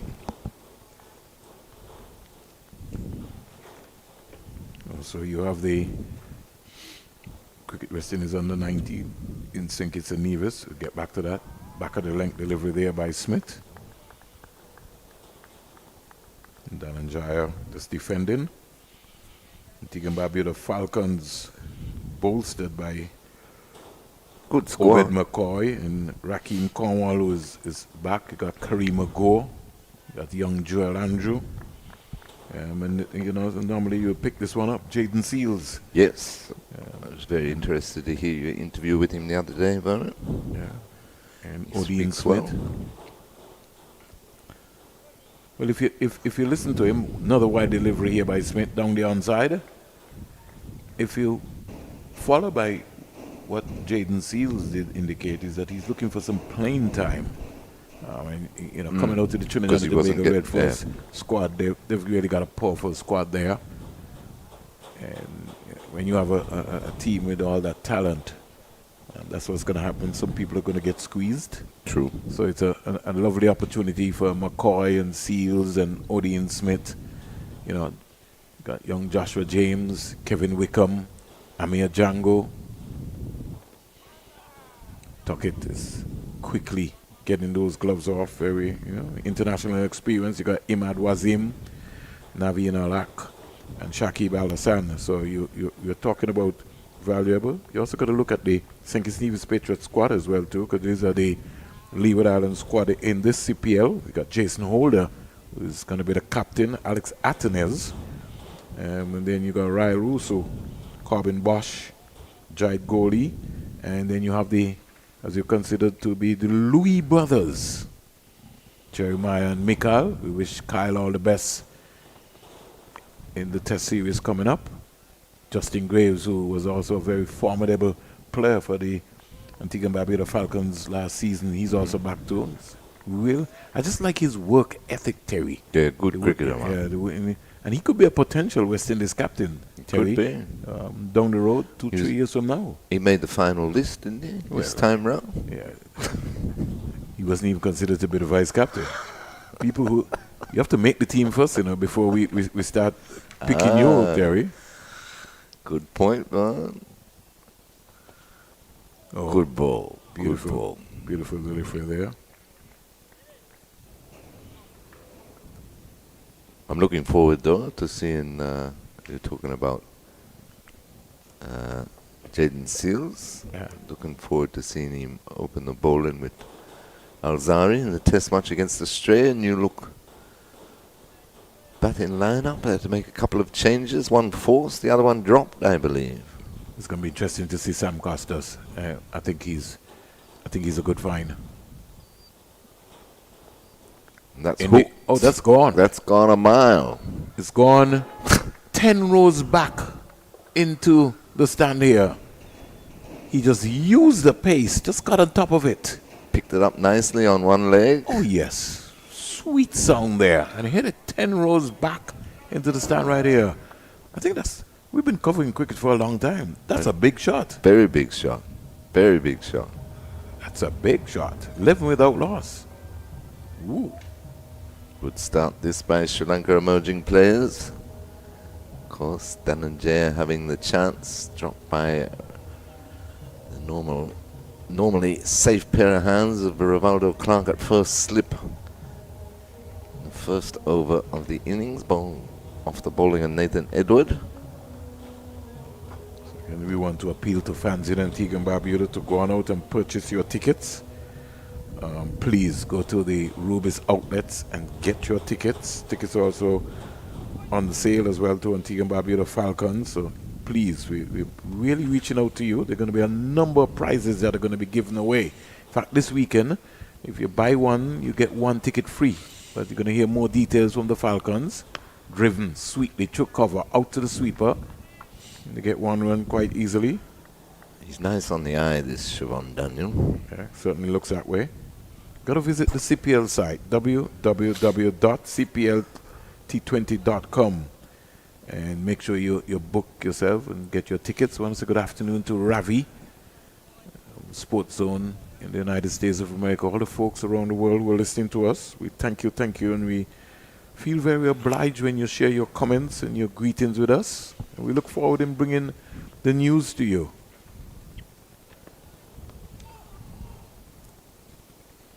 Drifting into the pads of Darren J, turns it down to fine leg for an easy single. He goes on to 8. Score 13 without loss in over number 3. And Sri Lanka can afford to maybe just even coast. They need 225 from 286 balls. So we're talking about 225 singles. And you always break down the cricket as simple as possible. And so these two don't need to take any risks. One of them just need to just bat through the innings, get themselves a big 100. Oh, that's a beauty. Oh. Beautiful searching length there. Edwards been on the money. Yeah, he's beaten Dhananjaya. Now he's beaten Daniel. He's continued his good form here. Nathan Edwards. I think he will only get better. Having a stint out with DJ Bravo. I had the chance to speak to DJ Bravo last year about Nathan Edwards. He said it's like his work ethic, it's like his attitude, and he's willing to learn. So he will only get better, he will only get stronger. And he comes again to Daniel. Full pitch, driven nicely through extra cover. Beats Teddy Bishop there at mid-off into the boundary for 4. That's a beautiful shot, easy on the eyes. Didn't try to overhit it. From knee to toe, half volley. And just every now and again, Sri Lankan batsmen, they're going to cash in once they see a half volley, and that was put away nicely. Didn't try to overhit it. Leading with his head on his shoulders and just punched it easily. All Teddy Bishop could do is just look at it. And escorted to the rope. Give us a Lawrence for a bat. Oh, how you mean? He was my favourite. Bowled my eyes out when he went to South Africa. Oh. Koi, talk about shots. Pulled this one through mid-wicket. 4 more. Yeah, Edwards trying to adjust in his length, but pulling down a half tracker. And just put away nicely, just into position. Again, didn't try to overhit it. No, just using the pace of the delivery. Edwards is going to have to up a gear here. 21 without loss. This is only his second over. 2 boundaries out of this over so far. 10 out of the over so far. A drop catch in the first over. Dhananjaya dropped by Rivaldo Clark. And that's normally, he sets very high standards. He'll be very disappointed with himself in scooping that one. Edwards looking to dismiss Daniel. Oh, got him this beautiful time. Beautiful catch. Excellent catch. That's a lovely delivery there by Nathan Edwards. It squared up Daniel, and an excellent low catch by Colin Boyne Tuckett, diving away in front of a non-existent first slip, because Rivaldo Clark is a second slip. Look at it. Look at him go. Look at him go. Look at him move away. Takes the edge of Daniel's bat. He's gone for 11. After 3 overs, Sri Lanka emerging players in pursuit of 238 for victory, a 21 for 1. Yeah, beautiful line. And Edwards continuing his good form from the 4-day series. And he's really making a mark here, young Nathan Edwards. Once a good afternoon to his brother Jaden and all of the young cricketers in St. Martin and Anguilla. I was looking, Terry, at maybe even this present system where you got 15, 18 young cricketers in the West Indies Academy. I would like to see that transform now, Terry, into the Leewards, into the Windwards, into Jamaica, into Barbados, because you'll now have a bigger pool of cricketers rather than waiting on the West Indies Academy. So the cricketers is like we pick 2 players from here, 2 players from there. I'm saying you need to expound on that, especially going forward. If we want to challenge and compete on the world stage again, we have to begin to set up satellite academies across the region, both from under 13, under 17, under 19, women's cricket, senior team cricket, and we have to pay coaches. We have to put some thought and work process into that. Smith starts a new over, driven through the cover region It's gotta by stop that. Dhananjaya.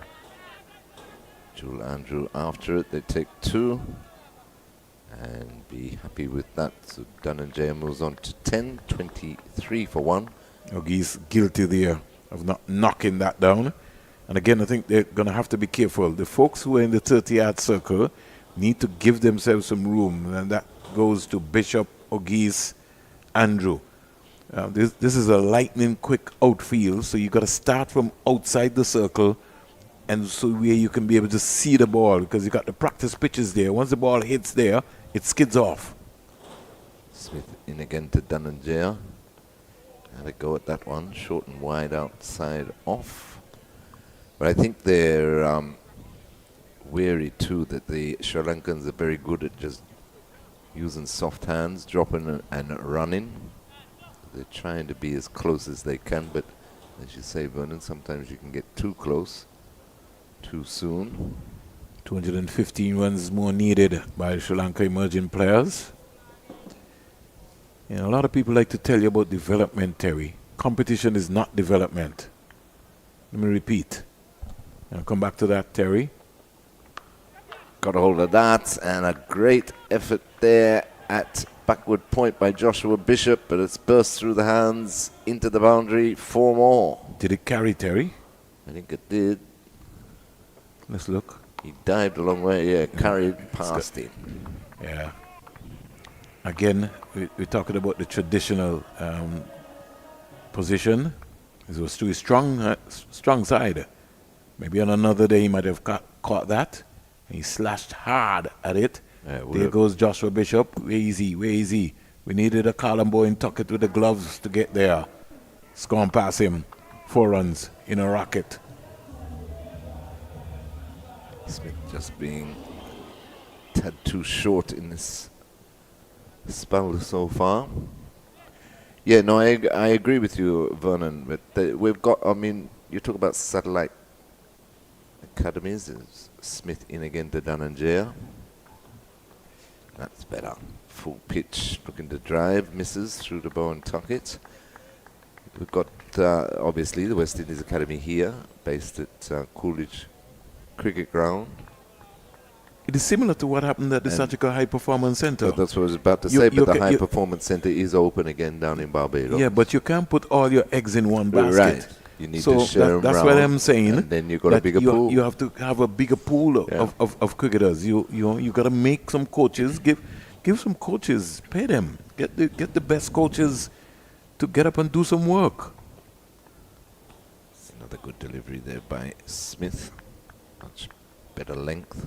That's the only how we're gonna be able to compete against the world. Because if you pay attention to what's happening, Terry, we're being shut out from English county cricket. Mm-hmm. We don't have the caliber of players that are going through into the IPL because everybody else is evolving now in T20 cricket around the world. You realize that a lot of players from Afghanistan and those areas are getting an opportunity to get in there. Mm-hmm. So we have to devise our system that can be able to help our cricketers. That is played early again, but past Bishop at backward point, and they pick up another 2. Dhananjaya goes to 16, and at the end of 4 overs, Sri Lanka emerging players 29 for 1. Let's look at our women's program, Terry. Is the women's program developing the leewards? Is it developing Jamaica? Is it developing Guyana? We're only waiting until a competition comes around to begin to call in the young ladies to say, oh, we're going to be having a training camp. Mm-hmm. You know, there must be something happening. And we have to have the right personnel. We have to have the right teachers. You know, everybody can coach. It's not everybody can teach. You know, we need to teach our players the games. The game is not just about playing. It's about what happens off the field. How do we prepare those young people? Yeah, all that comes into it. And as Jeffrey Dujon will tell you, we never early doors, never took coaching role as professionally as it could have been taken in the Caribbean. Also, a lot of these guys, as Edward starts a new over to De La Vera, wide outside the off stump. A lot of these guys need teachings, as you say, Vernon, especially when it comes to batting. The techniques are lacking. But we have a crisis in the Caribbean. Right. You know, a batting. Right. But we fail to maybe even organize a batting camp. But that's what I mean. Do we address it in the right way, though? You know, we look at our young fast bowlers. When was the last time we even tried to organize a fast bowling camp? You know, we got to organize a batting camp. I mean, and they're taking the edge, and this Edward time strikes again. Clark doesn't make a mistake.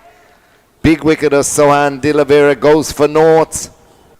Edward strikes again. Edward picks up his second, 29 for 2. Landing the ball in the right areas. Look at him. He's so dangerous. Just around about that fourth stump line. That one was just about on the off stump. Squared him up completely. And Rivaldo Clark made no mistake this time. Copped it. Celebrated. And the West Indies Academy, they're on top here. 29 for 2. Exactly, right back into this match now. The West Indies Academy with 2 early strikes. Exactly what they needed. Excellent bowling by Nathan Edward. Good demonstration of swing bowling here being demonstrated by this young man. He's got good control. He's going to get stronger. He's going to get more craftier. And he's going to be emerging. You know, sometimes when you look back, Terry, the same young man, Nathan Edwards, had a yearly contract with the Leeward Islands Hurricanes, never played a game. Never played one. How does that work, man, when you give somebody a contract? I must ask you that. I must really ask you that, Must Terry. have been a strong 11 that season. And the sad thing about it, Terry, Leeward Hurricanes didn't win the championship. That's what I'm saying. I really bemuses me, Terry. Really bemuses me. But getting back to the development and the coach and everything like that, as we keep saying, you know, learning on the job is not good enough at the top level. In any sport, but particularly cricket. Your best coaches, Terry, must go at the base. That's right. Have 13s, 15s, around there. Edward beats him. No movement there at all from the new batsman. The one was going across him.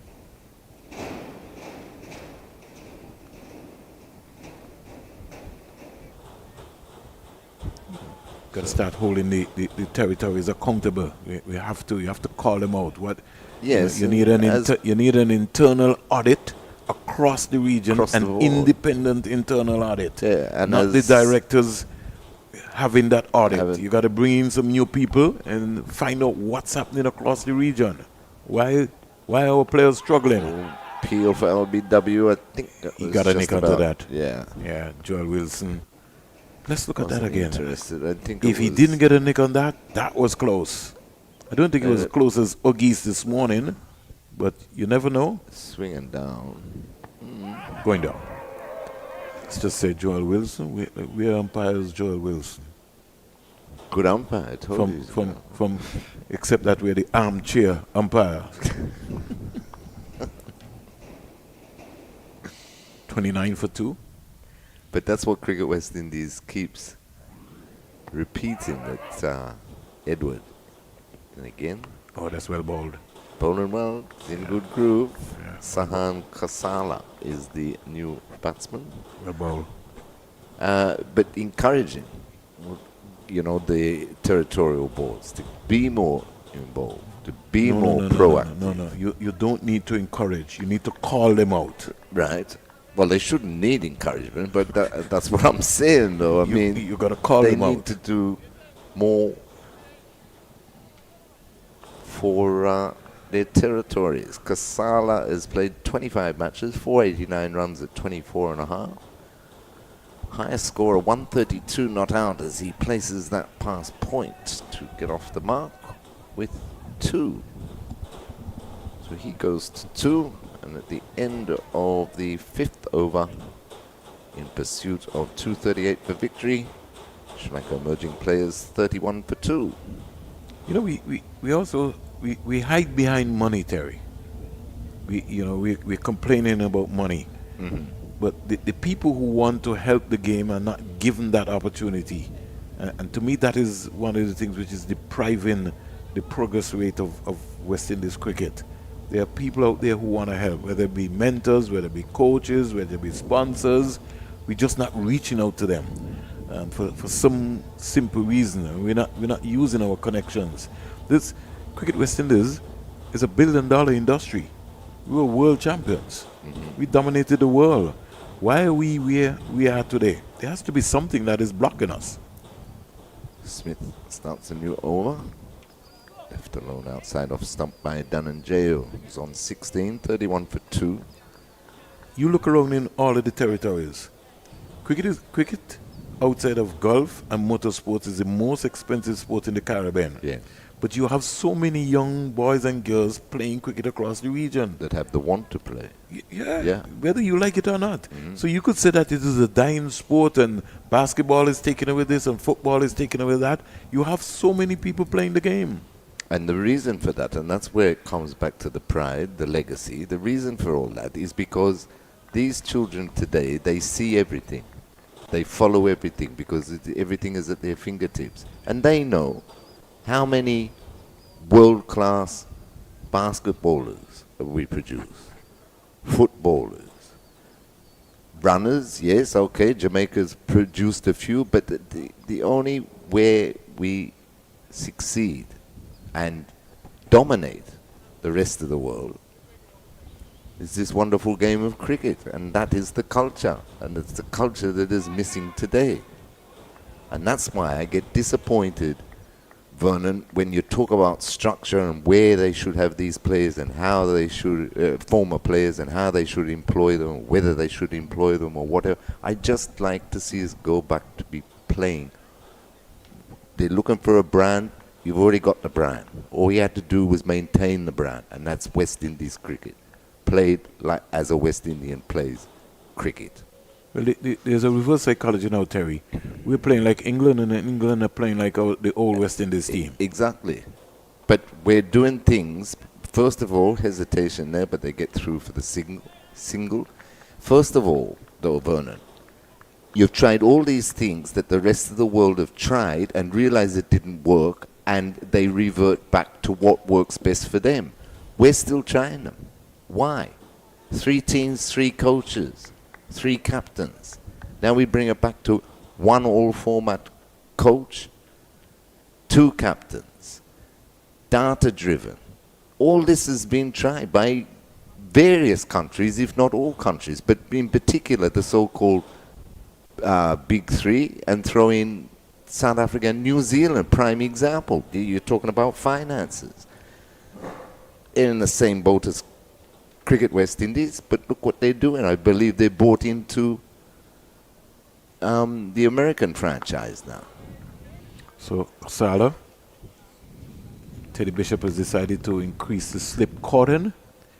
And I think you made a very strong point there to Terry. We could look maybe at the New Zealand model and how New Zealand's model has worked. The other thing is, you have to have a plan when you go into the private sector in the Caribbean. So you can't just say, listen, I'm going seeking money. You have to have a plan. The private sector, they got some of the other options to spend their money. You know, that seems to be a major challenge for the West Indies. But I think with these other countries, even though they've got their challenges, like every other country, they stick to their basics of how they play the game. Whereas West Indies, I think we panicked after we lost the title 30 years ago. And instead of maintaining that West Indian way or flair or whatever you want to call it, they've tried to adapt and turn them into cricketers that they're not.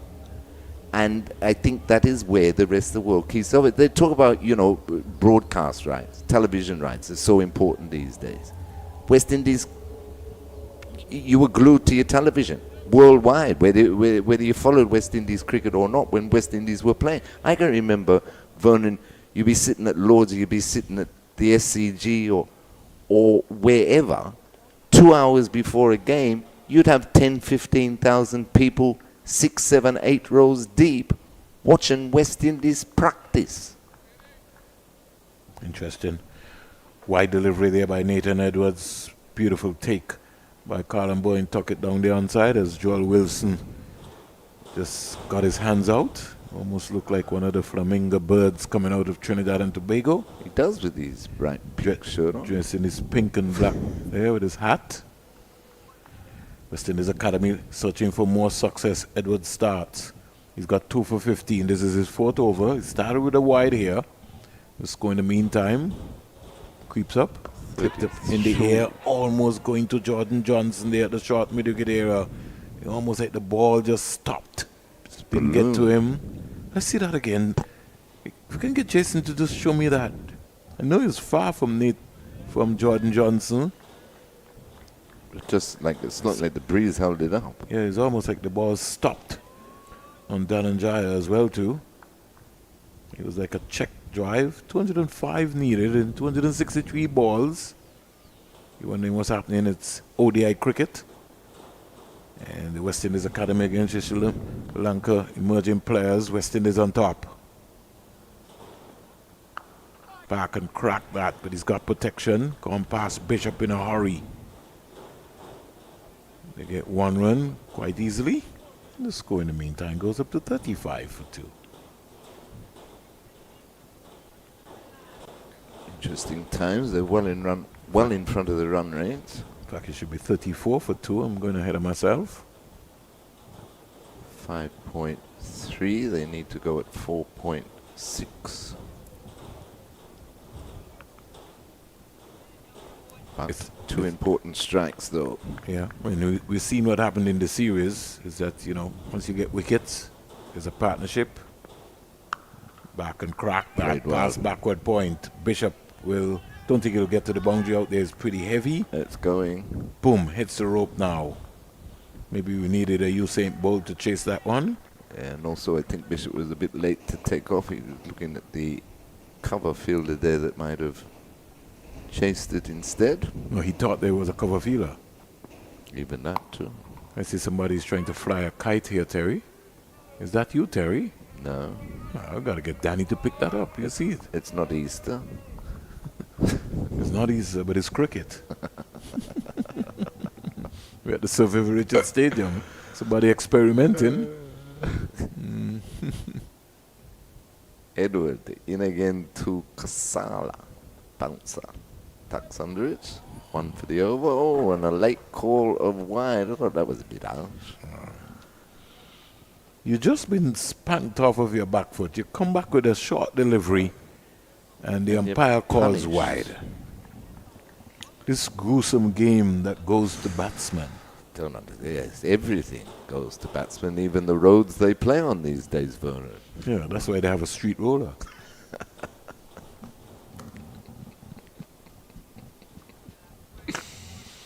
$39 for 2. Kasala is 6, the right-hander. He waits for Edwards, searching for more success, this young man. Back and cracks that past Bishop for 4. 4 more. No, I think that one will hold up, Terry. Yeah, there's a heavy little area right there. Yeah, just on the outskirts. There, and they get 3 quite easily. The team spirit, the bonding spirit, Terry, between Sri Lanka emerging players and the West Indies Academy has been of a high level. Yes, excellent, excellent. Which is great to see. Another thing which I feel that, I was talking about the women's game, Terry. If you got a young player like a Jazara Claxton, she needs a stint in England, to get to play some second team cricket. Get a good coach behind her so they can be able to develop her. You have a Sherry Ann Fraser from Ghana. I think she's got some good prospect, but she needs some help. You know, they need to get out there. I know the present coach will come back to that. Terry squared up against Stayed down to third man. A couple of West Indian players were in Australia. Shanisha Hector, Fraser, a couple of them went off last year to Australia. We need to get them in a intense, not just send them somewhere, an intense program that can be able to help them. And it doesn't have to be England. It doesn't have to be. You got many other areas. There are so many Barbadian and West Indian cricketers, Terry, that are playing in Australia. Yeah. Second team cricket. Yeah, yeah. It's a whole lot. There is a whole lot, and it is of a good standard too. So we just got to look for those opportunities to be able to start to get our young players to get that opportunity, to get some of that experience behind them. Almost played on there. Yeah. Coming round the wicket to the right-handed Kasala. 43 for 2, 7 overs gone in this run chase for Sri Lanka emerging players. Got a man like Keith Atherton, who's home.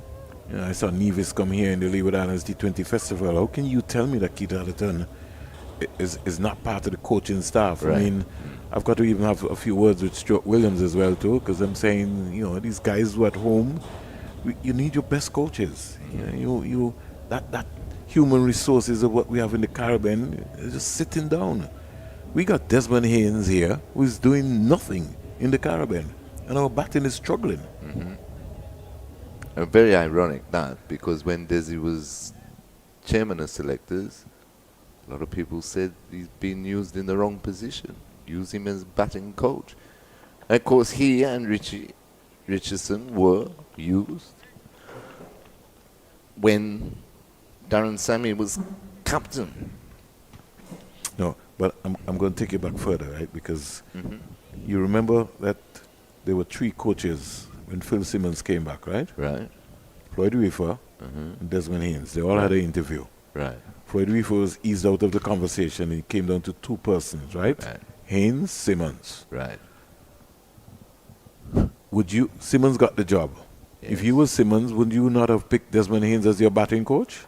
So let's ask ourselves some serious questions. Why was Desmond Haynes not given the opportunity to work as a batting coach at that period of time?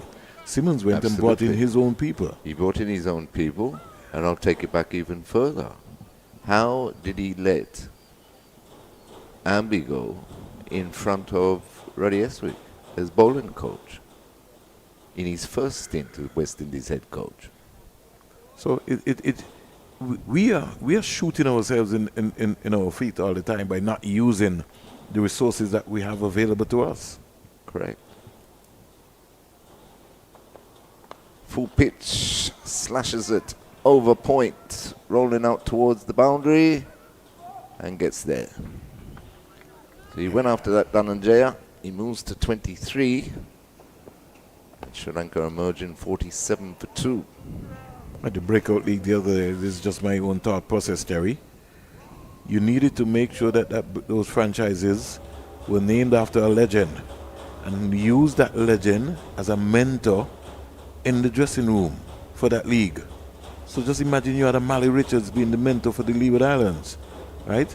You would have been able to in there to walk them. You have a mentor around guiding some of those players. That's what you need. That's how you begin to use your players. Got Jeffrey Dujan in Jamaica. You look around, you go to Guyana, you didn't have to use Sir Clive. You know, you got Rami Sarwan, you got Leon Johnson, got so many, Carl Hooper, so many players. But you know, that's what upsets me though, Vernon. I said long time ago, CLR James Beyond the Boundary should be part of the curriculum throughout the Caribbean region, right?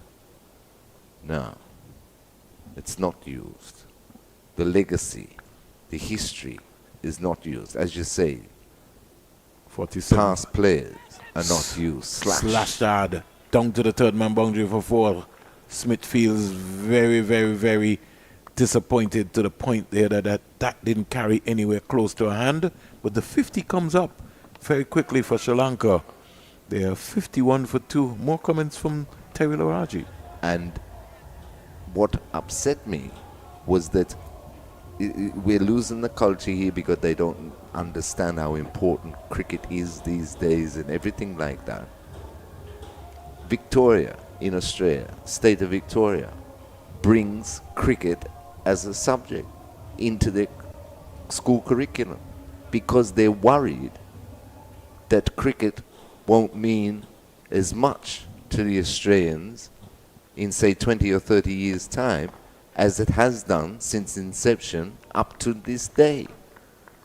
Once again, why do we wait? CLR James was one of the greatest philosophers that ever walked. 8 overs bowled, 51 for 2 alongside Mali Richards and Terry Laraji. Even before you get to your point, Terry, we need to change the education system.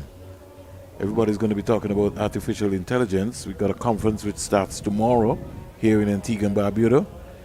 We seriously need to stop talking and really address our education system. Tell me why my granddaughter is supposed to be going to school with all those books.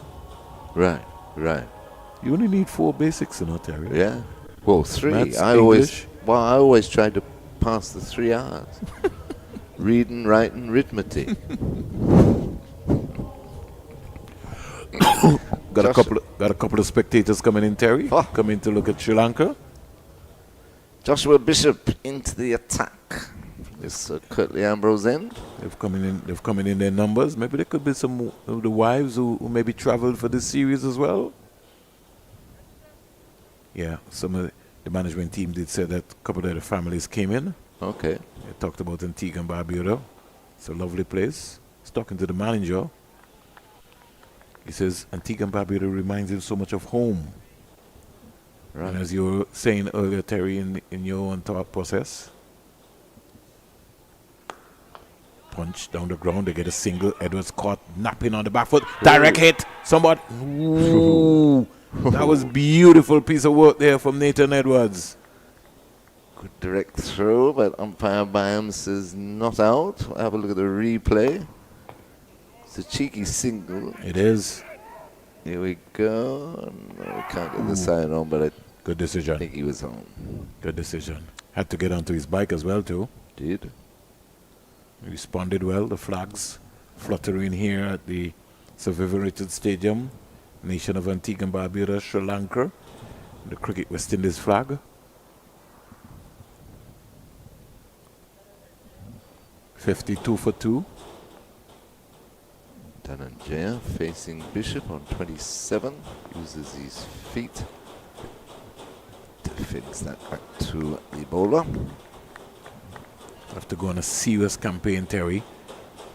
We got to retrain some coaches because we have coaches. The way they played is the way they want to coach. It doesn't work like that. And there's also a system to Terry. We're coaching everybody the same way. Can't be. No. Everybody's different.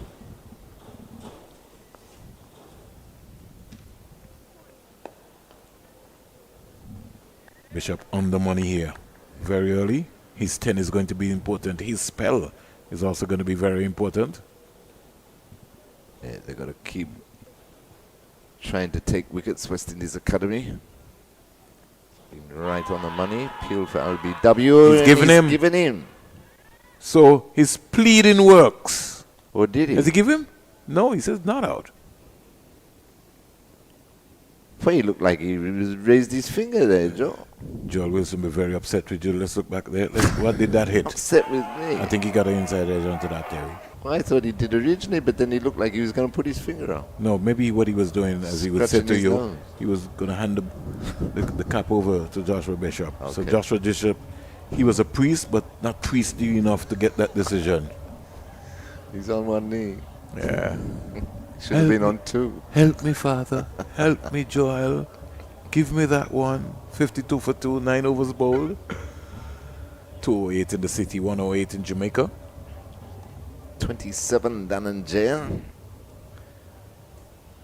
Kosala is on 10.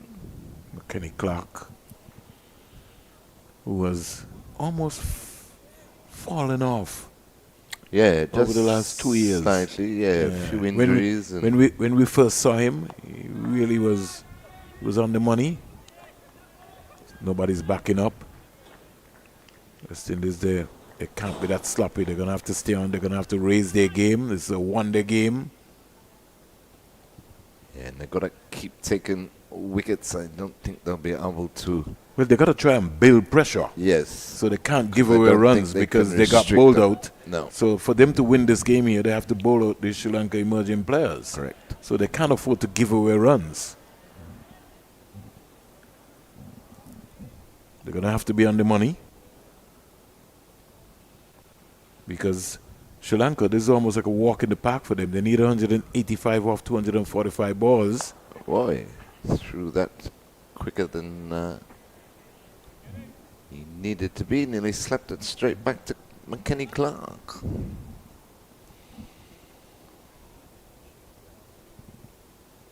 Clark also had a little T20 stint. I think it would have been in Bangladesh or UAE, one of those leagues out there. As Terry said, a couple of injuries and the rehab program, and the work ethic of coming back from those injuries. If you don't have the right support system, and it could cost you, and it also could take you a long time before you get back into the game. Got to go through all the rehab treatment, the massage, also the mental side as well too. Cleat up in the air. Who wants it? Gonna go. It's gone all the way.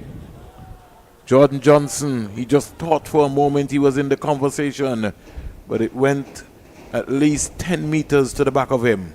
Yeah, it wasn't as picked up as clean as his first one, Dhananjaya, but clean enough, especially hitting with the wind. Clears fine leg, partnership worth 30. Dhananjaya moves on to 33. It's 59 for 2 in over number 10.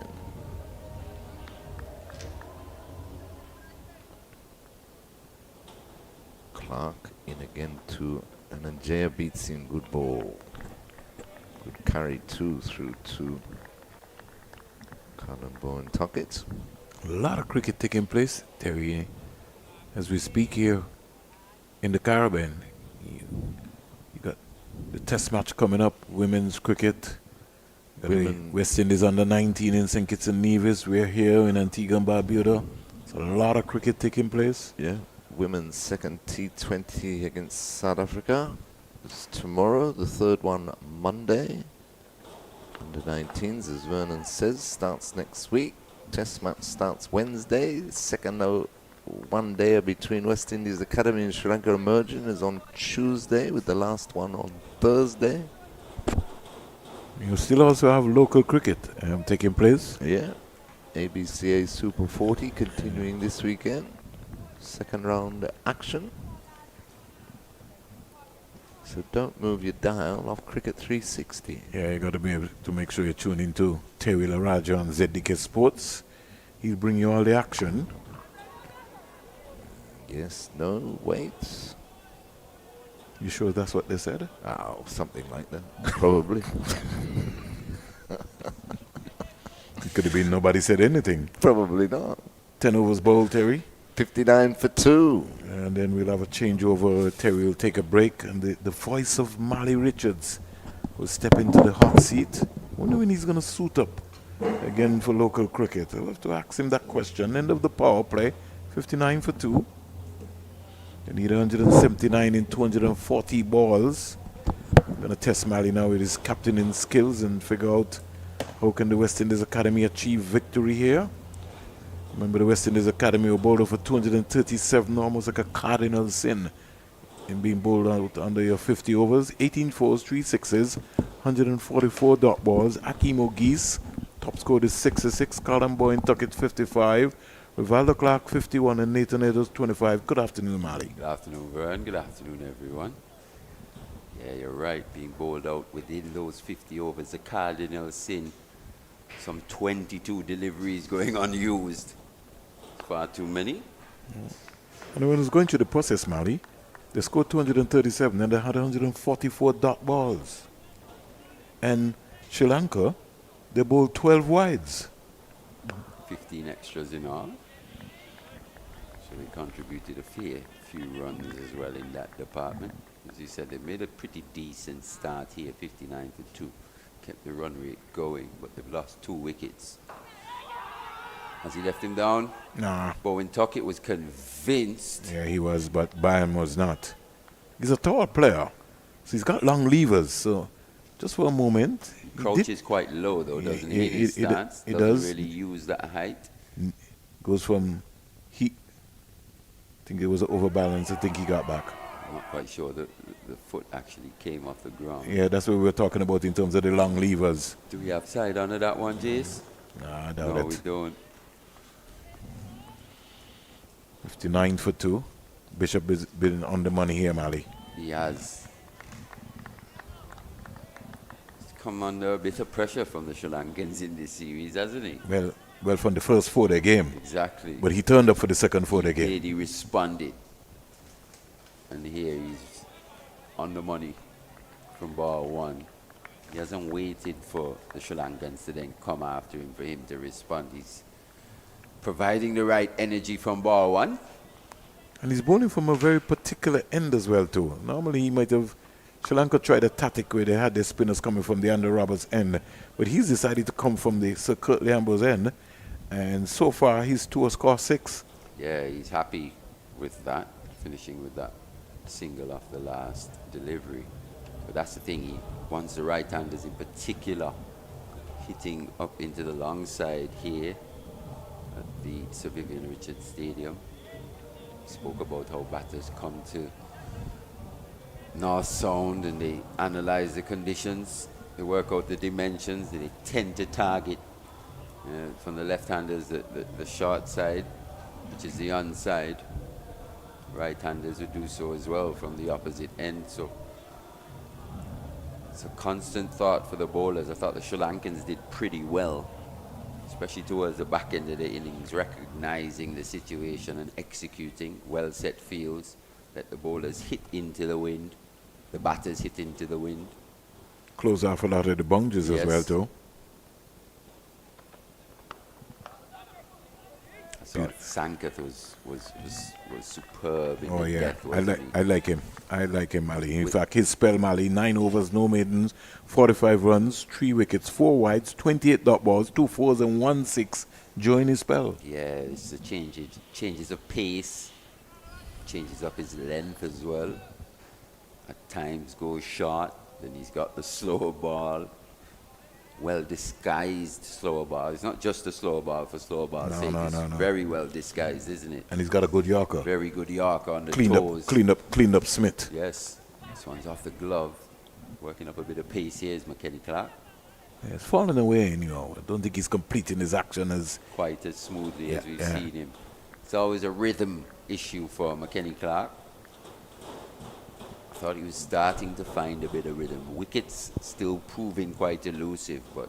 And it was important that you made that point because at least, let's say 2 years ago when Kenny Benjamin was part of this West Indies academy, you remember he used to have a hop and a drop, skip there, and Kenny sort of kind of festered him out and you could have seen him. In fact, when we saw him first, Mali, in the Super 50, he was lightning quick. Yeah, there was a lot more pace to his run-up as well. Yeah. A lot more measured now. Seemed to have just dillied and dallied in terms of working out the actual perfect run-up length. He's almost become like a medium pacer rather than when we first saw him burst on the scene. When we saw him first burst on the scene, he was making batsmen skip. He was making right here at the Sir Vivian Richards Stadium. International batsman. Yeah. You remember Darren Bravo, Casey Carty. Yes. These guys were getting stuck up by sharp balls. It was just a bit more energy. He has had his injury issues though. When you think of the lower extremities, the hamstrings, the groins, also had his back issues. So I think it's going to take him a bit of time, but that's what you see there. Every now and again, he produces something. Just a little bit extra. McKenny Clark. Work in progress. I think the modern day cricketer, Terry and Mali, your eating habits is going to be important for fast bowling. I mean, we came up in an era, where you had to eat certain things. You had to eat provisions, consistently. I think now the youngsters their diet has completely changed. They kind of work what is required, and their eating habits is also going to be critical for them to sustain and survive on the pitch. Yeah, that holistic approach, as you say, it's not just turning up and only, concentrating on the things you need to do on the field. A lot of it's off the field. You spoke about nutrition. Another one is rest and recovery. The amount of actual sleep hours, especially for a fast bowler, that's the time in which the recovery process, the body does its recovery. So your for a wellness fast bowler is important. Your wellness report is also critical. We got a slight pause here, Mali. The physio is coming off Sri Lanka. That balls seem to have really kicked on Dhananjaya. He's had to throw off his gloves very quickly there. So that's a good effort ball there from McKenny Clark. Yeah, where we've seen the Sri Lankan batsman just a little bit uncomfortable is when that ball just bounces a little bit more, as we said, a bit more accustomed to playing on the slower, lower turfs back at home. But the West Indians have also been uncomfortable when they got a short ball as well too. Yeah, I mean, throughout the 4-day series, though, they haven't necessarily. We didn't see these guys in the 4-day series, yes, right? yes. You know, the guys that were really banging it in and looking to bowl a shot. You did make a point of it. We didn't see too many short balls, especially in that second 4-day match. Yeah, yes. It was more different style of fast bowling, looking to swing the ball. But we had a couple guys here today hitting the deck into the mud, as they say here in the West Indies. And at times, it was a bit uncomfortable for the West Indies Academy batters. Yeah, you're right. But throughout the series, consistently, even from the spinners in the series, every time that ball has just bounced slightly, it's caused problems for the Sri Lankan batters. You know, there's always this. Before 18 months ago, Kimaraj was saying, listen, we come to these respective venues around the Caribbean and they take all of the grass off of the tracks. There's not a lot of grass on this track here, Mali, but the Sri Lankan young seamers, they were willing to bend their back. They were. More than anything, it really kept the West Indian batters guessing. Not exactly sure of the length. At times, we saw Sanketh set the field back. It looked like he was going to go short, and then he went for the sucker ball full. So they were always one step ahead, it almost seemed like, and that's the experience that we are seeing come to the fore for the Sri Lankans. The execution of their skill set. Very much so. So we're back with the action. 61 for 2. McKenny Clark would want to finish strong. He doesn't. Peeled off, running away down to the backward point fielder. And good throw in the end. One bounce to Callum Boy and Tuckett. So Clark's second over has cost him 2 runs. In the process, Bishop has used 2 bowlers so far. The first wicket fell at 21, the second at 29, all to Edwards so far.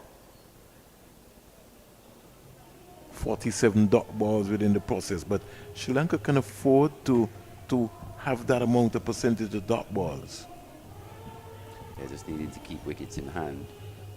If you think you've still got the captain in Lakshand, we saw his array of strokes at times in the 4-day series. Sohan De La Vera, the standout batter for Sri Lanka in the 4-day matches. Still to come. So they just need to build that foundation here. And those two might be considered the finishers in this format. Exactly. So this pair just need to continue accumulating, putting away the bad balls, obviously. Big open spaces, massive outfield, runs available without taking too much of a risk. Bishop starts his third over, not for 2. I did say earlier it was not for 6. In fact, it was Clark, it was not for 7 from his first. Ooh. Whew. Just getting something on that one. Misreading the length there. Maybe just done by the arm ball. The quicker ball there from Josh Bishop. Coming into the right hander. Normally going away from the lefty, but that one on the money.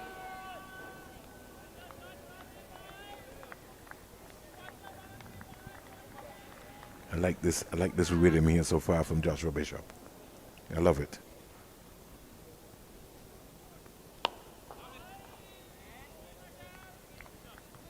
McKenzie. He's still yet to come, so it's going to be an interesting period of time to see when he comes on. On debut. Didn't get to face a ball Mm. on this day debut, but He'll be relishing this opportunity. Sure, his dad will be in the stand, gleefully looking at him. This is really good control here by Joshua Bishop. He's mixing up his variations. is that him just in that 45 position, sharp fine leg position? Yes, Michael McKenzie. he's going. He is, he's getting tall. He's chasing this one now. Number 73 on his back. A young man from Jennings.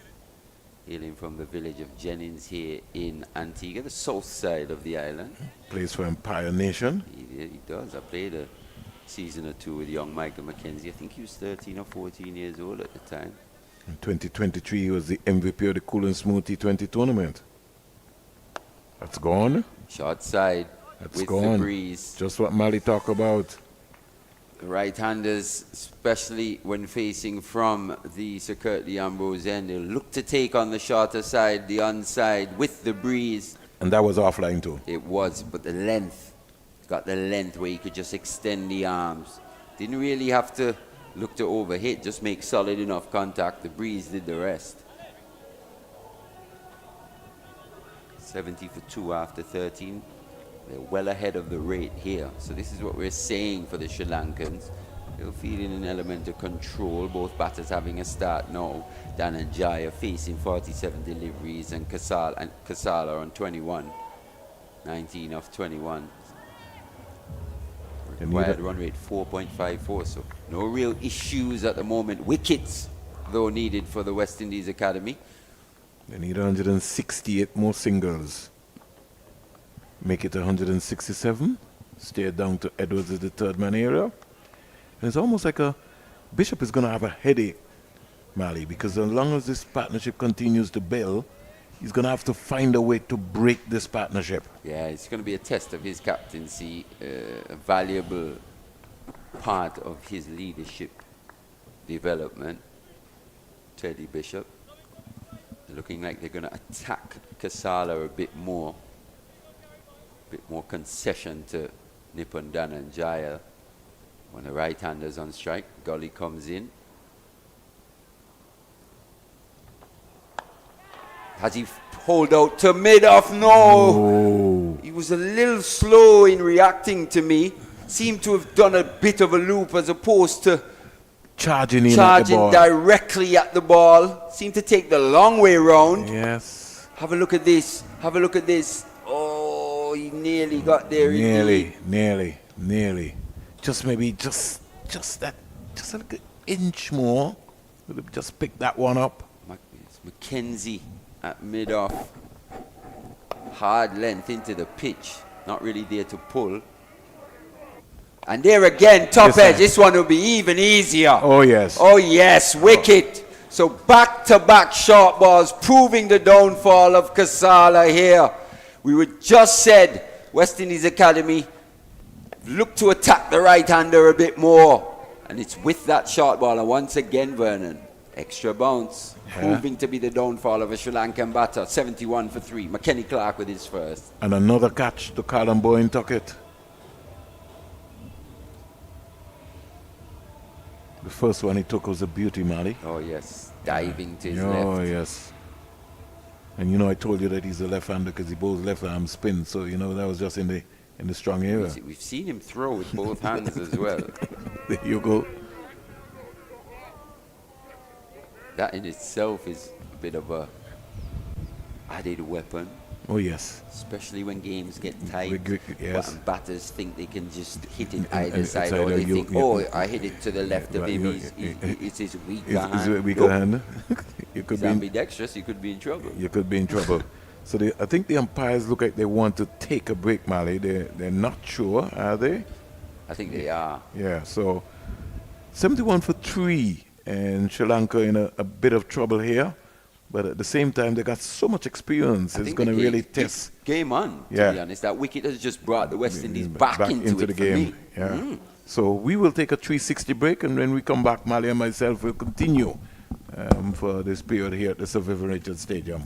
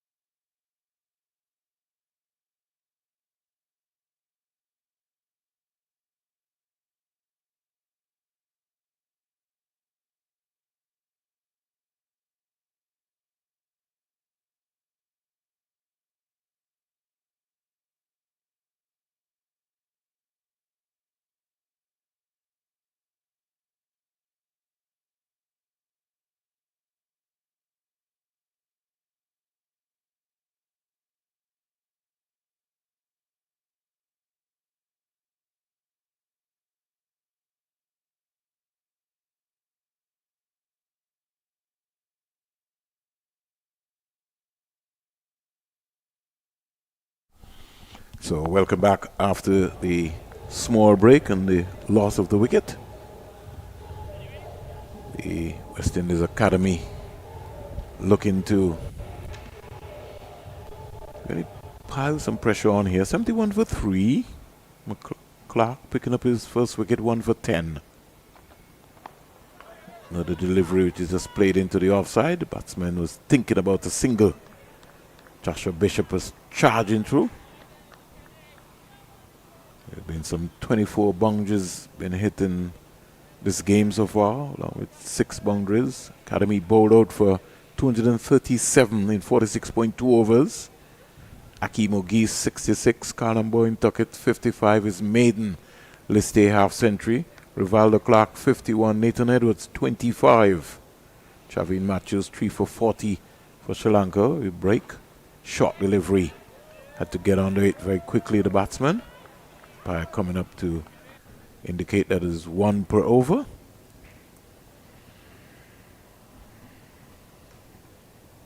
We have a bar downstairs that have been blaring some music during the Leeward Islands T20 Festival tournament. That bar sort of saved us here at the Sir Vivian Richards Stadium. If you're thinking about jotting across to the Sir Vivian Richards Stadium, we got List A cricket here. Sri Lanka versus the West Indies Academy. On the money again. 71 for 3. Over completed. As I said, welcome back, my colleague Mali Richards. It's always an honor to sit by you, Mal. Good afternoon, sir. Good afternoon, everyone. Got a game on our hands, don't we? Real competitive encounter here at the Sir Vivian Richards Stadium. McKenny Clark just finding a bit of aggression. I think that's when he's at his best. That's when we've seen him with a bit of energy, really charging in hard. Saw what the Sri Lankans extracted out of this pitch. So surely someone from the West Indies can look to replicate that as well. It's a valuable part of playing against players a bit more experience you can learn on in real time. I want to ask you something, Mary. I want to pique your interest. The body language of a Jordan Johnson. I'm a little concerned about that. I'm concerned about Jordan Johnson overall, to be fair. Just not showing that development at all that we were expecting. His game hasn't really grown the past 18 months or so. Not being too harsh, we just haven't seen that much of him, but every time we do, it just gives you the impression, just looking from the outside in. Like he doesn't want to be here. Not necessarily that he doesn't want to be here, but maybe that. The pressure, the expectation? Yeah, maybe just getting to him. I don't know. Some guys are just a bit different. I think maybe he's just a little aloof. I think he cares. I think he wants it, but maybe he's missing home. Not quite sure what it is. For me, his batting, he just hits the ball in the air too much. He doesn't, and he stays the leg side of the ball as well too. You know, I mean, today, just decided that he still looked like he was just going to hit his way out of trouble. Yeah, he hasn't really given himself much of an opportunity in the innings that we've seen him this year. Jordan Johnson, that's and I four-day think, cricket. And I think because of that, that is why he's really not come to. Because if you check in the 4-day, he was given opportunities, but just the way in terms of how he got out. I think a good way to describe his body language is, you could tell he's a player that's really lacking confidence. That's not the guy that we saw when he first showed up on the scene. You know, he had a bit of strut to his walk. You know, he got there and he looked to impose himself. I think the first shot he played was an amazing shot, I think, for 6 of one of the Irish fast bowlers, and really announcing himself. I think he was a standout at under 19 level, especially against the Sri Lankan under 19 team. Was dominant down on a tour in Sri Lanka, 2-3 years ago now. Yeah. Him alongside Jewel Andrew, that's where they really announced themselves to the West Indian public. Like, hey, these youngsters are doing something a bit special over there in Sri Lanka. And then the expectation went high, because when most folks saw Jordan Johnson, they felt like, well, this was going to be the next Brian Lara. And those are big boots to fill. It's tough to deal with, especially in this time. You know, I can tell you a bit about that in dealing with pressure and the like, but especially in this time with the social media and everyone, you know, having an opinion, This one's nicked off, but high, no slip. Gotta have 2 slips for McKenny Clark. Just That's a a new gully, batsman. yeah, and That's a a bit new of aggression. He's going hard length. That's a new batsman. You see the Sri Lankans just struggle against the extra bounce at times. Got to give your bowler a chance. That's what we're saying. It's a test of Bishop's leadership mettle here. A real opportunity for him to develop in the role. This is the thing, especially in the limited overs format. Everything happens a bit quicker. Got to be 2 overs ahead of the action. Got to be always thinking of your next move. And Plan A, Plan B, Plan C. I think he can afford to, Mali, to bring in another slip, especially for Clark. Clark is now working up some pace here now. And we've seen that the Sri Lankan batsmen are very uncomfortable in playing the short ball, especially early in the innings. They need 161 of 209 balls.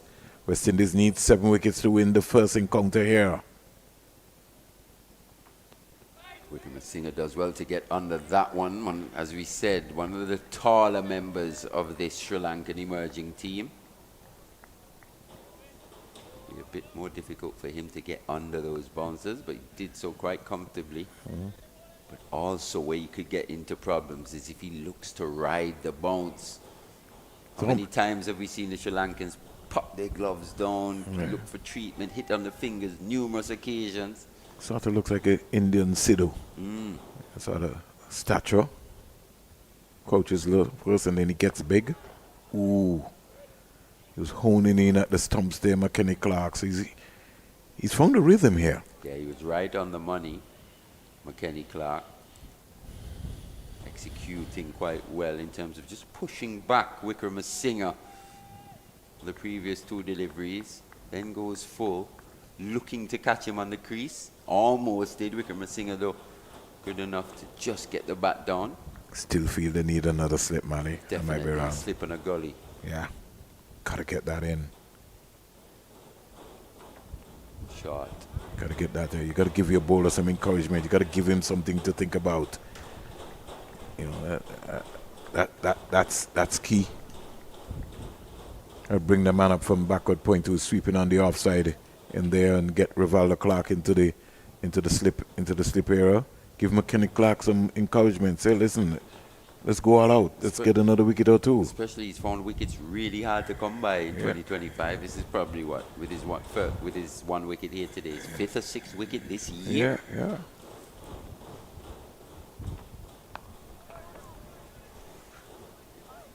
Got to give him every opportunity. So far, he's been good. Good end to that over. Just the 4 coming from the first delivery. 16 gone. Sri Lanka emerging at 77 for 3.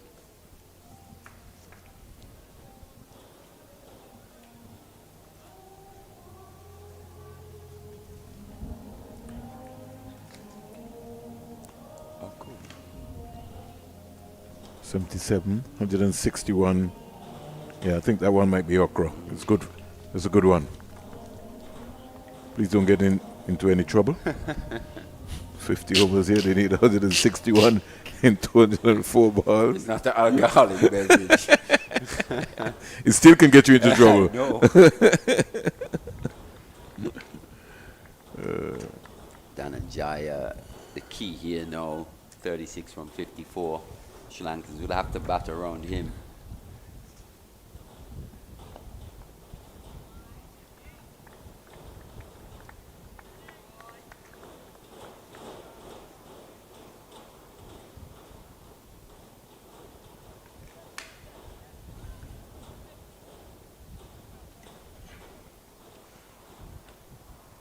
$78 for 3.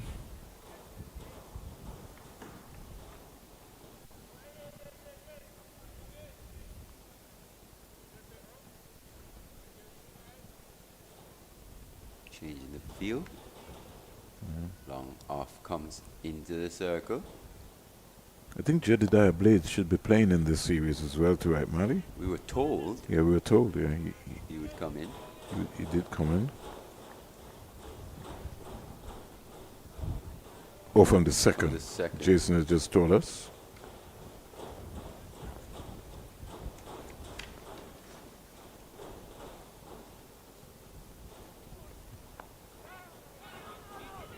Confusion. Good work. Just as we were saying there, Callum Bowen Tuckett getting the left glove off this time, thwarting that run, or that attempt of a run by the Sri Lankans.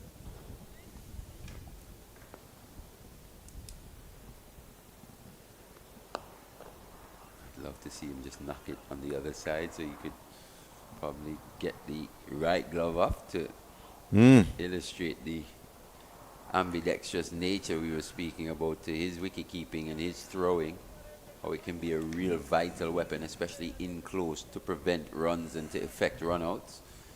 Certainly.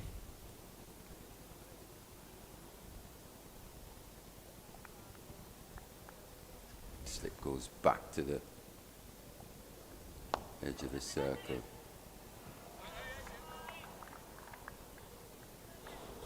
Once again, another rapid over that from Joshua Bishop, just 3 runs coming from it. And the thing about Joshua Bishop is that he's going to get in his overs very quickly. So if you're a fast bowler, you're really not giving much of a breather in terms of the context of resting yourself. By the time you look up, he's on you already. I'm just looking for some stats, Mally, for the 4-day for some of the West Indies Academy bowlers. So we were talking about McKenny Clark. He played some 4 matches, bowled 64 overs, 8 maidens, only picked up 3 wickets, Mally, for 279 runs. So that's what you were talking about, Mally. Yeah, he found wickets. He's found wickets really hard to come by this year. Nathan Edwards would have played some 4 games as well. He ended with 5 wickets in his first-class season. Rivaldo Clark, our boy, he ended with 6 wickets. Zayan Motara, he finished with 6 wickets as well too. He only played 3 games in the context. Change of bowling. Renico Smith replaces McKenny Clark from the Sir Andy Roberts end. So, talking about Kelvin Pittman, who played 4 games as well, ended with 12 wickets from 83.4 overs, 15 maidens, a best of 4 for 48. And then we had Jedediah Blaze, who played some 6 games. He had 16 wickets, 33 maidens, bowled 169.4 overs. He also got his debut for the West Indies, right, Mally, in the T20? Jedediah Blades? Yeah. Yes, he did, versus Bangladesh in December. Ewan Lane, who's got a West Indies call-up now to the senior team. He played some 6 games, 142.5 overs, 30 maidens, 27 wickets.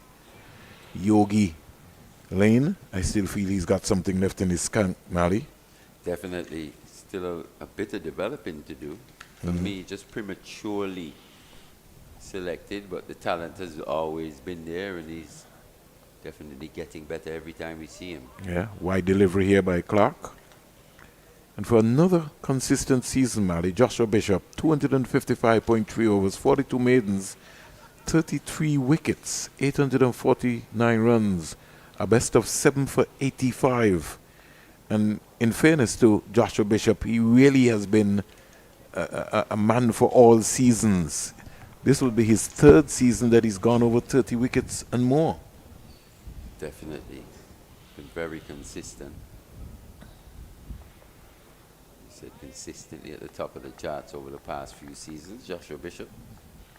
But interestingly, you mentioned Kelvin Pittman, 12 wickets in his 4 games. 4 games he played? 4 games. Yeah. Think of that, the improvement that we've seen from him from then to even now. If you think the 2 matches versus Sri Lanka here in this series, 2 4-day matches, got 12 wickets in those. It's been the standout bowler for the West Indies Academy. Including his best bowling first-class figures. Got a 5-for. Ended up, what, 7 for 20-something? 7 for 28. Yeah, 7 for 28. It's going to go a fair way to beat that. It really indeed is going to be. Standout figures there for Kelvin Pittman. As he said, seemed like you're a little surprised not to see him here today. And I was listening to the commentary. Yeah, I very much was. But I understand the method to the madness. I still want to find out what the role is for Michael Palmer.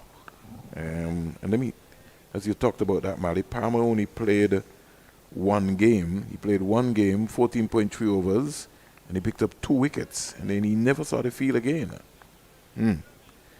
But maybe Palmer might be one for the long haul. We never know. Isn't he the youngest member of this He- West Indies Academy he- setup? Yes, he is. Just 17, I think, if I'm not mistaken. I think he's 18 now. 18, maybe 18. So, he's got a big heart, Palmer.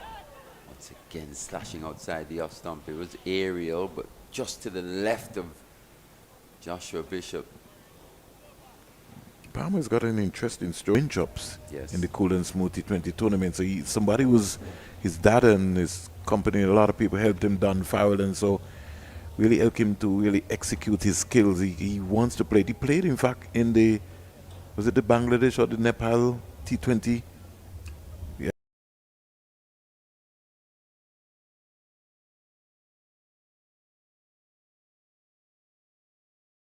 Yeah, he did around to be able to get some exposure to But develop if himself. you remember, as you said, yeah, I would have seen him bowl for New Winthrops. We had that conversation, and it just so happened that we bumped into Roland Butcher at the time. And Desmond Haynes. And Desmond Haynes, and told him that there's this kid bowling good wheels from St. Martin, keep an eye on him. And that Academy today. Another slash drive there, Mali. So Michael Palmer, you owe us 10%. That's when you start making 7 figures. All I want him to do is to buy me a vitamin. That's all I want him to do for me. 88 for 3. Stroke to the offside for another easy single. First delivery was a boundary. So Bishop now being tested. He's really getting through his overs very quickly. This is his 6th over, not for 21. Before this, not for 16. They need 149 in 190 balls. So they're pacing themselves here, Sri Lanka. 89 for 3.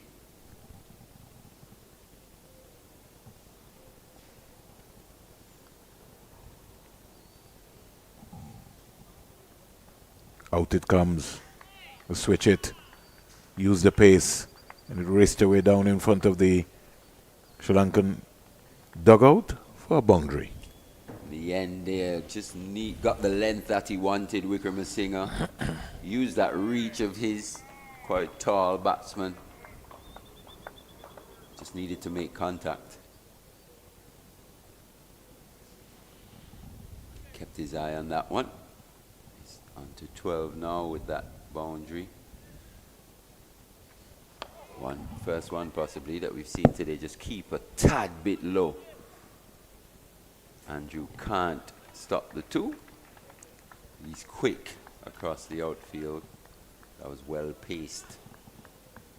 It's interesting, Mali, when you were on with Terry and you were talking about the concept of, trying to import the Joel Andrew into an opening batsman. I myself feel very, very much kind of concerned about it. I think we have to look at the development of this young talent. If you check where he scored most of his runs, as you rightly said, he'd be anywhere down from between 3 to 5, really. And when you look at Joel Andrew this season, played some 7 matches for the Leeward Islands Hurricanes, scored 476 runs, with 1 century and 4 half centuries. I think it was a similar mistake made for Joel Andrew when he was making his first class debut for the Leewards as well, if I'm not mistaken. I think he was shunted in at number 3. Yes. If I'm not mistaken. Yes, the same thing was done, and then they worked out that he was better. Just a bit. Just let him wait. Yeah, let him. Let him have a look at the game. Earn his right to go up the But it was almost like a pressure sort of situation where it's like nobody wanted. They just said, "Oh, Andrew, come, everybody talking about you, Mally Richards, go and bat a 3." I tell you what, though, this is the only issue or the question that I will ask about the decision, because there was a real concerted effort to get out there by CWI, the top brass, that a lot of the decisions were going to be data-led right? So I'll ask this question. Where's the data to suggest that Joel Andrew was the opening batsman? Where's the data to help in making that decision? Was that an instinctive decision, or is it data-led? I think it is instinctive decision by Darren Sammy, who was trying. Which goes against everything that we're being told the way they're going to do things, right? Because if what isn't that why Rovman lost the test, the captaincy in T20 because he was more instinctive as a captain? Right. And if you're talking about data-driven, then you have to judge Joel Andrew from his regional performance batting exactly. And for the Lebanon Hurricanes. None of those performances have him batting in number one or number two, opening the innings. So where's the data to lead a decision such as that? Or only some decisions going to be data-led? Yeah, going to be pretty interesting there. 196 for 3 here. Sri Lanka need 142 in 184 balls. Another thing I'll say, you're either the top guy or you're not. Even if you're the top guy, you're still the top guy of the top players. So a young player such as Joel Andrew can't necessarily say to Darren Sammy, don't necessarily want to open. But some more senior players can or will. Well, I don't want to open, so they will acquiesce to them as opposed to the young junior player who's precocious and obviously wants to play and get his opportunity and will definitely not say no. But I think he was made a scapegoat, and Ian Terry made the point. In England, when he was asked to open, the skipper is the one who should have put his hand up and go and open. Because that's where he scored his runs, if we're talking about data-driven. Exactly, that's my point. Exactly, who is the data to suggest that Joel Andrew is the top order batter in terms of opening the innings? Whereas there's a lot of data to suggest that Shea Hope or even a Brandon King. Brandon King opened in the innings, didn't he? So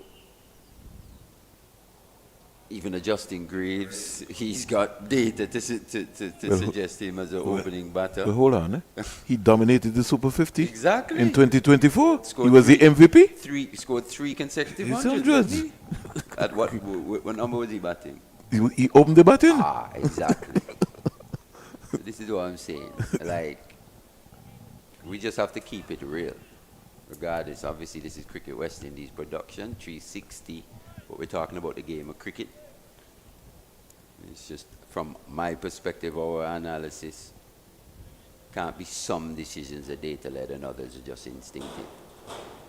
But I said something to you, Terry and Mali. When really and truly, that's the way it should be. There should just not be one way of doing things. It's an amalgamation of things. There's going to be an under-19 tournament in St. Kitts. I would have sent Andrew to that tournament and Mackenzie. Go and dominate against your peers. I think Mackenzie will go. This tournament, Mackenzie, he's not going. He's not going. Wow. I'm saying that's where you want them to work on their skill set. I would have probably sent him there after the series. Yeah, because you want him to develop at the same time. So if he learns something from you now, Mali, here, he can go to that tournament and he can practice so he can get better in terms of what he's doing. In where you have limited resources, you have to provide more opportunities for your players to play actual matches. And also dominate. Get accustomed to dominating. Scoring big runs, taking wickets. Taking massive wickets, being unplayable, having that feeling of being unplayable, especially against certain under-19 players. Some may say, that can't do much for his development, but it's the ages at which he's at. You always have to look to dominate the level of cricket you're playing at the time. You need to leave a mark. That's why if you check under-19 cricket in the Caribbean, the Hoopers, the Lauers, the Jimmy Adams, the Chris Gale, the Marlon Samuels and company, they all dominated that level. They left a mark there that when you go back into the history books, you're going to see their names for a long time. The Campbells, the company, they scored a lot of runs at under 19 level.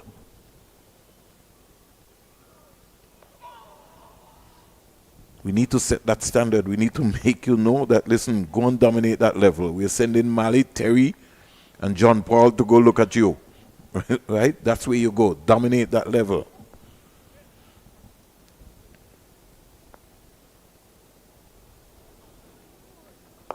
It's also an environment where the stakes aren't quite as high, where you can really develop your skills.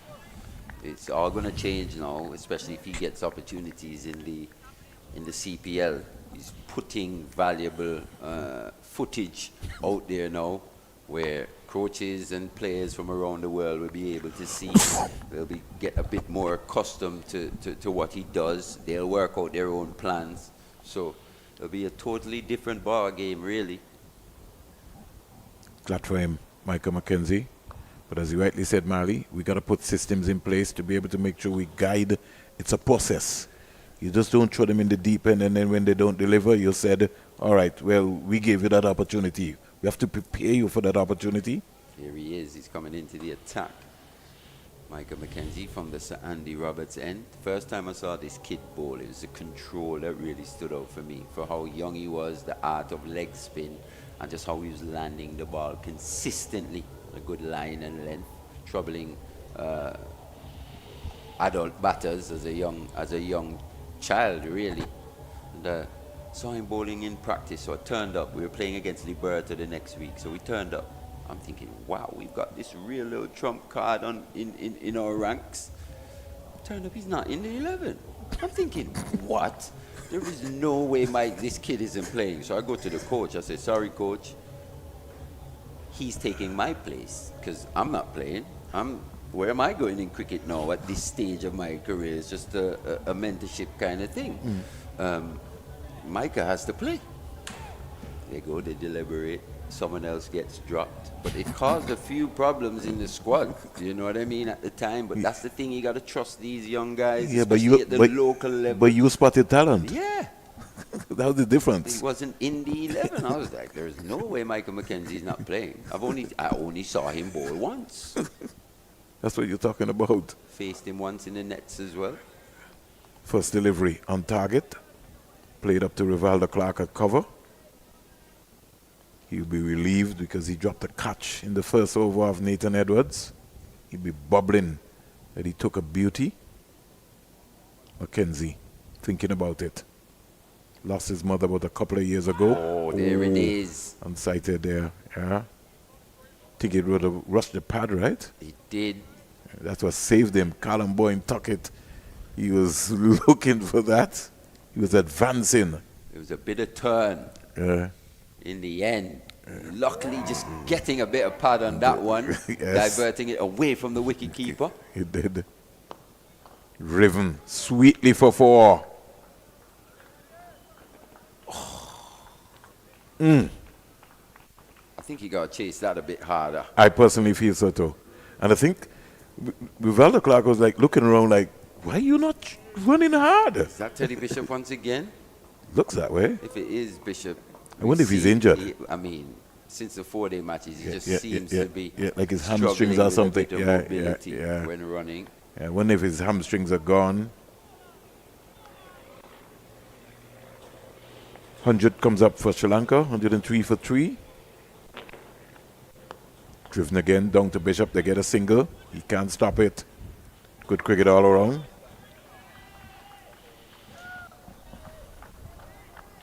.50 for Dhananjaya.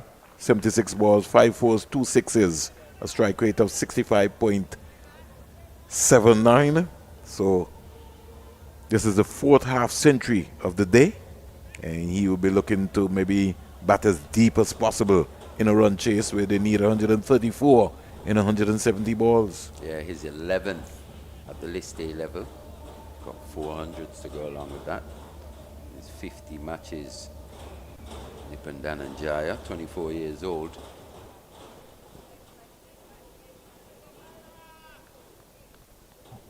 McKenzie, number 73 on his back.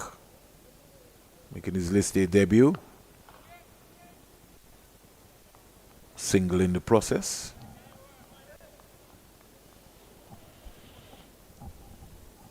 It's a lovely day for cricket. The The day has just turned out to be nice. All of the early morning showers, clouds have just pushed away here. We're glad to be bringing the coverage to you. Compliments of 360. 105 for 3. On drive. And Danajara down to Smith, and they get an easy single. Over comes to an end. So 22 overs bowled. The Sri Lanka emerging players there, 106 for 3. Yeah, he was the leading wicket taker in the breakout league in Trinidad, Michael McKenzie. Definitely one of the players that used that opportunity to break out. Said exactly what it did on the tin.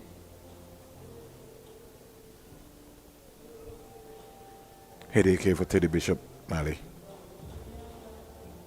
Who does he go to? His talisman, at least with white ball, Nathan Edward, who's also a standout in the breakout league. He's been the most likely of the bowlers today in terms of picking up wickets. He was superb with that new ball. A real wicket-taking threat when that ball's swinging. Tends to swing the ball more often than not. Nathan Edward, ball a bit older now though, 22 overs old, so it'll be interesting to see if this ball still has a bit of movement through the air for him. One thing that we saw today from the Sri Lankan list A cricketers, Mali, especially the seam bowlers, they were willing to try something different. That's what Terry and yourself were talking about. So they never allowed the batsmen for the West Indies to really settle, because they recognized that the West Indian batsmen were driving sweetly, half volleys. So they really mixed up the lengths, didn't they? As you said, off pace as well, deliveries. It wasn't just the short length we saw from Sanketh, the Yorker length consistently, taking the pitch out the equation, hunting toes, tailing into the stumps. Hunting bats though. The toe ends. And the money here is Nathan Edwards' suicide single, but he gets it in the end. Terry? 107 for 3.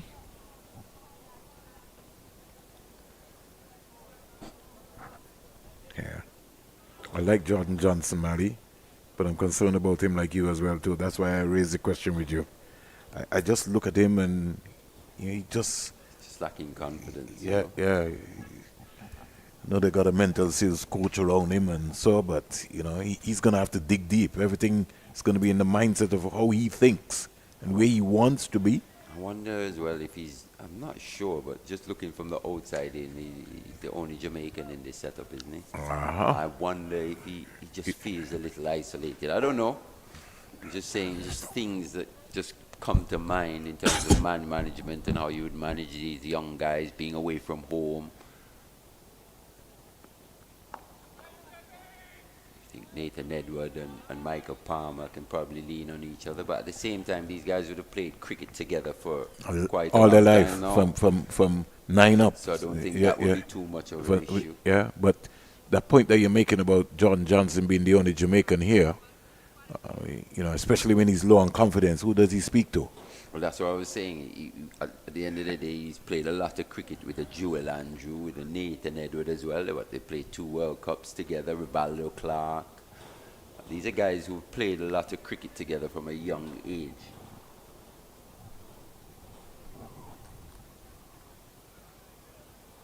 It's just always something to think about, as you say. It's a unique nature of West Indies cricket. Independent nations, different cultures.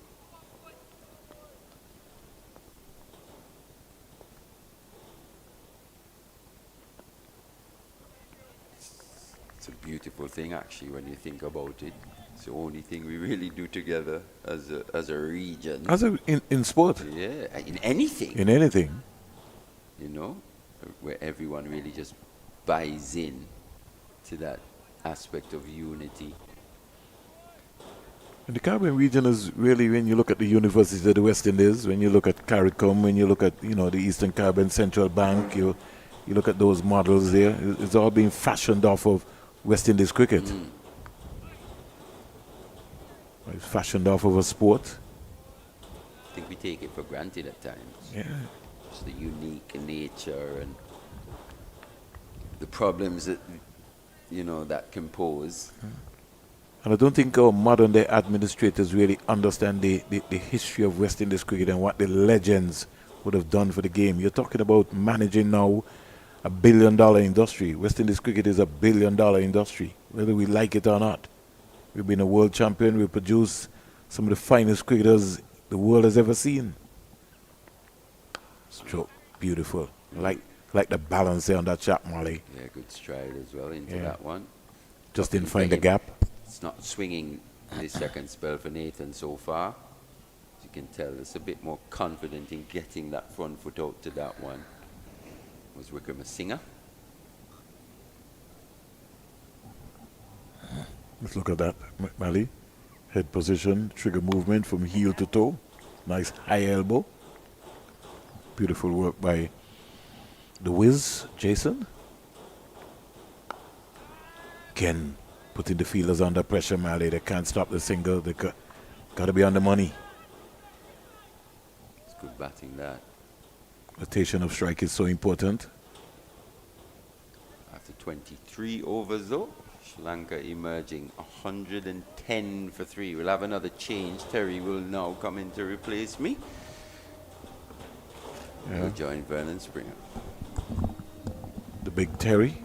You know how many cups of coffees he's had for the day? Don't forget your drink, Mali. You're going to leave your drink, man. You're going to walk with it. Keeps you going. Mackenzie's first over cost 7. Why are you drinking sodas? You've changed. What's happening here? Coffee and sodas. Lemon tea at that too. Oh. Good afternoon, Terry. Thank you, Mali. Good afternoon, Vernon. I'm just trying to change the field. Hunting wickets. So you're having some lemon tea? I'm having some lemon tea. See if that brings any luck. All right. Well, I'm going to have some water. I think I need that more than anything else. Michael Mackenzie will continue from the Sir Andy Roberts end. Bowling to Wickramasinghe, who's on 20. Dhananjaya is still there after early life, 53. Need wickets to West Indies Academy. Fine. Bishop is very close there at cover, Terry. He's now, I think he might have heard me, so he decided to go back. Got to give yourself some room, especially here at the Sir Viv Richards Stadium. Back leg cut, beautiful piece of work there. Looks like, trying to figure who, is that Rivaldo? I think it's No, it looks like Auguste. Yeah. Auguste, the backward point area. Needs to just get low, get a little wider. In the air, past Bishop. See what I was talking about, Terry? Sure, into the boundary. Yeah. Extra cover for 4. Got to give himself some room. He can be able to see that ball. Just press himself back. What happens is that he's got a good stride and he strikes the ball just in the air. So that's where Bishop is. Bishop just needs to just go back because he can be able to see the ball. Don't get too close. Yeah, this stride was important there for Wickramasinghe. Half stopped there by Bishop, but he's still close in. They get a single. So Wickramasinghe moves on to 25, 115 for 3 and over number 24. And he certainly picked up the rate here because... Yeah, off just 29 deliveries. Yeah. Batted well in the 4-day, the second match. Well, everybody's been given a specific role, as you can see in the Sri Lankan team.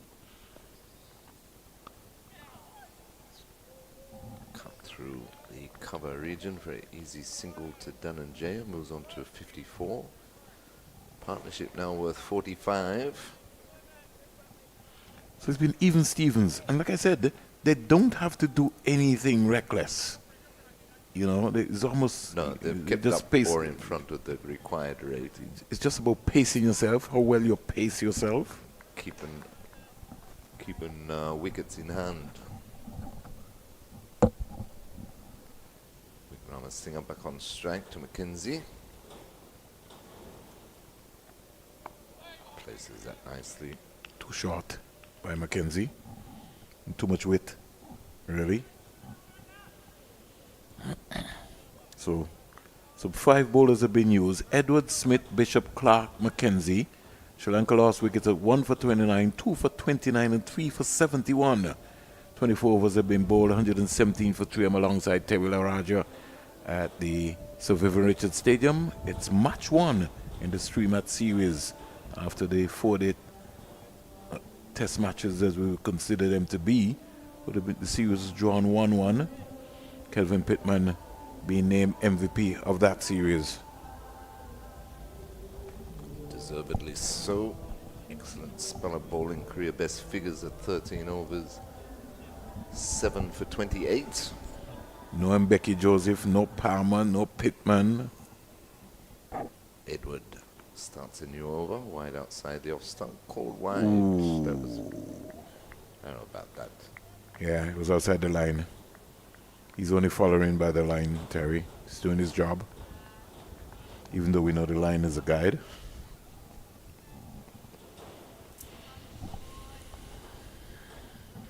Edwards will have to reload that again. 119 for 3.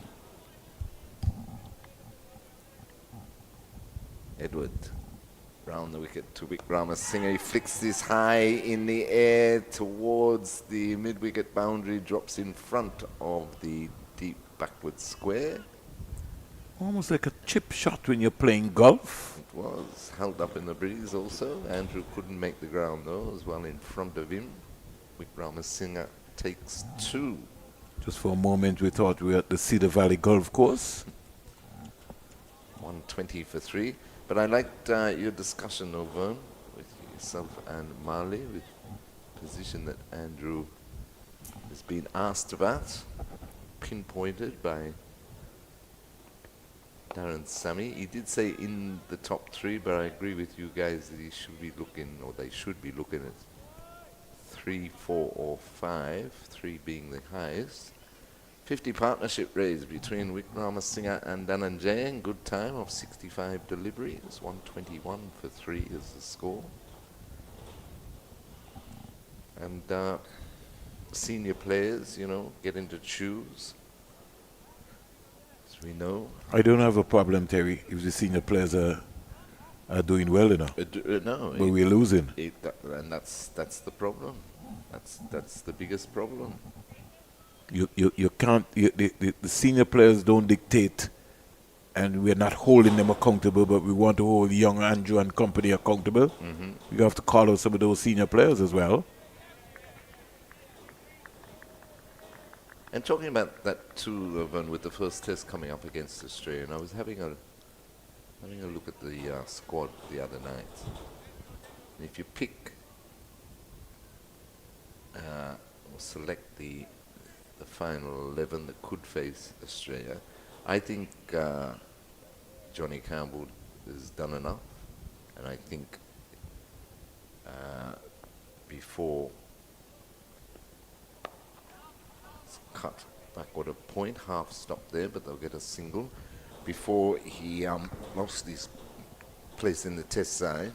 I think him and Brathwaite started to form decent partnerships at the top of the order, but given that he's earned his place and he's had a good season, he's in good form, I'd like to see Kevlin Anderson in that final 11 as opposed to a Brandon King.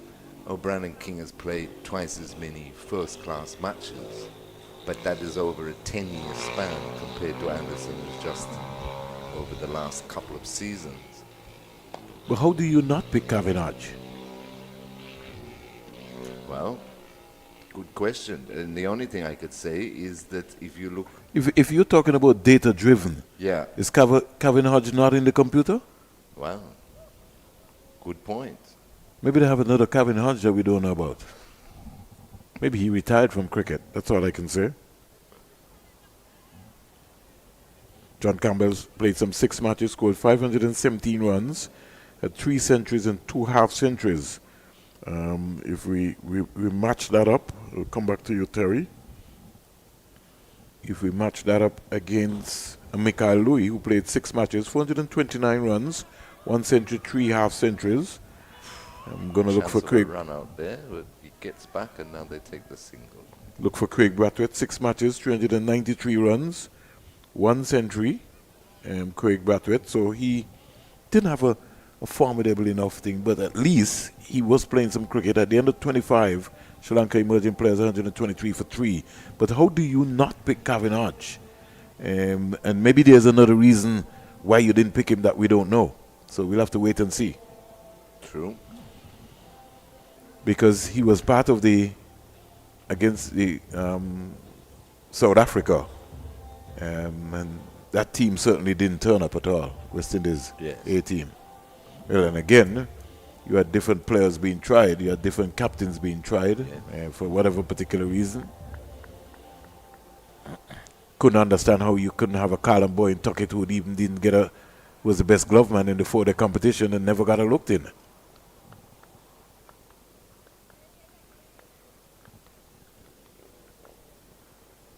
Most people feel Joshua De Silva has been undone.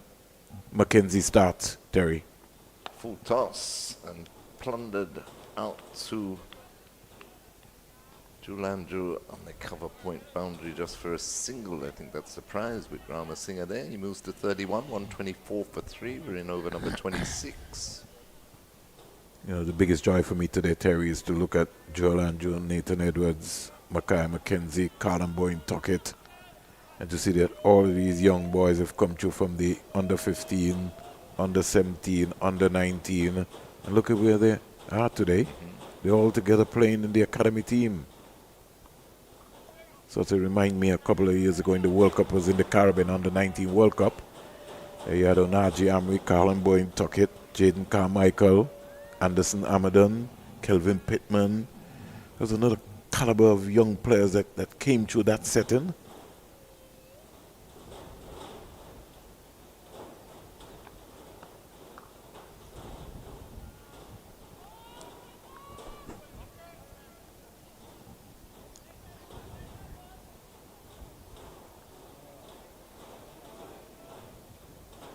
Talk about the Kavem Hodge. It took a long time for him to break through into West Indies test side. But some people are late developers, Terry. They are. That's what I was about to say. You have to take that into consideration. I just think in the context of when you pick a player and what he does is how you judge him. You know, based on the opportunities, you know. You gotta work with players. Sometimes it's also a sort of situation, Terry, where we try to change players. You know, you have to trust your technique. So you got to do a lot more technical work in terms of your skills, in terms of your skill set, your drills.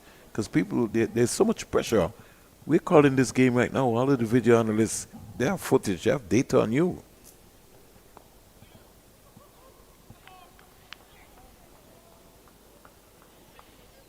Sri Lanka large and in control here. Yeah, they're knocking it round nicely, keeping the scoreboard ticking after 26 overs, 127 for 3. 111 away from victory. West Indies Academy need wickets. Some of the pressure back on the Sri Lankan emerging players.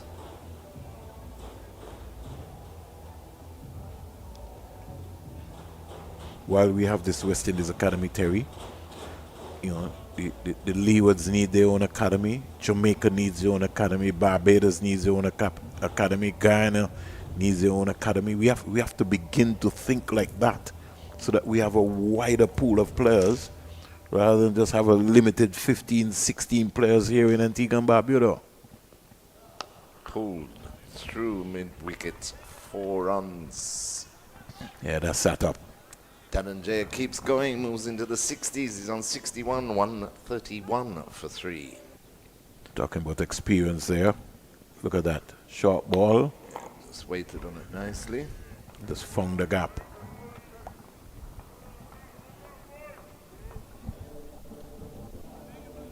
Edwards bowling more or less to a 5-4 feel. He's got to really be looking now to bowl some cutters. Forget about the short ball. Either bowl cutters but a lot wider and force Dananjaya to drive square. Yeah, that's a wasted delivery. That's not going to work today. We're not at Coolidge. No. 170 and 142 balls. If you could just find the badge, what do you think? Exactly. Take a leaf out of McKinney Clark. McKinney Clark and also the Sri Lankan boy. Who ended up with 3 wickets. Yeah, the man himself, Sankit. Sankit. He was impressive. He was right on the line. 9-0, 45-3. Edwards trying to Wide down leg side. some slower cutters. ball. Yeah, but it was off target. Next time you hear us on 360 will be on Tuesday. The final game will be on Thursday.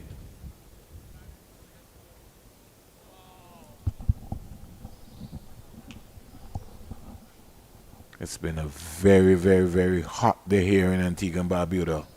Even though you've got the breeze, we're privileged to be in the air condition.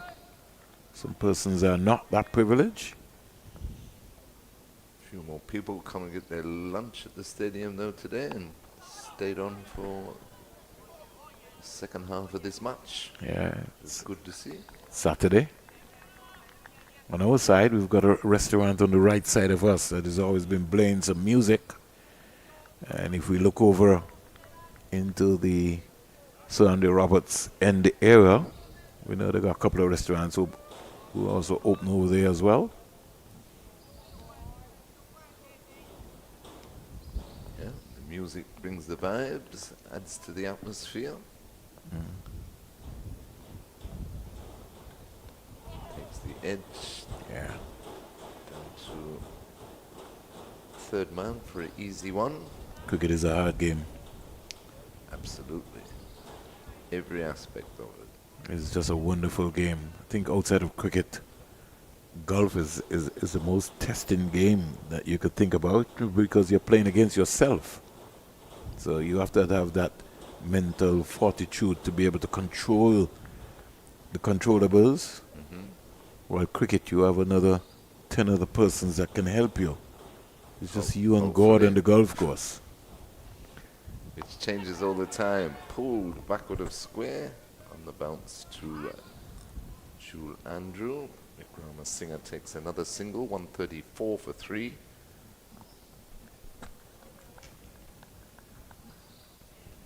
Where's Jordan Johnson? Is he gone off the field? Question. I think he's off the field. Mutara is on. Yeah. You're right. On the money. Delivery to finish the over there by Edwards. So at the end of the 27th over, Sri Lanka merging players chasing 238 for victory, a 134 for 3. Dananjaya is on 62 and Vikrama Singh is on 33. do you- That's some 63 runs. How do you feel? Maybe even having Isaiah Tom playing the series. I've been saying that. How long have I been saying that? That is one selection or non-selection that baffles me and upsets me. I don't see the point. There's nothing wrong with you come through the academy, you're doing well, and your home franchise says, come back home. There's nothing wrong with that, but you need to play the guy. So why Isaiah Thorne was not given the same opportunity like a Abhijay Man Singh and a Gillen Tyson who went to play for the combined campuses and colleges? Why was he just restricted? 18 months ago, the big name on the world stage was Isaiah Thorne. Exactly. Where is he gone? Who has stalled his progress? Exactly right. And there's no point having him round a franchise if you're not going to have him playing the majority of matches. Form, injury, okay. Close. How close was that? Direct hits, I think he would have been gone by the... By the shouting? Yeah. How close was that? How close was that, Terry? Let's put a bet on the line here. Was it that close? I reckon he would have been gone. Nah, I think he got in. Let's look at it, Terry. There we go. Drops it. Batsman was off. Where is he? In the frame? He would have been out by a mile. Auguste not connecting. Physio comes on. So we got a break. Sri Lanka slowing down the game here. Mr. Byam asking for the ball. Joel Wilson coming across to maybe have a conversation as well. So both umpires will meet in mid-pitch. Looks as if his finger is burst because he's ringing it. So Dr. Wilson will observe the preparation by the physio. No, he's decided that he's seen enough of that.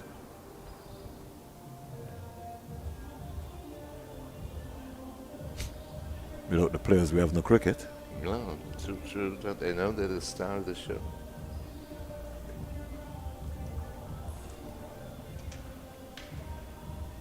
Anyway, we will bring you up to date on Cricket 360.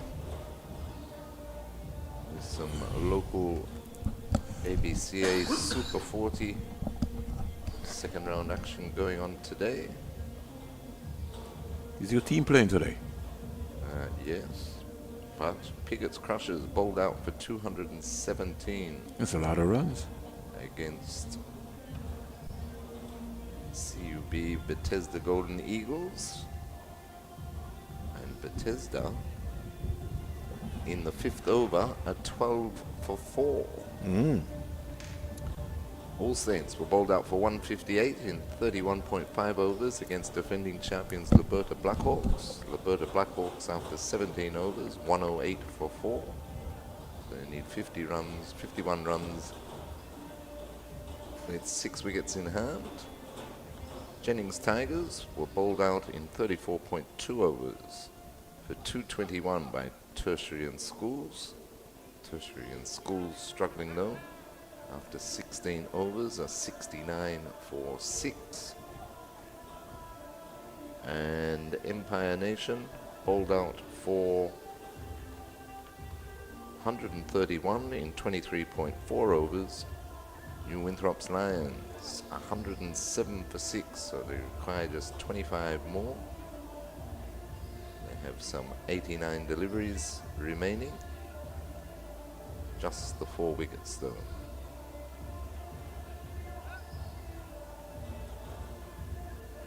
Meanwhile, here at the stadium,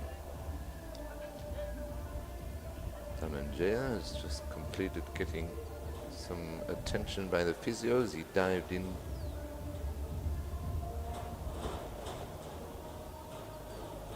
to his crease during that single.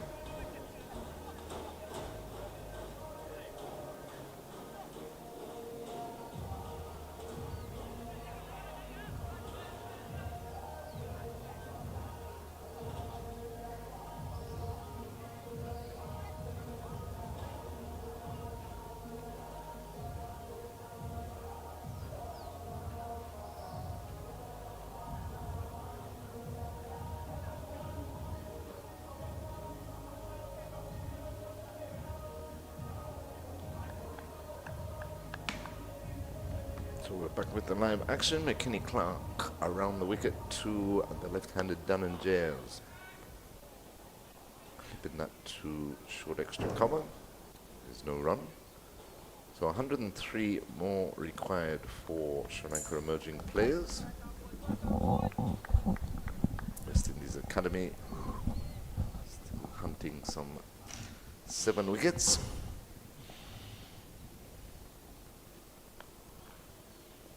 You need to be hunting something.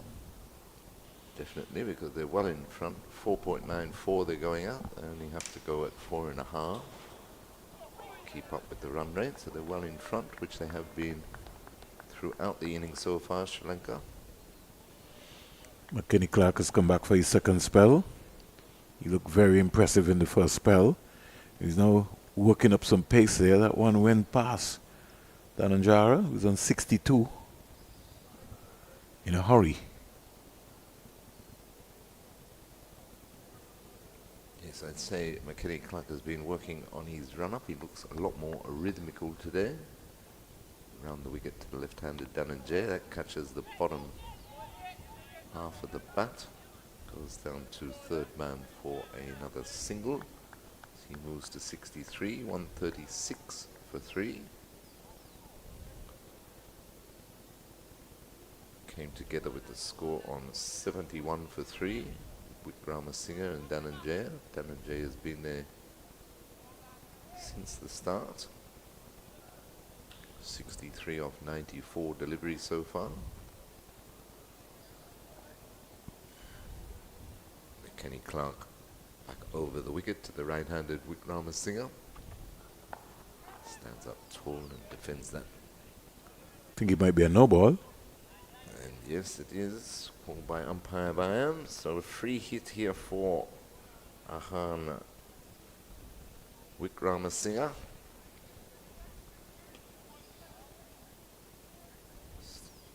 Overstepping there was McKinney Clark, according to the umpire.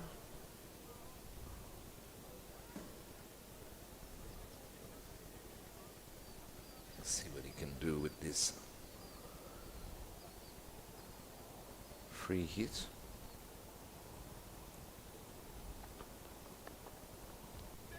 Short ball, and he just plays it down to third man for a single, so real harm done with the no ball. West Indies Academy need wickets. Partnership now worth 67 for the fourth wicket. Good steadying partnership for the Sri Lankans, taking them closer and closer to their target. Exactly 100 needed now as Clark round the wicket to the left-handed. And that one is guided past the keeper and beats Nathan Edward into the third man boundary for 4. Yeah. Great control. Yeah. Just guided it past diving Bowen Tuckett. A lot of ground for Edward to make up. So that brings the over to an end. Now for 28 overs, Sri Lanka emerging players, 142 for 3. Dhananjaya is on 67. Wickramasinghe is on 35. So under 100 now required, 96 more for Sri Lanka. Some 22 overs, 132 legitimate deliveries to do it. Looks like we're going to have a change of bowler from this to Sir Curtly Ambrose end. Nico Smith is changing ends. Bowled 6 overs so far today, no wicket for 30.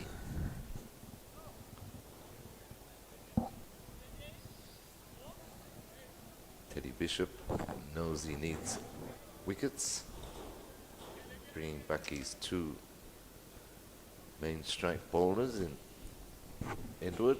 Now he's replaced Edward with Smith. And that one down the leg side, turned down to fine leg for a single to Wickramasinghe. Moves on to 36, 143 for 3. So Sri Lanka emerging players well in control at the moment.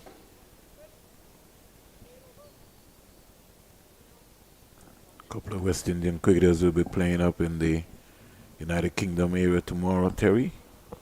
Courtney Walsh 11 against the Ace Program 11. Courtney Walsh 11 will come back to that, Terry. Include the likes of Collis King, who's still playing some competitive cricket. Devon Malcolm, Phil Simmons, Roland Butcher. John the Dentist Maynard will also be lined up in that. Courtney Walsh himself. Victor Walcott from Barbados. You remember that name? I do. Steve Stevenson. You know, he's also the big man for the ICC General Secretary. So he will be part of that action. And they were looking to raise some funds really for that area, for the ACE Program 11. The ACE is Program 11 is a program that is for underdeveloped cricketers, the funding to be able to help a lot of black cricketers coming out of England as well.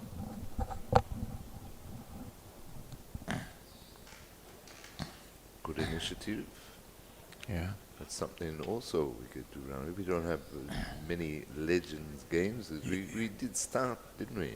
Yeah, but the thing about it is that we are waiting on Cricket West Indies to come up with those initiatives. That initiative has to come, Terry, from the territorial boards. They have to put in. They have to be mindful to put in those sort of commitments, you know, to be able to get things going. But it's the mindset, though, isn't it, Vern? I mean, it's a lazy mindset, Terry. Yeah, we hear it all the time.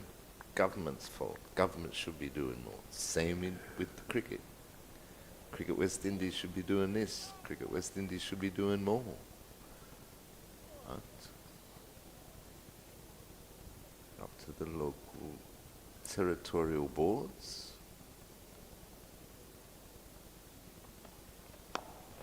Be putting in as well. Another short, sharp single to mid-on. Batting well, these two, carrying Sri Lanka ever closer to the target. Partnership now worth 74.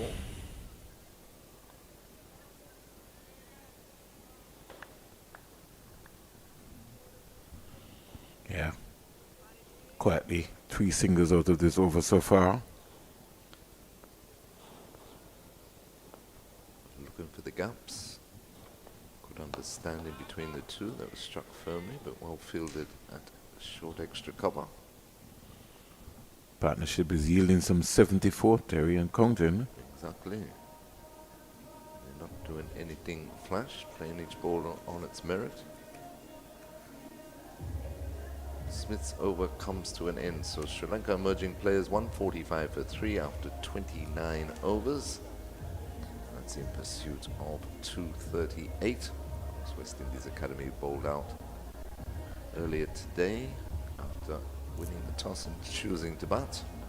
Half centuries to Akeem Auguste, Rivaldo Clark and Carlin Bowen Tuckett. He's the maiden list A half century. They were bowled out for 237.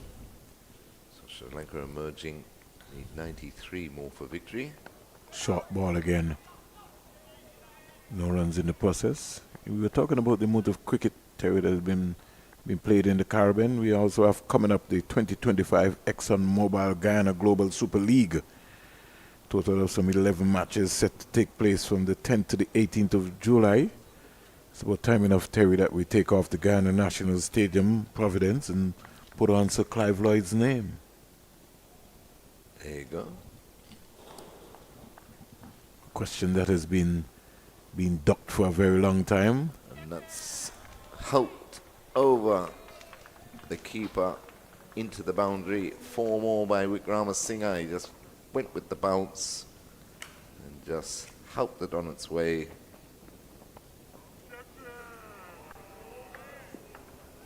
And a well played shot by Wickramasinghe. Moves into the 40s. He's on 41, 149 for 3.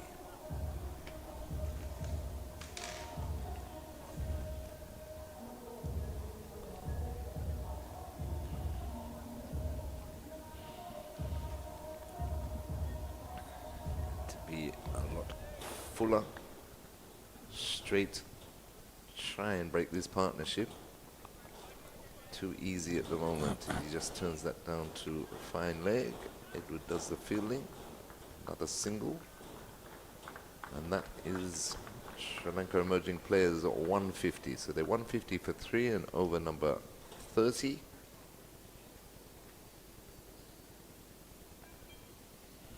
Requiring a further 88 runs. You know, I did talk to you, Terry, earlier this morning about the fitness level is going to be tested for both of these teams, especially at the Sir Vivian Richards Stadium, because you're talking about the square boundaries. The short boundaries might be that far, but the square ones, Yeah. you're gonna have to run on the money. Beautiful delivery. That's much better, full and straight. It's gonna really test the mental aspect of the players as well. And they have to be able to develop strong mindsets under that sort of pressure situation. But how do you balance, Terry, performance with anxiety to be able to deliver your best in the matches? If we look at the body language of a Jordan Johnson, we were trying to find out, why he's been the dip in form. Why is he just gone off the boil like that? A number of errors. Slower ball by McKenny Clark, just evades. Johnson again approaching the ball there. Joshua Bishop at backwards square. They pick up two more to Dhananjaya, moves on to 70. That's 152 for 3. Partnership now worth 81. No, you're making a good point, you and Marley. Johnson, who does he turn to? Who does he talk to, being the lone Jamaican? When you get down on form, short ball to finish the over. 152 for 3. We've had 30 overs of the Sri Lanka run chase. And it will be drinks. We'll take a short break on Cricket 360 and be back with more live action in a moment.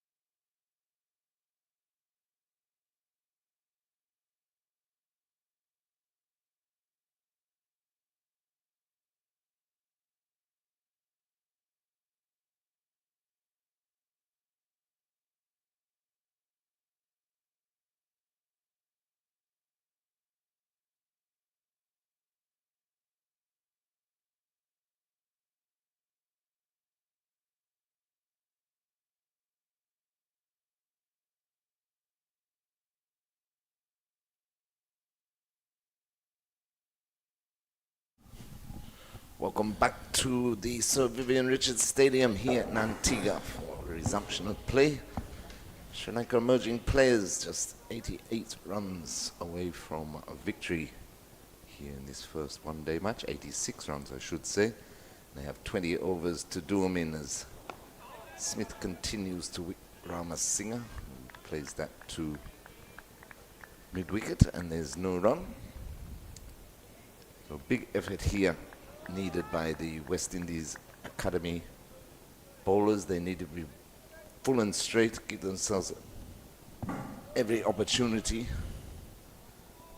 They're not going to restrict the Sri Lanka batsman.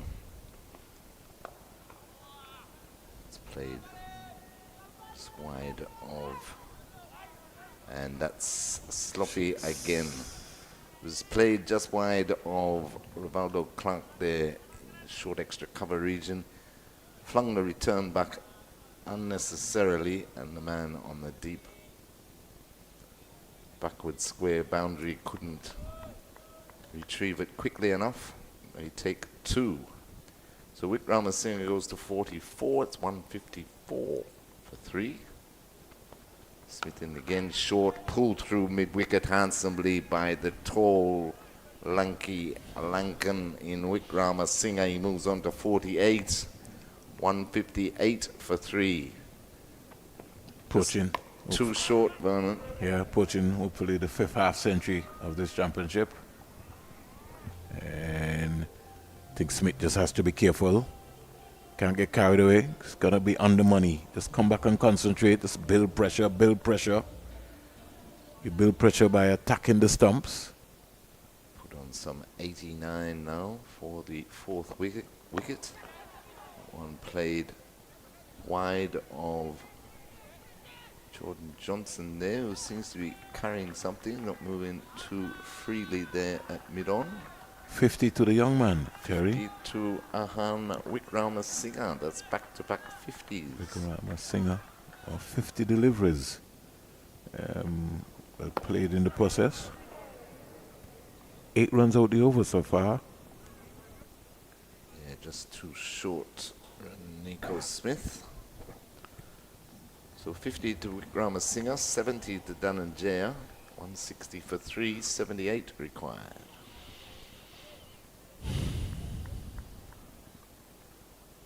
It's almost like a stroll in the park now.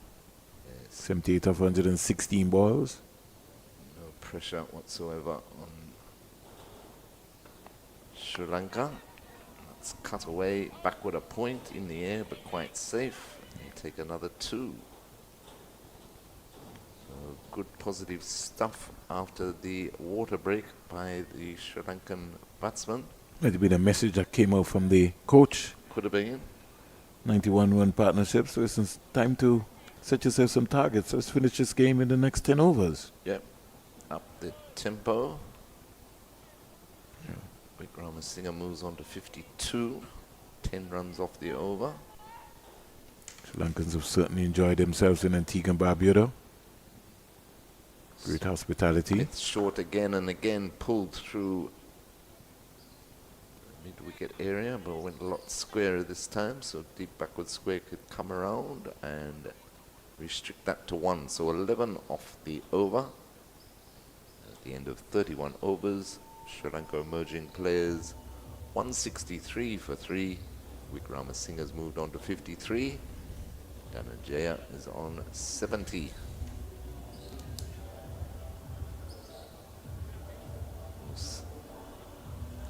Ruining the opportunity of getting rid of Dhananjaya when he was in single figures early in his innings. Put down by Rivaldo Clark. He's made the most of it, that's for sure. He's been out there since the start of the innings. Faced 102 deliveries for his 70. 75 more required at 3.95, going well over 5 runs to the over at the moment. 5.26 they're going at, 3.95 required here on in. That's going to be a change at the Sir Andy Roberts end as Rivaldo Clark with his off breaks will replace McKenny Clark. He's coming round the wicket to the right-handed Wickramasinghe, who just plays that quietly up to long on. Stroll through for another single. Moves to 54, 164 for 3. Clark staying around the wicket to the left-handed Dhananjaya.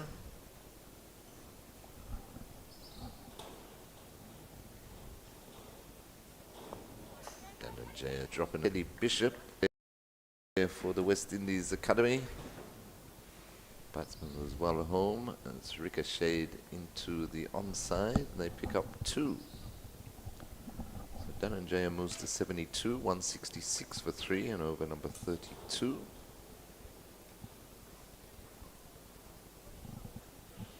Many times I think Angela Matthews is going to retire from the game.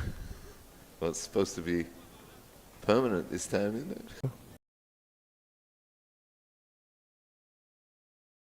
Certainly he will be. Played 119 test matches, 8,214 runs, average of 44.40, so you never know, maybe that's what he had. He had 1600s and 45 50s. So you never know, maybe he just decided to, significant number, talking about Angela Matthews. 226 ODIs, 90 T20 internationals, 181 first-class games, 296 list A games.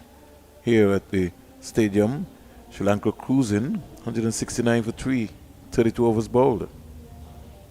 So, yes, they're doing I know you asked why would somebody retire, but halfway there we through go. a 2-match series, that's all I asked. Why would you say, listen, I'll tell you what I'll do. I'll play the first match, but then I'll retire.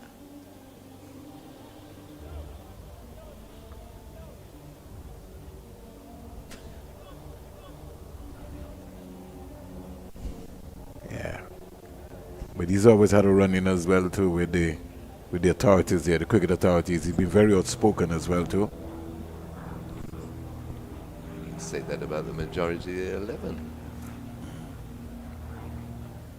McKenny Clark has swapped ends, places Nico Smith from this Sir Curtly Ambrose end. So England closing the day Terry on 209 for 3. The man himself, Jasprit Bumrah, dismissing Root. He's got 3 for 48. Sent Root back for 28. Duckett 62. Crawley 4. It's now down to Ollie Pope, who scored an even 100, so we've had 400s in 2 days. That's got to be a road, man. They're batting on the Yorkshire Road in England. Headingly there. Yeah, true. Clark into Wickramasinghe short again, pulled through mid-wicket, 4 runs. Yeah, they need to be full. Just doesn't have that pace.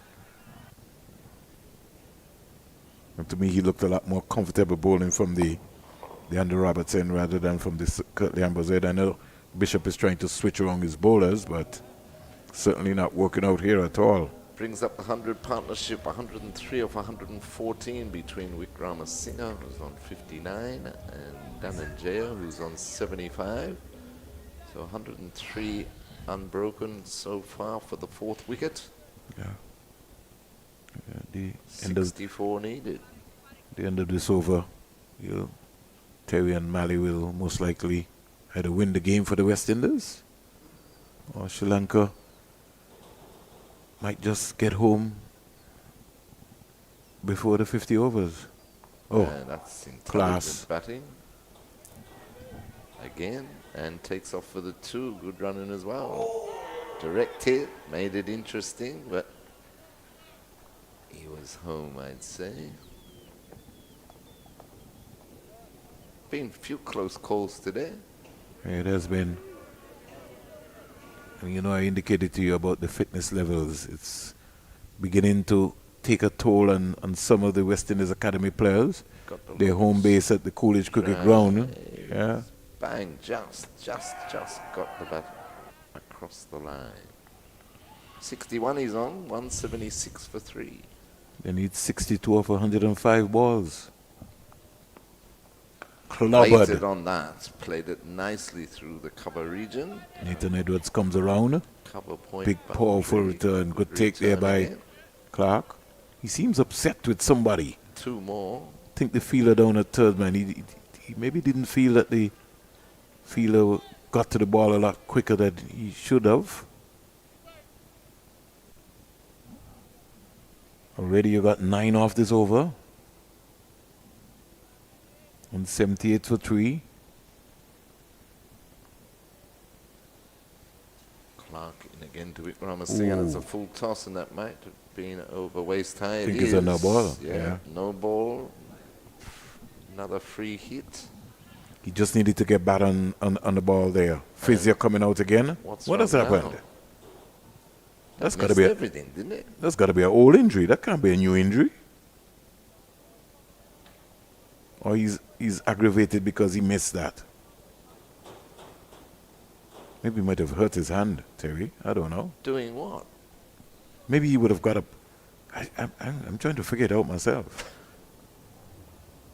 Are these some tactics to slow the game down? Because he's holding his hand.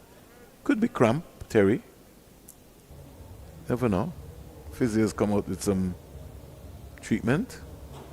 She's maybe going to get out the eye spray. Does it work though? The cold spray, the ice spray, everything. They have so many things now, Terry. He's gonna be good in 15 seconds, Terry. Look at this. He's gonna be good when they remind him he's got a free hit.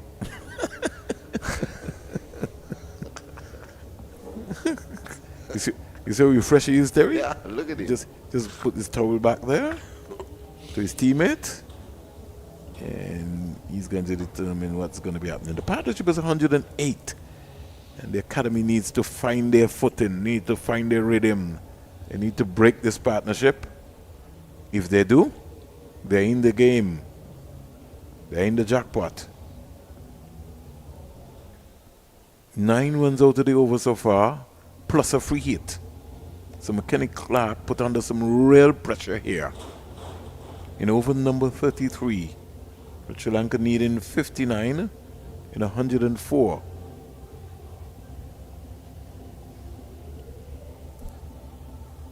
Remember, the West Indies were bowled over for 237.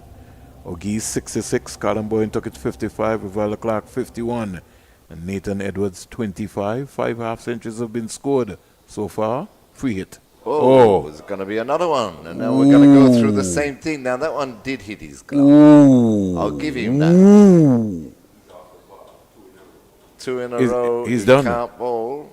He's done. Got to go.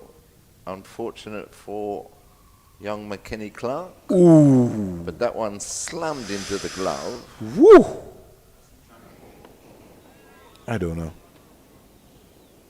I think he'd have been better off bowling a short ball. From his hand straight into the glove. I'll take responsibility. I said they needed to be full and straight. I didn't mean that full low.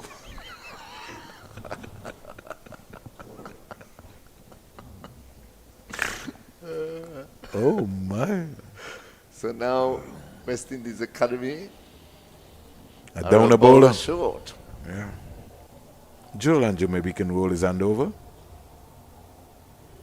Jordan Johnson, he too can roll his hand over. Akeem Auguste. What about the captain himself?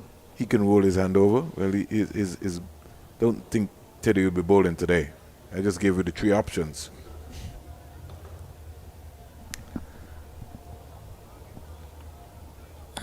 So the physio's back on, but he's up a lot quicker this time. He maybe can't wait for the tour to finish.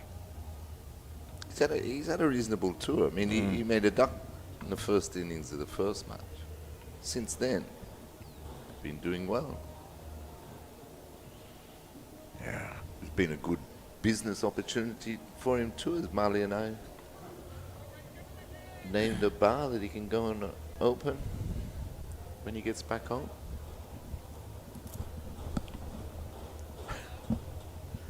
Lanky Lankers. The lanky. Maybe we can even maybe open that. We can pattern that here and have it here as well too. We have a lot of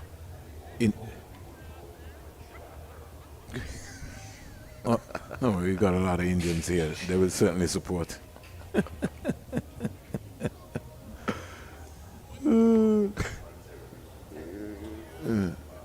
So Teddy gonna bowl, see? So Teddy will finish you over?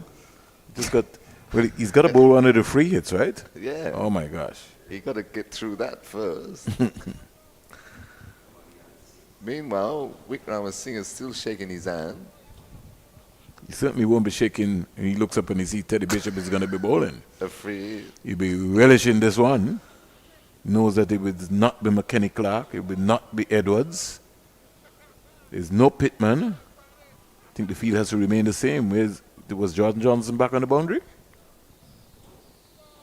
The field should remain the same. Supposed to remain the same. Why? No. Why is the field being changed? Yeah.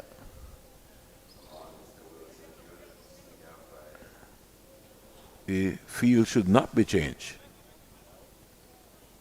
So the man on the was the sweeper inside the the cover point boundary inside? had to come back up into the circle.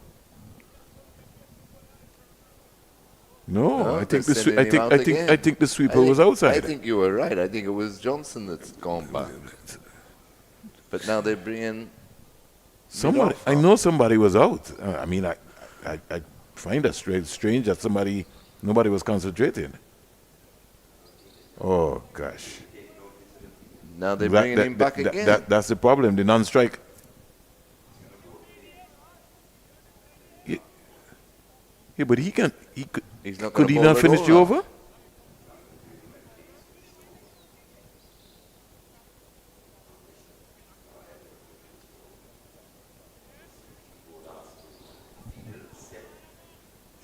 Oh, it makes sense. Good observation, Mari.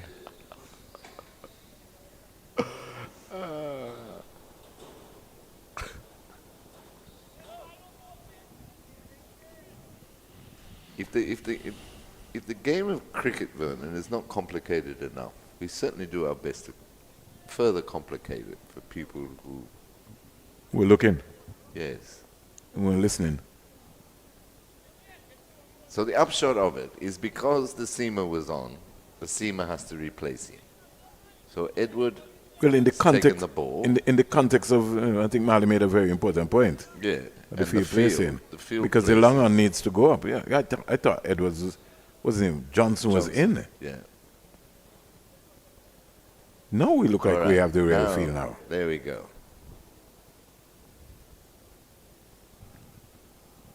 Took a long time. It finally has happened. And he slams it through mid-wicket. Man on the boundary restricts it to 1. So after all that, it was worth 1. The free hits, 64. Wickramasinghe, 181 for 3. Sri Lanka. All right. So the partnership is 110, 181 for 3. 3 half centuries in the West Indies Academy innings, 2 so far in the Sri Lankan Emerging Academy innings. So we got 5. Who'd bet against somebody getting 100? Turned into the square leg area, they get 1. So Terry, some more comments from you at the end of 33, 181 for 3, and Marley Richards will join you to wrap this game up. Yes, the longest over there with a couple of the series, yes, with a couple of free hits in that, and unfortunately McKenny Clark cannot continue bowling with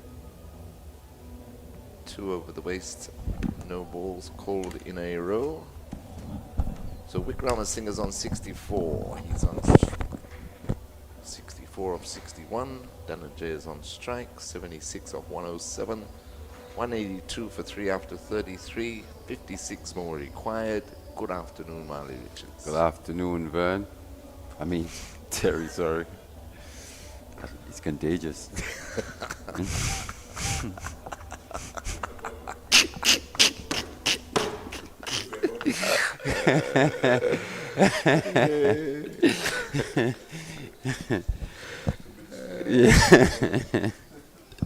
Classic comment of the day goes to Marley Richards. Ronaldo Terry. Clark continuing. Played easily. Well, I was going to say they're absolutely cruising. Yes, no pressure whatsoever. The Lankans, this partnership, it's really taken the game away from the West Indies Academy here.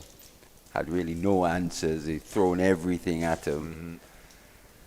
And in these conditions, it must be said, with those 22 wasted deliveries, along with the amount of dot balls that we saw in that West Indies Academy innings, really should have been a 300 plus score in these conditions. Should have been, for sure. Or at least 280. 280 or so. plus. Yep, yep. Round the wicket, Clark to the right-handed Wickrama Singer just paddles that round the corner for another easy single. And I think with the bowling, it seems to just been a tad too short too often here this afternoon. And without that real scoreboard pressure for the batters, especially in this partnership, it's been a bit too easy.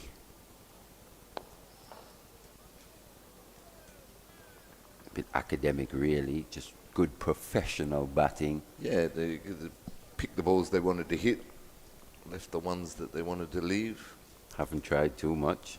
Just worked it round the ground nicely. Thought Mackenzie struggled today. He did, didn't he? Yeah, he didn't find his right length either. It's a valuable experience for him. Similar to a Joshua Bishop up against really good players of spin here. Not just bowling against a typical West Indian player now who at times struggles against a turning ball. True. So Rivaldo Clark's over comes to an end. Sri Lanka emerging players 184 for 3 after 34. Dhananjaya 77 and Wickrama Singer on 65. Looks like we're going to have spin from both ends as Joshua Bishop will take up the attack from this the Sir Curtly Ambrose end. 54 needed off 96 deliveries for Sri Lanka to take a 1-0 lead in this 3-match 50 overs series.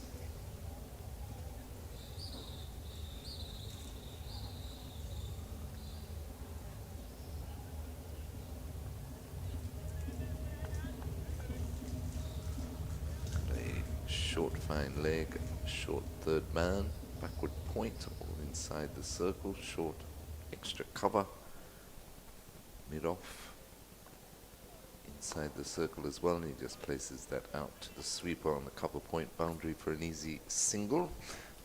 I was speaking earlier with Vernon about this being a valuable experience in terms of Teddy Bishop's leadership, this West Indies Academy team. I think what he'll learn from this is you can't afford to let the limited overs game meander. You've always got to be trying to find creative ways in which you can pick up wickets, because wickets really set back that team in terms of looking to post imposing totals. You did right, Marley, in the white ball game, both formats really. It's wickets that tend to win you matches more often than not, because, as you say, it slows up the scoring and also bowl teams out exactly for less than what you've made. And in that process, what it does, it brings a new batter to the crease. It takes him a bit of time in which to get acclimatized. You can sneak some dot balls, some low scoring overs in. Yeah, and if they can, adds to the pressure. Exactly. And if you can have a spinner like Bishop who gets through his overs rather quickly, that also amounts to pressure. Batsmen haven't got time to settle. Next minute he's in your face again. For sure. saw Matthews almost play a Do sort that, of a role, similar especially role. with new ball in hand. And that was an interesting ploy too, because you very, very rarely see that in a one-day match. 20 overs, yeah, spinner opening the bowling from one end, but I think he the bowled well, 3 for 40 on his 10. what you see is that they gave the movers of the ball every opportunity with that new ball. So Lakshan, obviously, that peach of a delivery to Jewel Andrew. Using his feet, Wickrama Singer, high, wide, handsome, over, long on, 6 more. Moves into the 70s, he's on 75. Yeah, that one was floated up by Joshua Bishop. And they're saying he got too many men outside the circle. And they're only allowed 4. They're counting for umpire Wilson. And he's going to call it. So another no ball. So just getting a bit lackadaisical here, the West Indies Academy. That leadership of Teddy Bishop, we spoke about it, key in the limited over format. Things happen fast. You've got to be ahead of the game. Well, I'm glad you brought that up, though, Marley, because I want to ask you. We spoke to Coach Ramesh last week, and he was saying, he backs Teddy Bishop, believes in Teddy Bishop as Joshua Bishop bowls the free hit, slammed over top of mid-off into the boundary for 4. So the free hit pays dividends for Wickramasinghe and Sri Lanka emerging. But he was saying that, he supports him, he believes he's got good strategy and, backs the majority decision, which is nothing wrong with that. But just my personal opinion on Teddy Bishop as a player, I think his batting would improve, his overall game would improve without that responsibility. You think so? And obviously we talk a lot about the game. I disagree. I think with the personality of a Teddy Bishop, the responsibility is what will help in that development. I think he's a type of personality you can't allow to just hide. He's got to be one where he's accountable. And I think with that responsibility, maybe at times a little lackadaisical or whatever, but given that responsibility, he has to account for others. 200 up for Sri Lanka. Not just himself. Right. No, that's fair enough. But they looked at a couple this season, didn't they? Because Akeem Auguste captained a couple of matches, and it's the loss of Naeem Young. Similar, right? But a very hard person to replace as captain, I think. I think Naeem Young is a very good studier of the game, very and much a good all-round cricketer. Yes. They really struggled to replace that leadership. Definitely. It's taken them a little while. They've been trusted Teddy Bishop. I think he's grown into the role. He's looking a lot more comfortable in the role now. I think he's I think he's helped adequately. Knock last week. Yes. That's and we spoke about that. We spoke about just how important a knock that was for Teddy.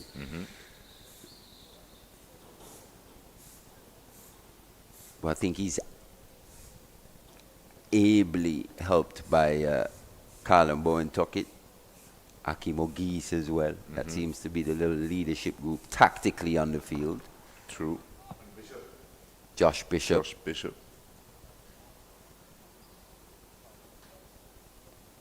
But the only reason why I was saying that about Teddy Bishop is because he just keeps in his shell type thing with bat in hand at this stage of his career. You'd just like to see him be a bit more aggressive. Okay, I understand from that perspective. You'd like to see him just free himself up a little bit. Right. I think personally I've seen that a bit from Teddy Bishop on the start, on the come up. He's a bit more rash. Obviously he's had technical issues, especially with the swinging ball. I think he's gotten a little better, a little more solid against that.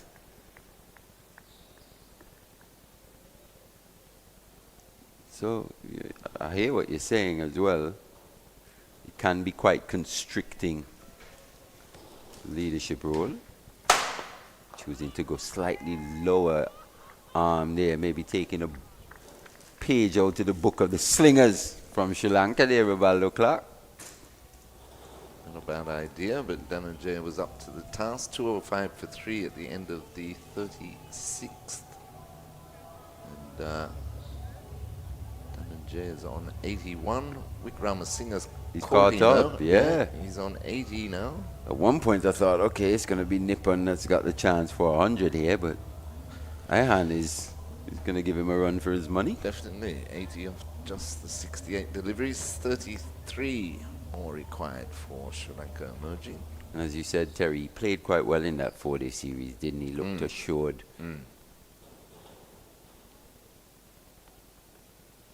was delivered from quite a way behind that front crease there by Josh Bishop. Good running again by Wickramasinghe. Moves to 81, so they're both on 81 now. Yeah, Wickramasinghe always looks very assured at the crease, like he's in control, because I think he tries his best as that's cut upish. Avoids backward point though, and they can pick up another one. Because he tends to keep things basic and just plays each ball, or tries to play each ball on its merit. And if you think Dhananjaya Lakshan, he's still to come. Sohan De Oliveira, two stroke makers. Gotta say, it's a pretty strong batting lineup this for the Sri Lankan emerging team in this format of the game. If you think of what we saw from De Oliveira in the 4-day series, his game looks tailored for the white ball format. Straight as an arrow, but not quite out the middle of the bat. Thought maybe he got a bit more of that one. 2 runs nonetheless. But they put him up the order today, and he got a good one from Edward, so that was encouraging for West Indies Academy. But you're right, overall though, they have a stronger team. Yeah, sorry. Yeah, De Oliveira, he did get nicked off, didn't he? Sorry, it's Lakshan, I meant to say. He's got stroke making ability as well. Thing that impressed me about Lakshan this morning with ball in hand. Yes. He stayed over the wicket to the left-handers and was causing them trouble. Down the wicket, high and over, long on, completes the over with a 6, does Wickramasinghe, edging ever closer to that 100. Once again, just floated up from Joshua Bishop. Spoke about how good these Sri Lankans are against spin, especially in these conditions here at the Sir Vivian Richards Stadium. Not too much turn available. No. Never take a leaf out of the Sri Lankan spinners' books and ball it more into the wicket. 217 for 3, just 21 more required. 12 more for Wickramasinghe to bring up his century. 15 more for Dhananjaya to bring up his. And I think one of the disappointing things of this match so far, from a West Indian perspective, just how the Sri Lankans have assessed and adapted to the conditions here a lot faster, a lot better than the West Indies team here at home. Well said, Barney. Yep, most definitely. That's been the key for their success today. They adapted. We saw it in quick. the field. Even it was the second spell from who was it? I think it was Vijay Singh. Yes, was Vijay Singh when he changed ends. And from there, they were right on the money in terms of their lengths. Knew exactly where they wanted the West Indian batters to hit. Slashed through covers, and the sweeper can't stop it. 4 more to Wickramasinghe. The back foot from it. A shortish delivery there by Micah McKenzie. Hasn't found his rhythm today. 150 now the partnership worth for the 4th wicket. 151 to be exact, off 147. Wickramasinghe goes to 92. Real match-winning performance, or partnership this from this pair. Absolutely. 16 needed now. So Mackenzie into Wickramasinghe. Again short. Again cut through that cover region. Just a single this time. Moves to 93.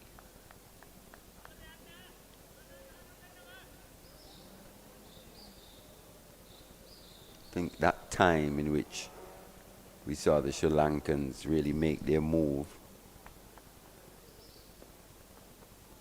Chooses to go to Googly, a bit too wide there. Mackenzie. He's been a bit too inconsistent with his lines and lengths in particular.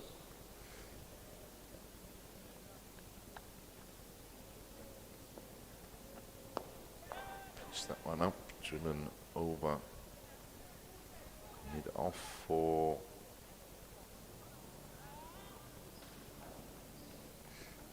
two. I think the opportunity for the West Indies Academy was just when McKenny Clark was bowling from the Sir Andy Roberts end, starting to find a bit of pace and bounce, choosing not to pad that slip region, choosing not to really attack in that situation. He looked a lot better, as Vernon said, from the Sir Andy Roberts end. Did. Changed ends and it cost him. As That's he pulled picked, he straight has. to deep mid wicket. The breakthrough comes. Could be too little too late though, with just 12 required. But a top innings there by Dhananjaya. Made the most of his early let off. Holds out to deep mid wicket off the bowling of Micah Mackenzie for 88. Sri Lanka emerging players lose their fourth. They're 226 for 4 in the 38th. Yeah, this mammoth partnership of 153 comes to an end. Dhananjaya just the toe of the bat on that one. Short delivery from Micah Mackenzie. Once again looking to target the short side, but didn't quite execute on the stroke. Fourth wicket's down, but it's going to be academic from here. 155 to be exact, the partnership of the 150 deliveries. Yeah. Mackenzie, his first list day wicket. He won't really be too bothered how they come. It'll be in a losing effort. But once again, development. The West Indies Academy, these young guys developing in real time. And Micah Mackenzie will be a lot better for this experience that he'll get here in this series, especially against very good players of spin who read the ball from the hand, are early, can pick a length. No real amount of turn intimidates them because they're accustomed to that. Exactly. And that was a very well constructed match-winning partnership. Better than a runner ball. Wickramasinghe needs 7 for his 100. Sri Lanka need 12 to win. He's not on strike. Will his captain give up the strike for him? So that's the play out one delivery.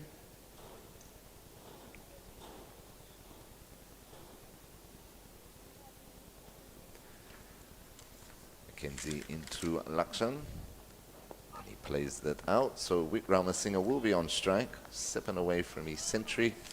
Sri Lanka emerging players 12 away from victory. They're 226 for 4 after 38.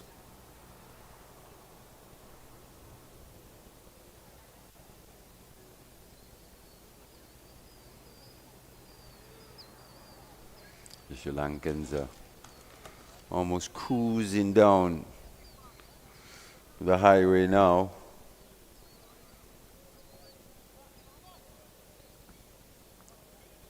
Just 1 run required per over, as Vernon likes to say. 12 singles. But he called it early today. Yeah. He said they only need 238 singles. Wickramasinghe, though, he's looking to end this with a flourish. He wants his century. Will Bishop float up Why another not? one? I sense arm ball here. Oh, full toss, hammered through the 4. covers. 4 more. So he's just 97. 3 away now, Wickramasinghe.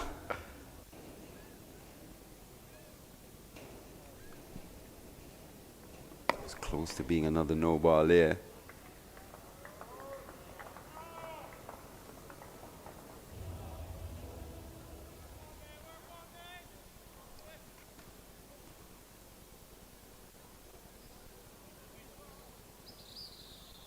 Just one hit away now, the Sri Lankan.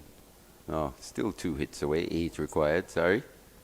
Goes more classical this time if he gets through the gap. It's 4. There it is. 100 for Ahan Wickramasinghe. The lanky Lankan has stamped his authority here at the North Zone. Sir Vivian Richards Stadium. Beautiful cover drive bringing up that 100. 101 of just the 76 deliveries. His third 100 at this level, Terry. Third 100. His best is 112. For the 23-year-old, well played. Chanceless knock. Played well from the minute he came in. What I liked about that is just look to time that one. He times one more and the game will be done. Normally at this stage you see batters looking to really launch themselves into strokes. True. But he just kept his composure, used the pace of Bishop. Like Dhananjaya for that matter. That held out at mid-wicket. Turns that one back with a square for a single. So he gives the strike to his captain. Says, go on, Skip, we need 3. You got 1 ball.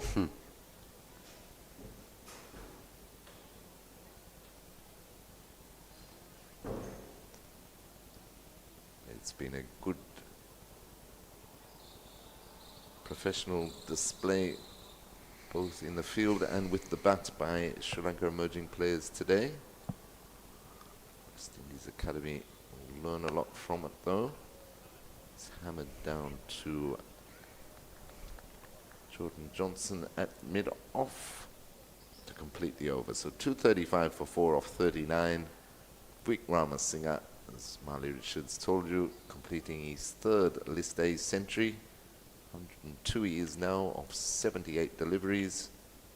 And Sri Lanka emerging just 3 runs away from victory. Yeah, Joshua Bishop bowling his full quota here today. 10 overs for 67, gone wicketless again.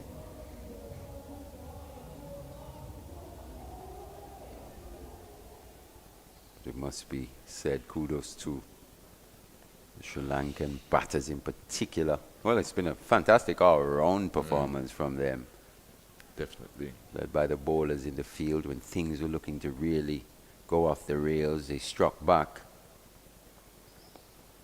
Turned into the onside by Wickramasinghe. They're thinking of 2, coming back for the second. Have to hurry. Direct hit, direct he's gone. He should be gone. He's gone, yes, he's run himself out. Good piece of fielding there by Nathan Edward. Fired the return back in. We'll have the good vantage point of it here, side on. He was quick in off that boundary. And bang. Wickramasinghe well out of his crease. Go back one tiny frame there, Jace. Have a look at this. Was it a direct hit? I think it was, but the gloves did make contact with the stumps as well. But we can't see if it was stumps first, if it was ball on stumps or glove on stumps. At the end of the day, no DRS here. Umpire puts his finger up. Joel Wilson. And to be fair, umpire Wilson was in the best position. We're looking from behind the keeper. He was in front of the keeper at point.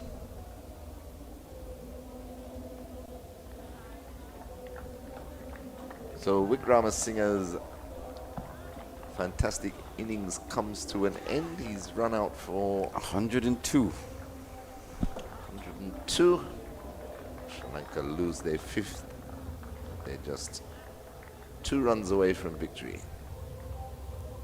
Yeah, 10 fours and 2 sixes for Wickramasinghe. That strike rate 131. To be fair, his captain didn't want to come back.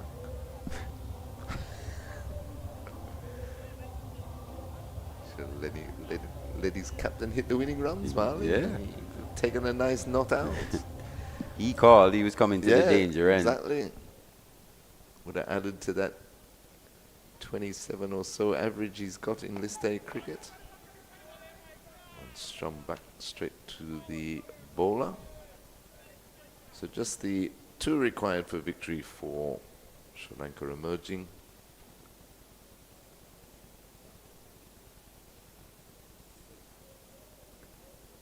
New batsman is Fernando. Punches that to short extra cover, but can't beat Drew Landrew. That's a good delivery that from Micah McKenzie. Still something for him to find going into the next game. Just any sense of rhythm or feel good will do him. Down the leg side, called wide. Just needs to take something into the next match. Something he can feel comfortable about. He's already picked up his maiden list A wicket.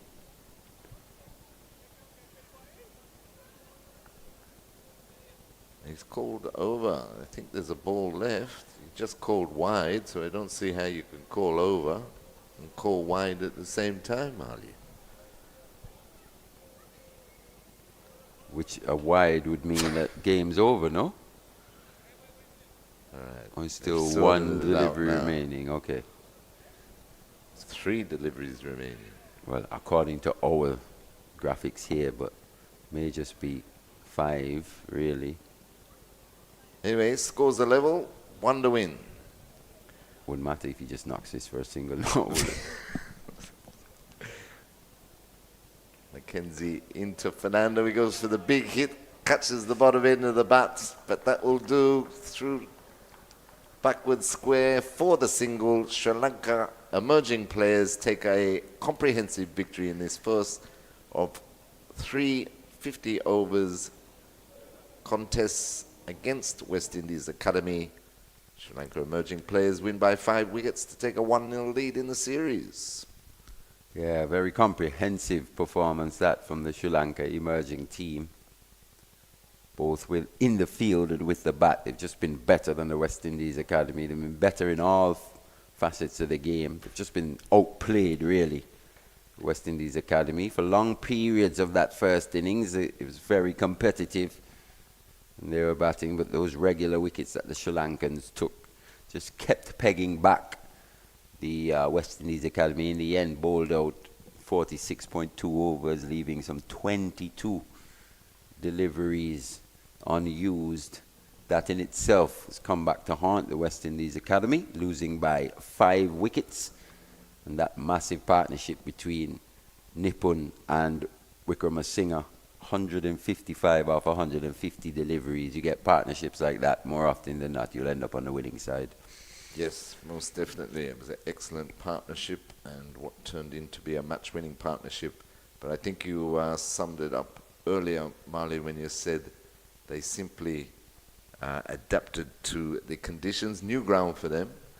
They would not have seen the ground apart from a couple of training sessions, and they adapted quickly, firstly in the field, and then they lost a couple of early wickets to be 29 for 2 in the 5th over.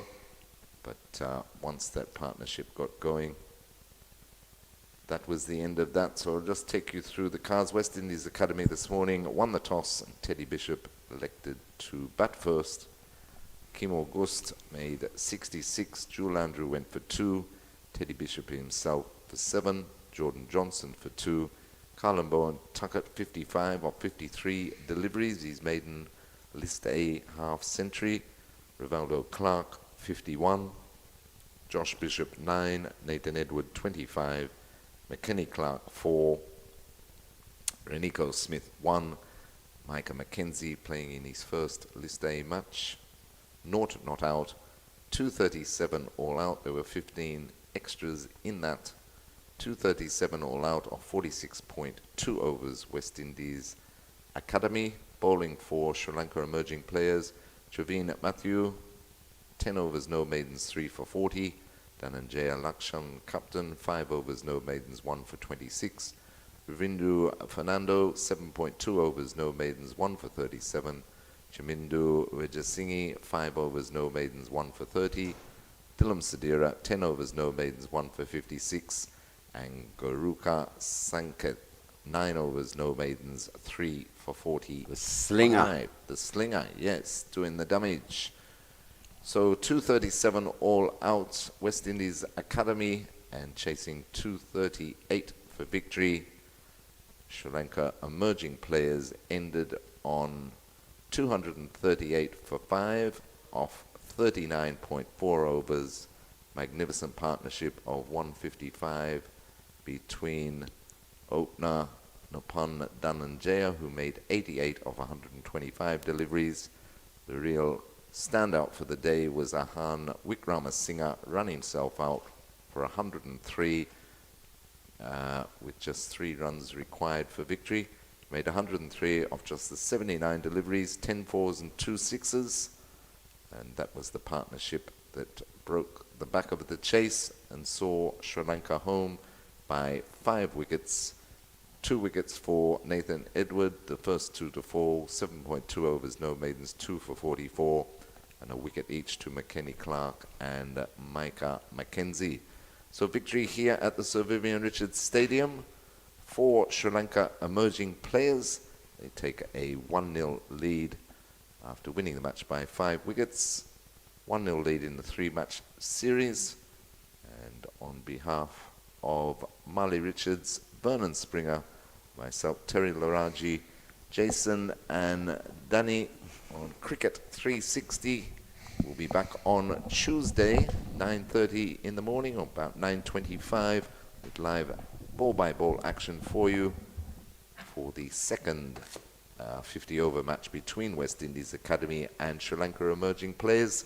Until then, enjoy the rest of your weekend and stay safe.